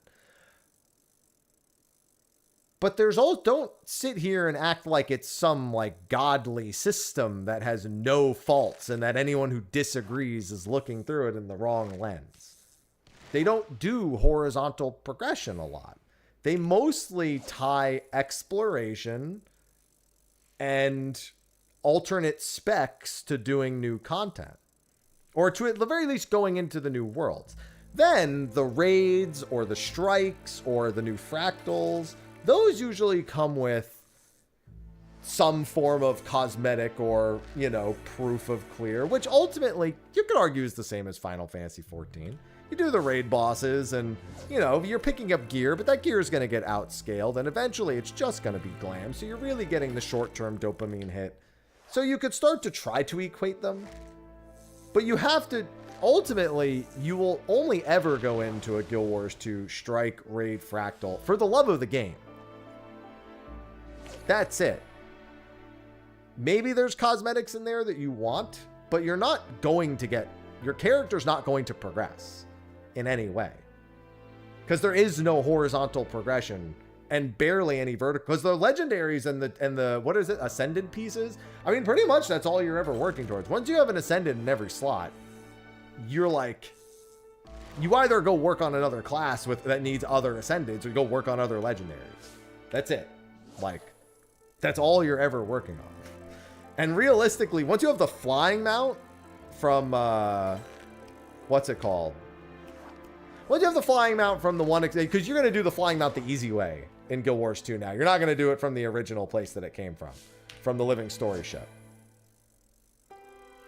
There was a big server outage that like a lot of games couldn't connect to on the West Coast. PSN's having problems. I know that like West Side US was having a ton of connection issues to a ton of different products. Twitch, YouTube, Kick I saw was reported. I think PlayStation Network was reported. Yeah, it really doesn't help when PSN's like, hey, our shit doesn't work. It'd be like, wow, wouldn't it be crazy if I had a physical game right about now? Oh, you're in Norway. Oh, I got nothing for that, then. Maybe Norway's having an issue with it. Back in my day, hey, listen, I still had to go do a couple of things for Skyscale. I didn't even finish my Skyscale. I think I was on the last part. The very last part of Skyscale. And then I got bored and stopped working on it.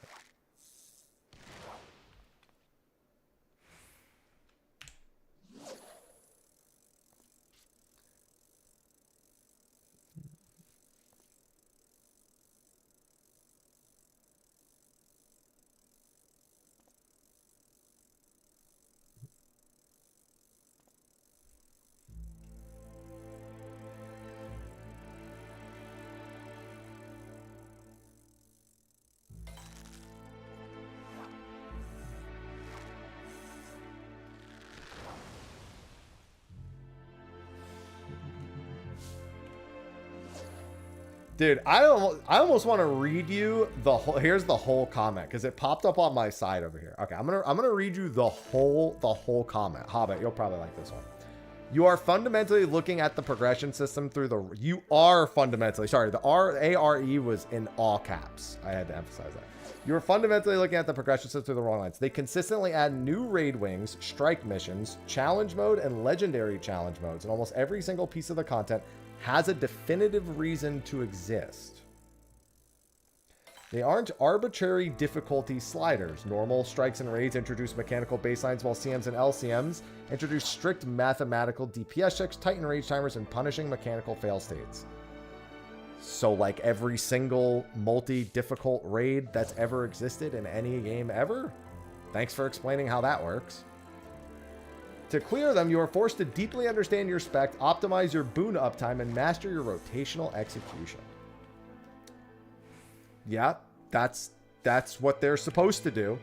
That's how pretty much every MMO does it. Yeah, that's correct. This is fair. This is a true statement. When they add features like Weapon Master training, land spears, or new weapon proficiencies, they aren't just giving you cosmetic fluff. They are fundamentally reshaping how you approach these high-end encounters. A new weapon profile might give your spec a completely fresh kiting tool, a high-impact CC skill to shatter a boss's defiance bar, or a ranged option that keeps you alive during a high-pressure phase where melee is lethal. Okay. They're called specs. And pretty much, you know, we don't do specs. We just release new jobs. But yeah, that's pretty much how specs work in most games. Weapon proficiencies kind of act as that. If you don't like how the weapon proficiency plays, you may not play it. So, you know, there's that. So it's giving you options, but you as the player may not like or enjoy those options or find them fun or engaging. They're correct. They are doing that. But you're still not progressing. You're just being given more options. No, it's at 4 a.m. EST tomorrow. If we're at 1 p.m. EST, it would be in 47 minutes.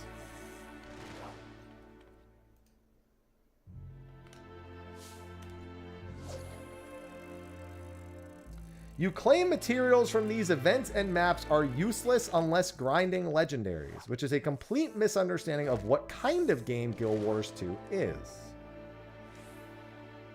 Equating map completion and open world metas to a mindless resource grind fundamentally misses why people play MMOs.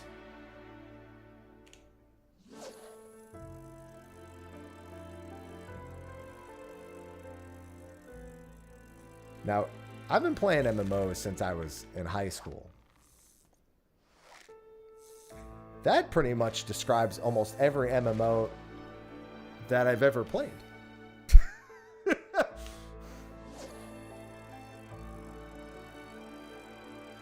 Listen, we're getting to that, Hobbit. And at least Guild Wars 2 consistently delivers engaging content loops. Unlike the predictable copy-paste treadmill found in Final Fantasy XIV.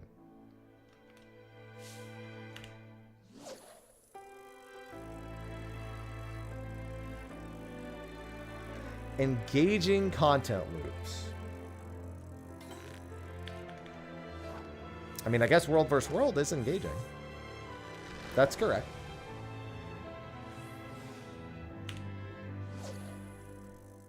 Let's move next.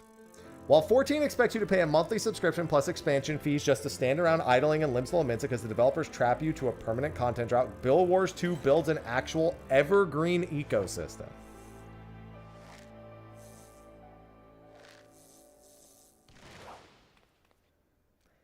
It's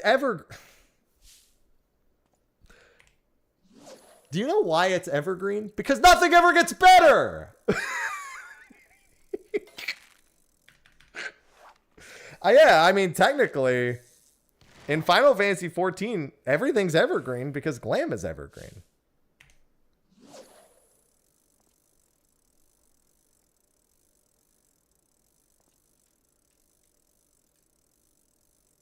What's incorrect about that statement?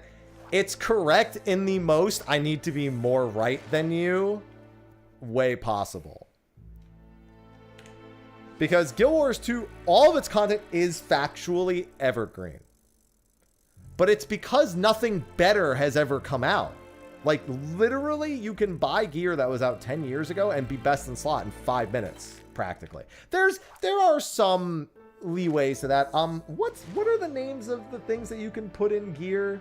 Because I remember in Heart of Thorns, one of the meta events is still popular to this day. The one where you have to like break all the roots, because there's like an abysmal chance of getting one of the drops from that. That is like, it's worth so much gold you can't even like sell it on the trading post, because that's how good it is. Does anyone know what I'm talking about? Hobbit, do you know what I'm talking about? With the root event, when you open all the chests underneath after you're done, you have to like run through with all the keys that you get and like open as many chests as you can underneath.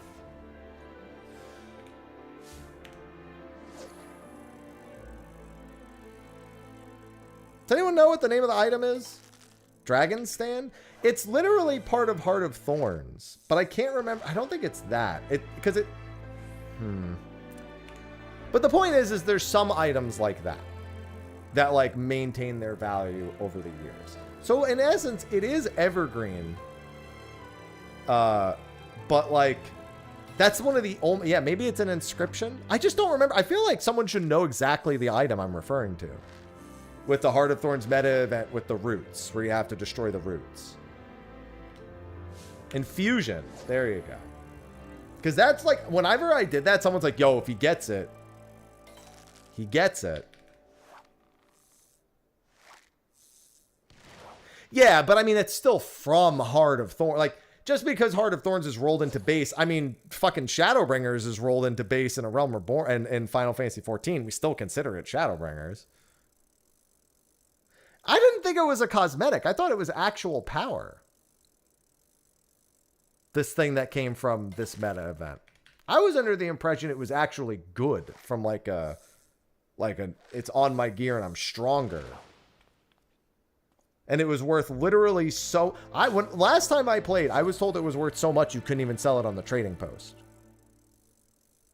Like, you could not sell it for the amount of gold it's actually worth on the trading post.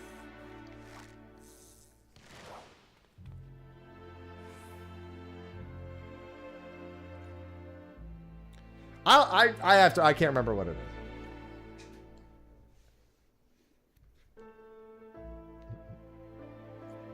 Let me do something real quick, and then I'll continue.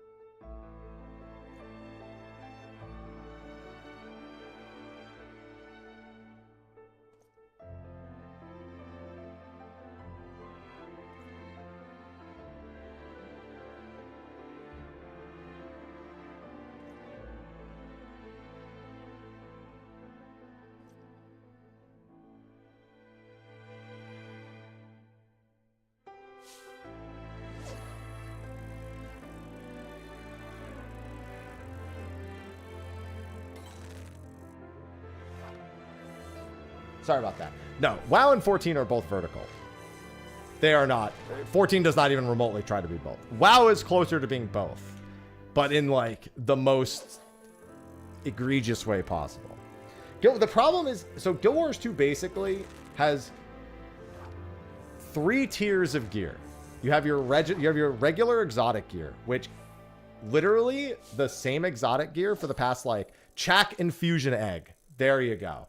The Chak Egg Infusion. Okay. Yeah, no problem.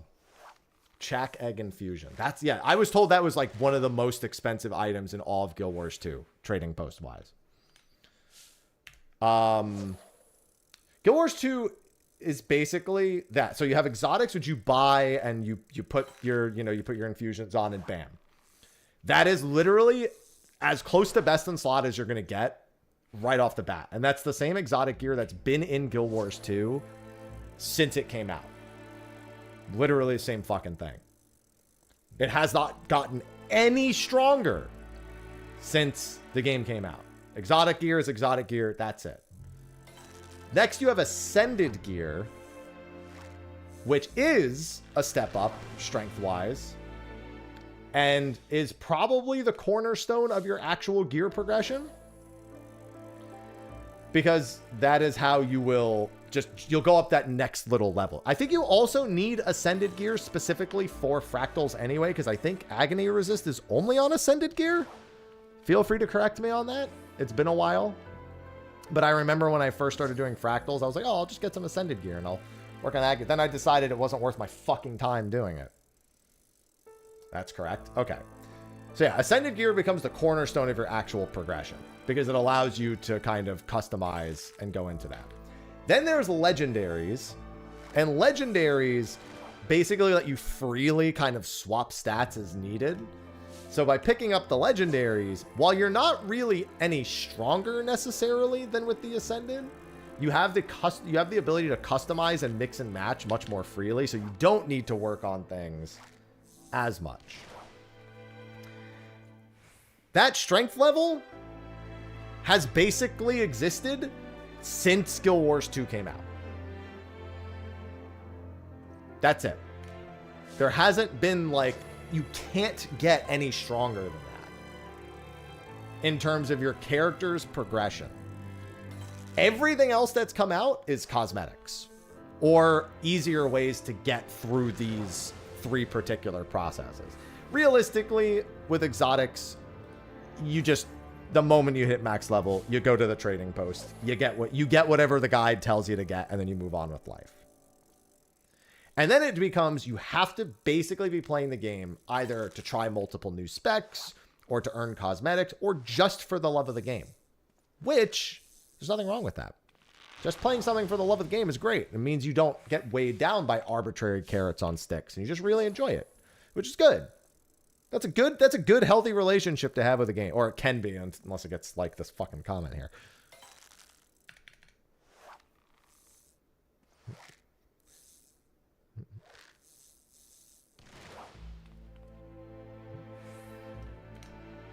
But most horizontal progression games don't stop progressing your character to be more powerful.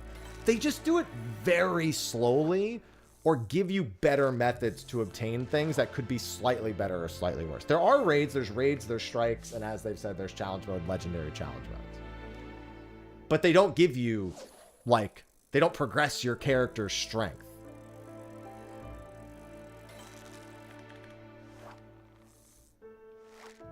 Which is also technically fine. They don't need to make you stronger, crazy strong and then constantly release new raids and increase your strength. But there should be something there that's valuable to you as a character that isn't just cosmetics and clearing the raid initially.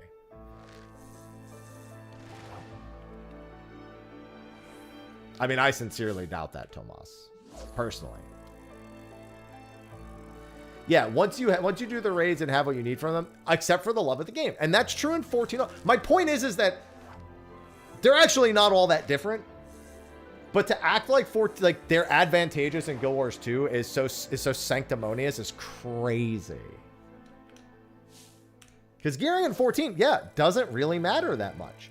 It's an arbitrary thing that if you're not that engaged with the content, doesn't really matter all that much. It's actually very similar to Guild Wars 2 in that regard.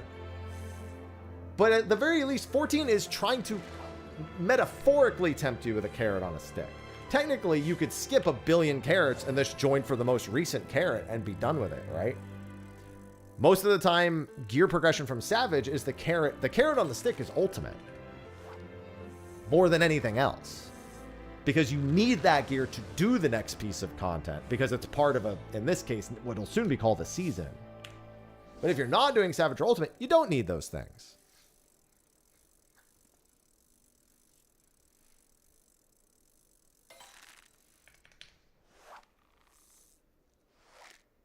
But Guild Wars 2, let's say Guild Wars 2 introduced... Let's say with an expansion, they introduced new gear that's still at exotic level, right? But introduced... Let's just say that the new exotic gear from this expansion has like a new slot for like something else. And in that new slot comes stuff that helps you specifically with that expansion's content. Because, let's be honest, other than the mounts, most of Guild Wars 2's content is what I would like to call content islands. Where, yes, you can take those things into the other expansions. Obviously, you can earn the mastery points from one and take that spec and use it elsewhere. Sounds like what they do with the most masteries. Yeah, except that those don't really impact. Like, those impact your way to get around the mount, the new stat spread. Yeah, a new stat spread is a good way to do it. Like that. Oh, you're saying like the new exotics have like a different... Okay, yeah, never mind. It's only useful here. Yeah, but let's say that like you're doing the raids in Guild Wars 2, and there's something from that raid that subsequently works in that expansion that makes you feel stronger in that expansion, that makes doing that content more fun in that expansion. There's none of that. It's just whatever mastery points you can get that either are mandatory to explore the map or you want because they make exploring the rest of the game easier. And again, Skyscale basically is the thing that encompasses all of that. Once you have Skyscale, the rest of your Guild Wars 2 experience isn't nearly as exciting.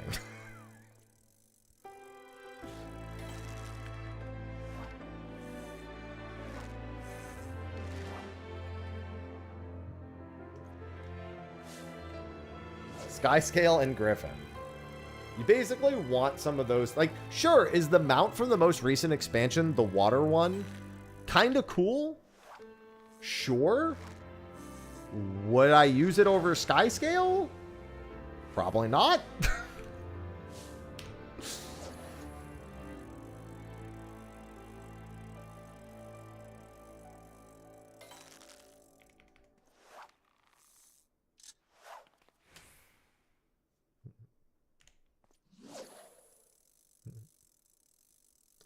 Oh no, my favorite part of this was that ArenaNet intentionally anchors unique account-bound masteries, high-tier armor sets, and essential currencies to these maps, ensuring they remain highly populated battlegrounds a decade after releasing rather than turning into forgotten ghost zones. For players not pursuing legend... Oh yeah, I should go over to Egg now. For players not pursuing legendaries, the materials rewarded by these encounters convert directly into liquid gold. I don't know why it has to be liquid gold. On the trading post, providing the financial freedom to buy premium cosmetics, bag expansions, and cash shop gem store items. Or instantly gear up alternative characters.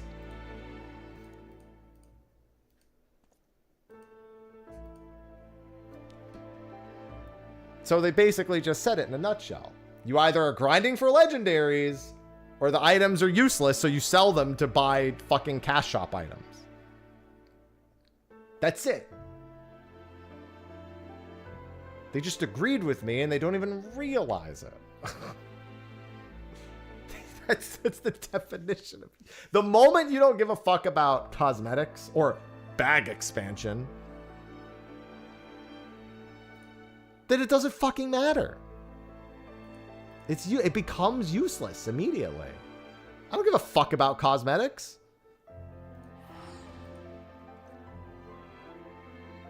That's because that's how it is. Now, unless you really want to play a ton of alternate characters.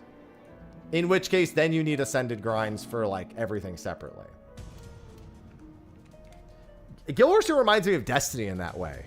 Well, other than the fact that we won't see a Destiny 3, so Guild Wars at least learned how to count to 3. Sorry, Destiny. Destiny fans be like, why you gotta say it like that, man? Why you gotta make it like that? Why's it gotta be like that? Huh? Man, that hurt.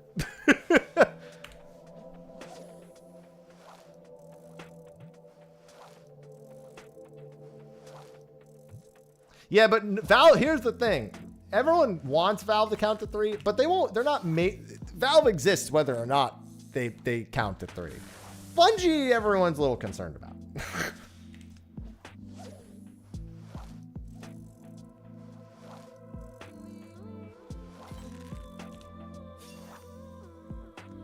Valve will continue with or without the 3. Bungie, question mark.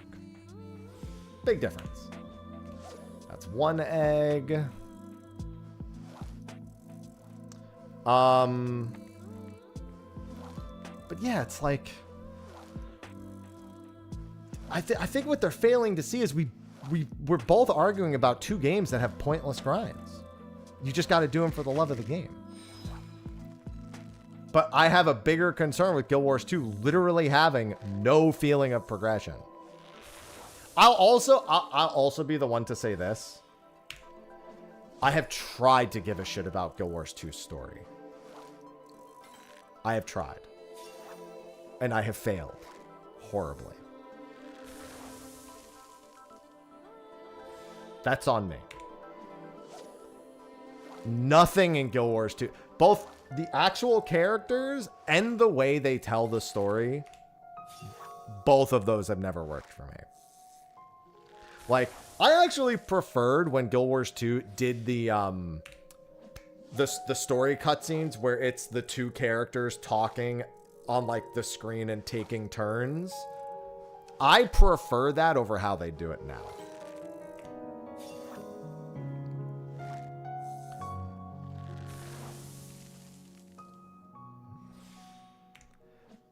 Because now it's like it just kind of like it in theory, the way Guild Wars 2 does it should be really cool, because they basically just make you play out cutscenes all the time.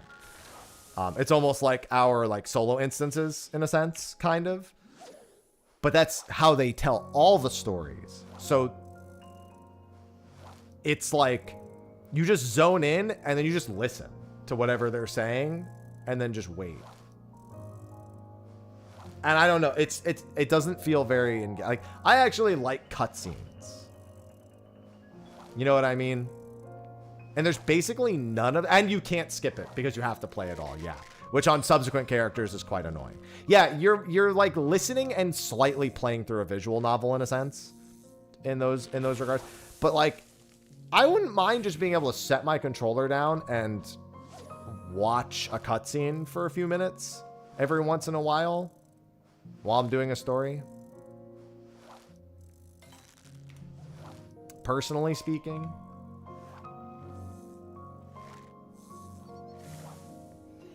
Instead of having to like go through it. I don't like the way Guild Wars 2 does its story. I don't care for any of their characters at all. And I've tried to. There's a few cool characters. Like you do meet some decent ones. It's really hard for me to give a shit about them long term, because I do not like the way they do the storytelling. At least more so nowadays.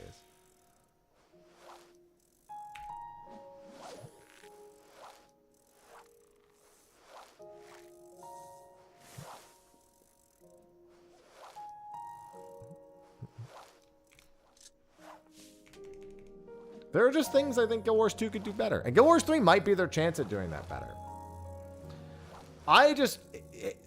Guild Wars 2 after Guild Wars 1 made a lot of sense to me.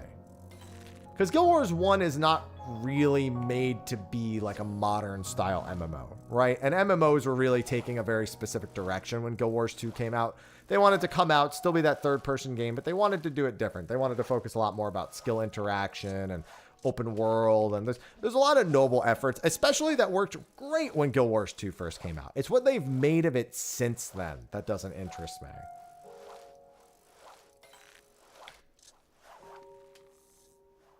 No, it's not like that, Aster. Yeah, it's just like, imagine if every cutscene in Final Fantasy XIV, there was never a cutscene.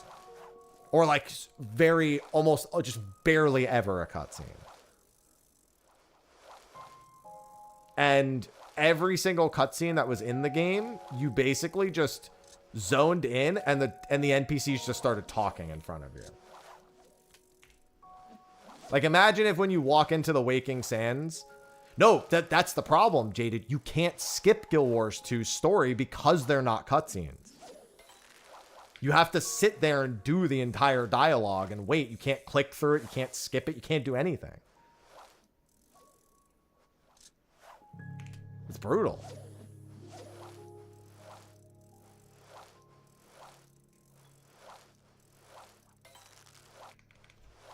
Like, imagine if the first time you go to the Waking Sands, you just walk in and then Minfilia is just like...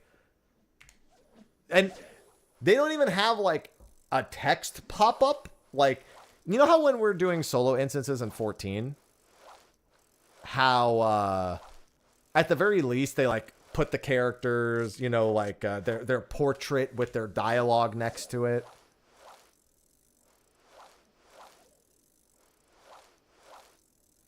WoW does more cuts. WoW's especially given into doing more cutscenes in recent years. WoW calls them cinematics because the few times they do make cutscenes, they're pretty fucking crazy, over the top, and usually a good time.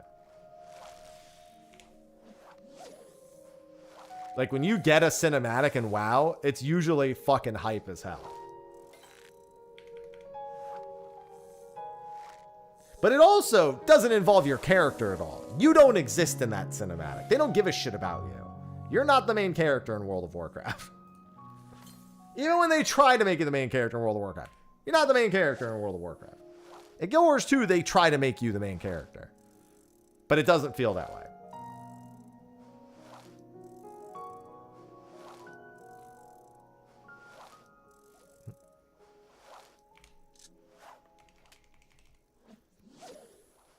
I wish I could like Guild Wars 2's story. Sometimes I feel like they're onto something, and then honestly, people tell me base game Guild Wars 2 story is the worst of its stories.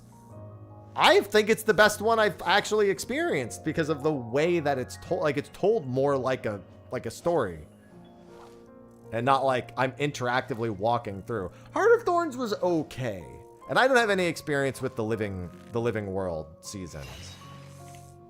Hello, Topher.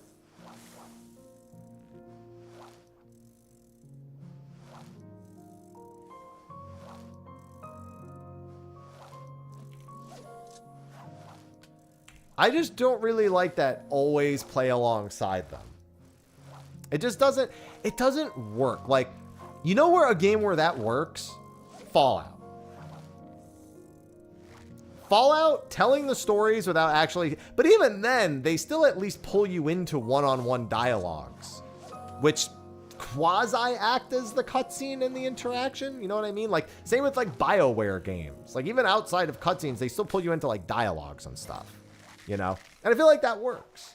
There's like that extra level of engagement that makes you feel like you're actually like stopping and engaging with the story. And I like that.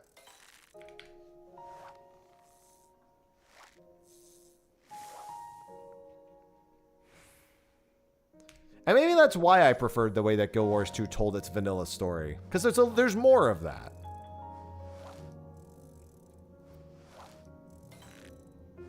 Oh my god, don't even get me started on Hoyoverse storytelling. Bro, I'll never forgive them for, like, I was really enjoying Honkai, and then Penacony happened.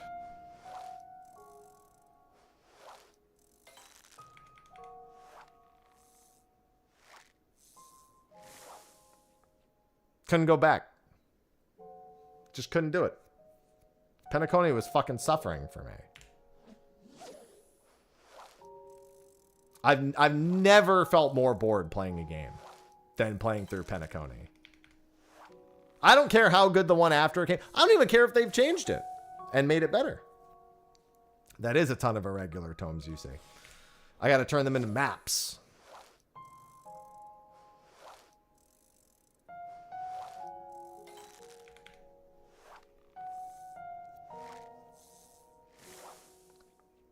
I just think Guild Wars 2 could use a little bit of progression.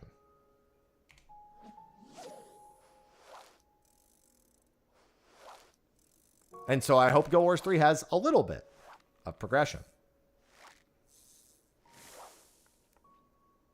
Yeah, so to my understanding, that's the same thing they did with 1.0 as well.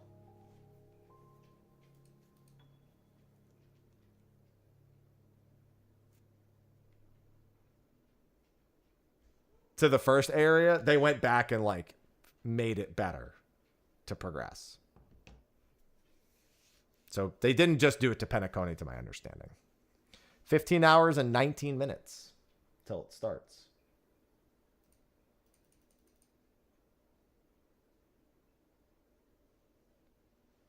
Where is Carbuncle Plush? There it is. I'm getting excited.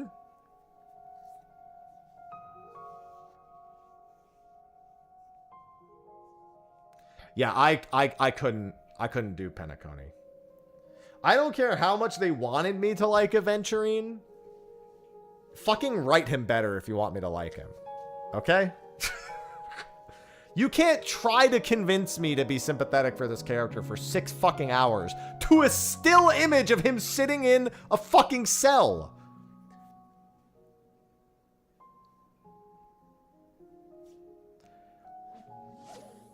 Meanwhile, Acheron and the other fucking guy are just talking about Honkai Third Impact. They're not even interested in the current game that they're playing. So they got to talk about the game they came from.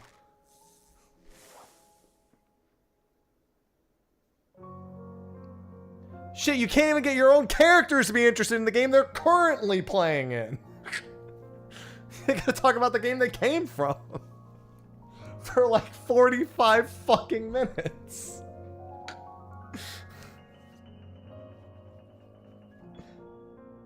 Oh, well, I think we'll see the tank first. I need to get a pressure cooker. I need a slow cooker and a pressure cooker. Be nice to have.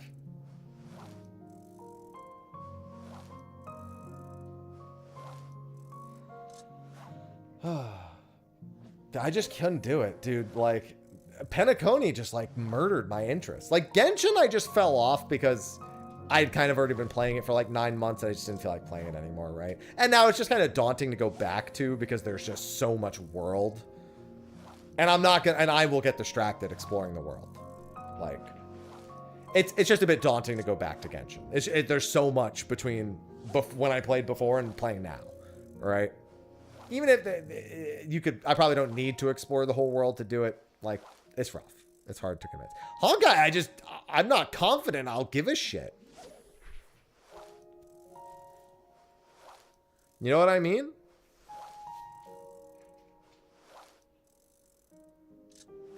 Hey, what's going on, Kiwi?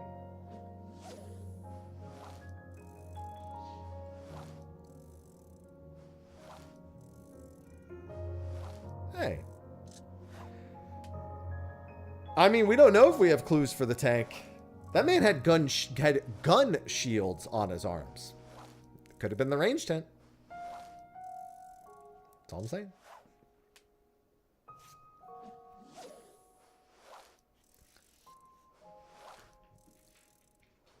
You having fun, Ivy? More recently, I played Chaos Zero Nightmare. That game, I only stopped playing it because Sophie stopped playing it, really. I was enjoying that a lot, though. I played it a little bit longer after she stopped playing.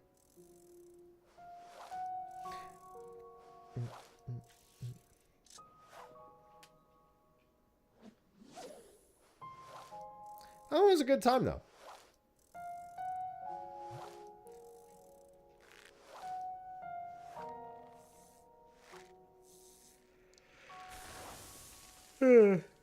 Yeah, I don't know anything about Amphorius or anything past Penacony. Also, Bruh. Going back to the Penacony topic. In one patch, you have Acheron talking about third impact for 45 minutes and 6 hours of Aventurine being a whiny bitch before a really cool boss fight. Right? The next patch, you're faking a bomb exploding just for fireworks at the end. For 3 fucking hours. What happened? What the fuck happened?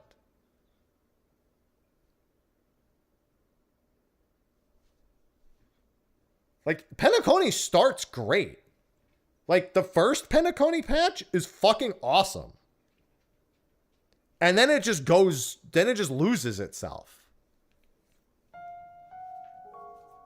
Like, I thought the first, like, it was a little slow and it took a little while because exploring. But the start was awesome.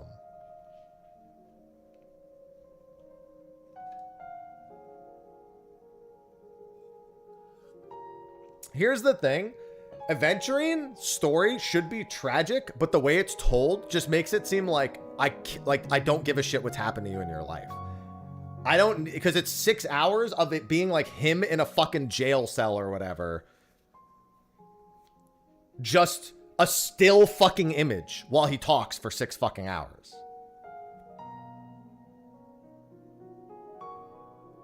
I'm like, bro, your life's tragic and I don't want to hear about it.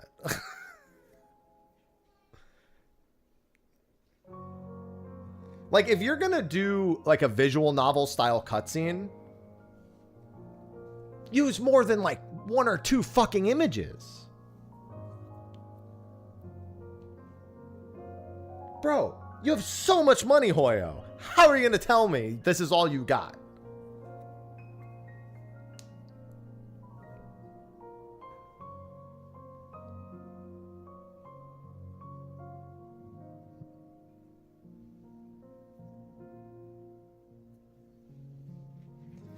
Yeah, dude, I hate that so much.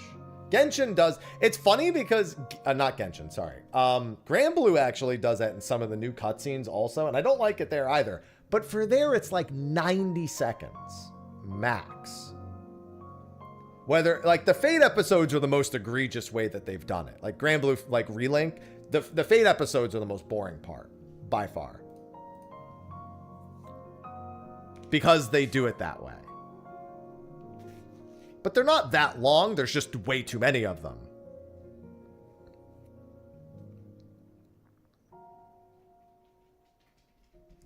That's why, dude, when I was playing through Enfield, I was like, my God, it feels good to have a real fucking cutscene engine. Holy shit.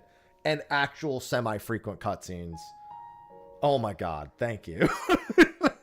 Enfield felt so refreshing from like a storytelling standpoint after my previous like big budget gacha game cutscenes being told from the Hoyoverse way. Yeah, I heard about Silver Palace. That's the one where you shoot the gun for the gacha.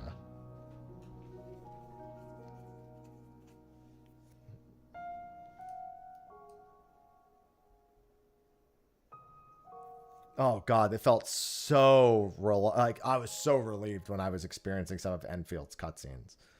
I have no complaints about Enfield, dude. I just didn't have time for it. If I had to, if somebody said you got to pick a AAA gacha to play full time right now, or I'm gonna shoot you in the head, it's gonna be Enfield. Without a shadow of a doubt, it's gonna be Enfield. Any day of the week. The factory needed to grow. You know what else needs to grow? This fucking egg. Let's get it.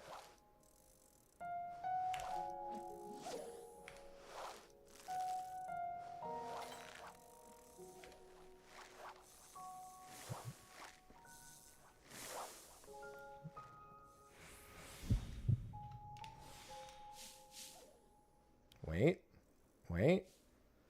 Wua? No. Wua I see really good things about, though. I just know full well it's not wise for me to try to get into any of them because I'm not going to keep up with them. What I've seen from Wua is a lot more reinvigorating than what I see out of Hoyoverse stuff, though. Like, what I do catch of Wua on, like, socials, I'm like, God, that looks so much better than Hoyoverse stuff. Unironically, I'm just like, you're doing good. Even just from, like, a spectator standpoint.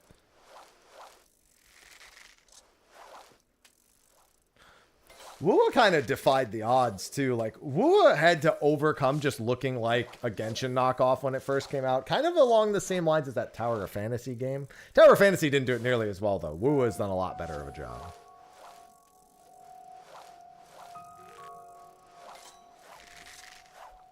Hello, Peach.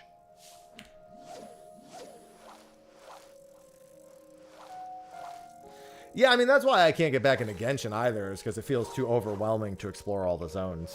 So with Wua, I'd probably feel the same way.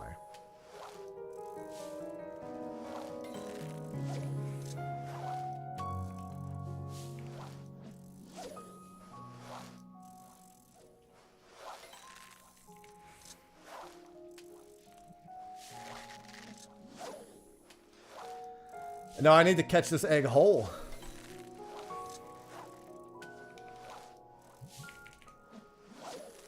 Yeah, I just don't have it in me to be like a long-term gacha player much anymore. It just, if I'm going to sit here and play a game on my phone, grinding for a crazy amount of time, if I really need a gacha, you know what my go-to gacha is going to be? Fucking old school RuneScape, all right? that game is a gacha. That is a subscription gacha as far as I'm concerned. Everything in that game is a gacha, all right? Every mob I kill is a gacha. Every boss I kill is a gacha. Every corrupted gauntlet I run is a gacha.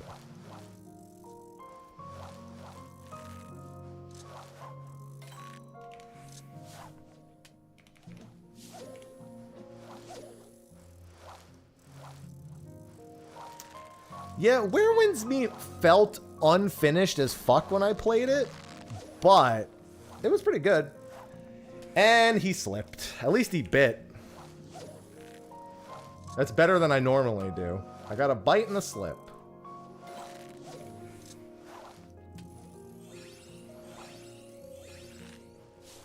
Get back here.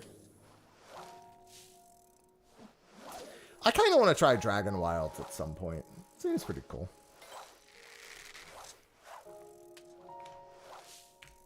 Dragon Wilds has finally evolved into a much more fuller experience from where it was a while back. I've been seeing a little bit more and more of Dragon Wilds as time goes on.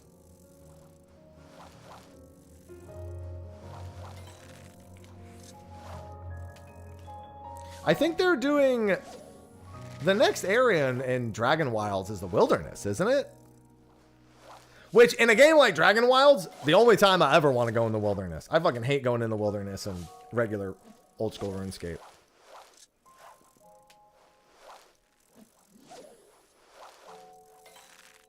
I am not a Wilderness enjoyer in old school RuneScape. Not by any stretch of the imagination.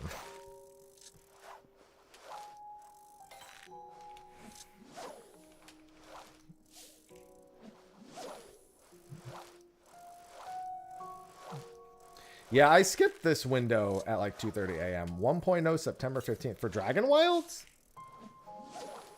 Really? I thought that was much further from hitting 1.0. Wow, a second bite. And a second slip. Would you see that?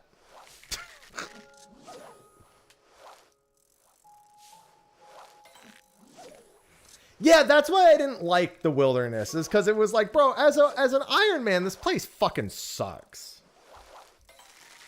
Hey, that's my first time ever getting 2 bites in one window, at least.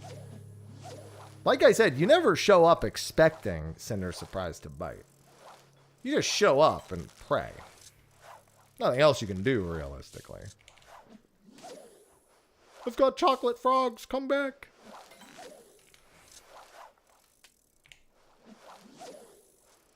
I'm out of GP too.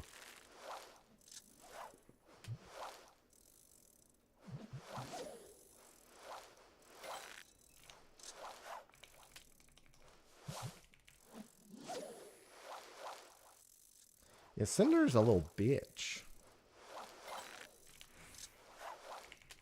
Probably just getting 2 more casts.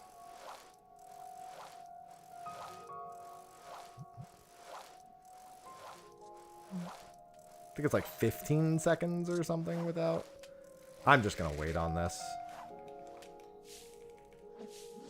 If it's a really fast one, maybe I get another hook. Oh, well, it'd have to be like done already because the window's about to close. No. Okay. No luck. Next one is Monday at 8:30 a.m. before patch. Sweet. 2 bites. 2 slips. Never had 2 bites before in a window, though. That's new. That's new. That's a new experience for me. EU FanFest is in 15 hours. Don't even need to give you approximate UK time. I'll just tell you in how long. Yeah, if I get the egg Monday, that would be pretty fucking crazy. Right before the new Legends come out, man. Looks like 6:01 p.m. EST. Azure. So in like 5 hours. It's in 15 hours. I just said it. Maybe you weren't here when I said it.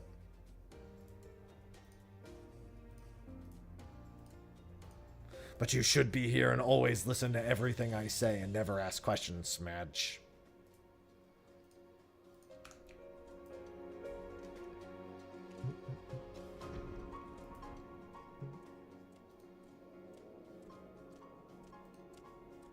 No, I'm happy.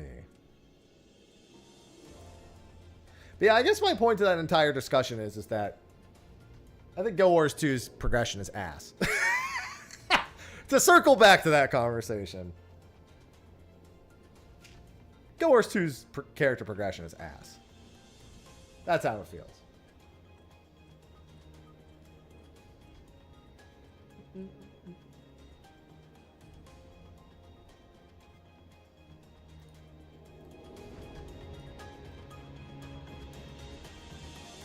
The unhappy.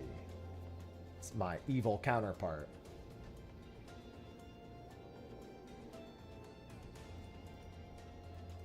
Don't worry. I brought the entire conversation back around. It all worked out.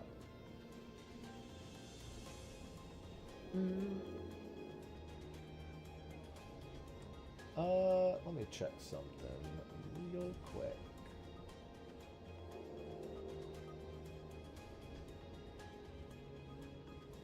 All right.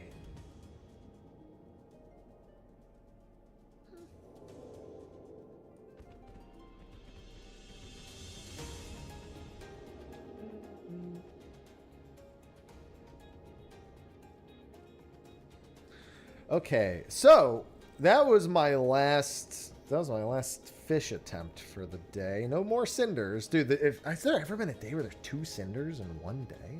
It'd be crazy. I still need 271 more Heavensward fish. That I wouldn't be able to get done today. So we caught up with our daily and weekly stuff that I have been negligent on for the past week because I've been playing Grand Blue and Power World so much. That being said, I have some stuff I want to do today before I go to bed. Didn't see a single bite. Yeah, that's Cinder. I very rarely even get 1 bite. The fact that I got 2 is crazy. Slipped both times, but I did get 2 bites. So honestly, I'm quite content with that. I'd rather see bites and fails than never see a bite, personally speaking. But I think we're going to wrap now because tomorrow morning I'll be live. The moment I wake up, I'm basically grabbing coffee and going live. So I have my alarm set for 2:15 at the moment, which means at the latest I should be live by like 2:30. And then the keynote doesn't begin till 90 minutes after that. So that's 2:30 a.m. EST. It starts at 4 a.m. EST. So I'll have quite some time. I may attempt to co-stream on YouTube because here's the thing. If you get content ID'd on YouTube, all it does is take your stream down. So it's not the worst thing imaginable. I just don't know what's going to get content ID'd. If it's going to be the audio or the restreaming of the stream itself, I have no idea what's actually going to get content ID'd on YouTube. Worst case scenario, though, I would expect if you are someone who watches me on YouTube, it could be the trailer itself too, yeah, and the music to that. Though that music is probably going to be incomplete. I assume that maybe it was the collaboration or maybe the crossover that would cause it. But sometimes YouTube just ID checks you, even if it's just something that is like other content on YouTube. Especially if you're like a high profile YouTube channel that you don't have explicit written / registered permission to be restreaming. YouTube's is a fucking nightmare when it comes to that stuff. So if I were you and you were watching on YouTube, I would highly expect to have to tune into Twitch if you want to watch alongside and watch my reactions. I'm going to turn the co-stream back on after the opening keynote. And I'm also going to do my overview of the opening keynote and upload that to YouTube and all my usual stuff. Then we have the live letter that same day, and I'll be co-streaming that because there is no YouTube content ID issue for that as far as I'm aware. So that's where we're at currently, but we may try. I may even go live on YouTube, shut the stream off on YouTube and let people know that that's happening when the opening keynote's about to begin, and then turn it back on afterwards. It's fucking shitty, but it is what it is. You know, so fingers crossed. We'll see what happens. Either way, tomorrow opening keynote is in 15 hours from now. Don't give a shit what time zone you're in. It's 15 hours from now. So make sure that you're ready and awake and raring to go. There's also a live letter in 21.5 hours from now, right? Yeah, 21.5 hours from now, there's also a live letter, and that's Beastmaster stuff. So I'm very much looking forward to seeing that as well. Sorry, I had to do the math, and I already said doing the math's not a good idea. So with that, I'm going to wrap things up. I'll be back tomorrow. You'll be able to earn one of the chat badges here, should you so desire, but you will also need to watch the actual live stream at some point, their actual live stream at any point to get their badge as well, so make sure you do that also. With that, thanks for hanging out. Thanks for the subs and resubs. Thanks for hanging out while I do some achievement hunting, and I'll see you tomorrow for the opening keynote and live letter. Until then, enjoy the rest of your day. Bye-bye.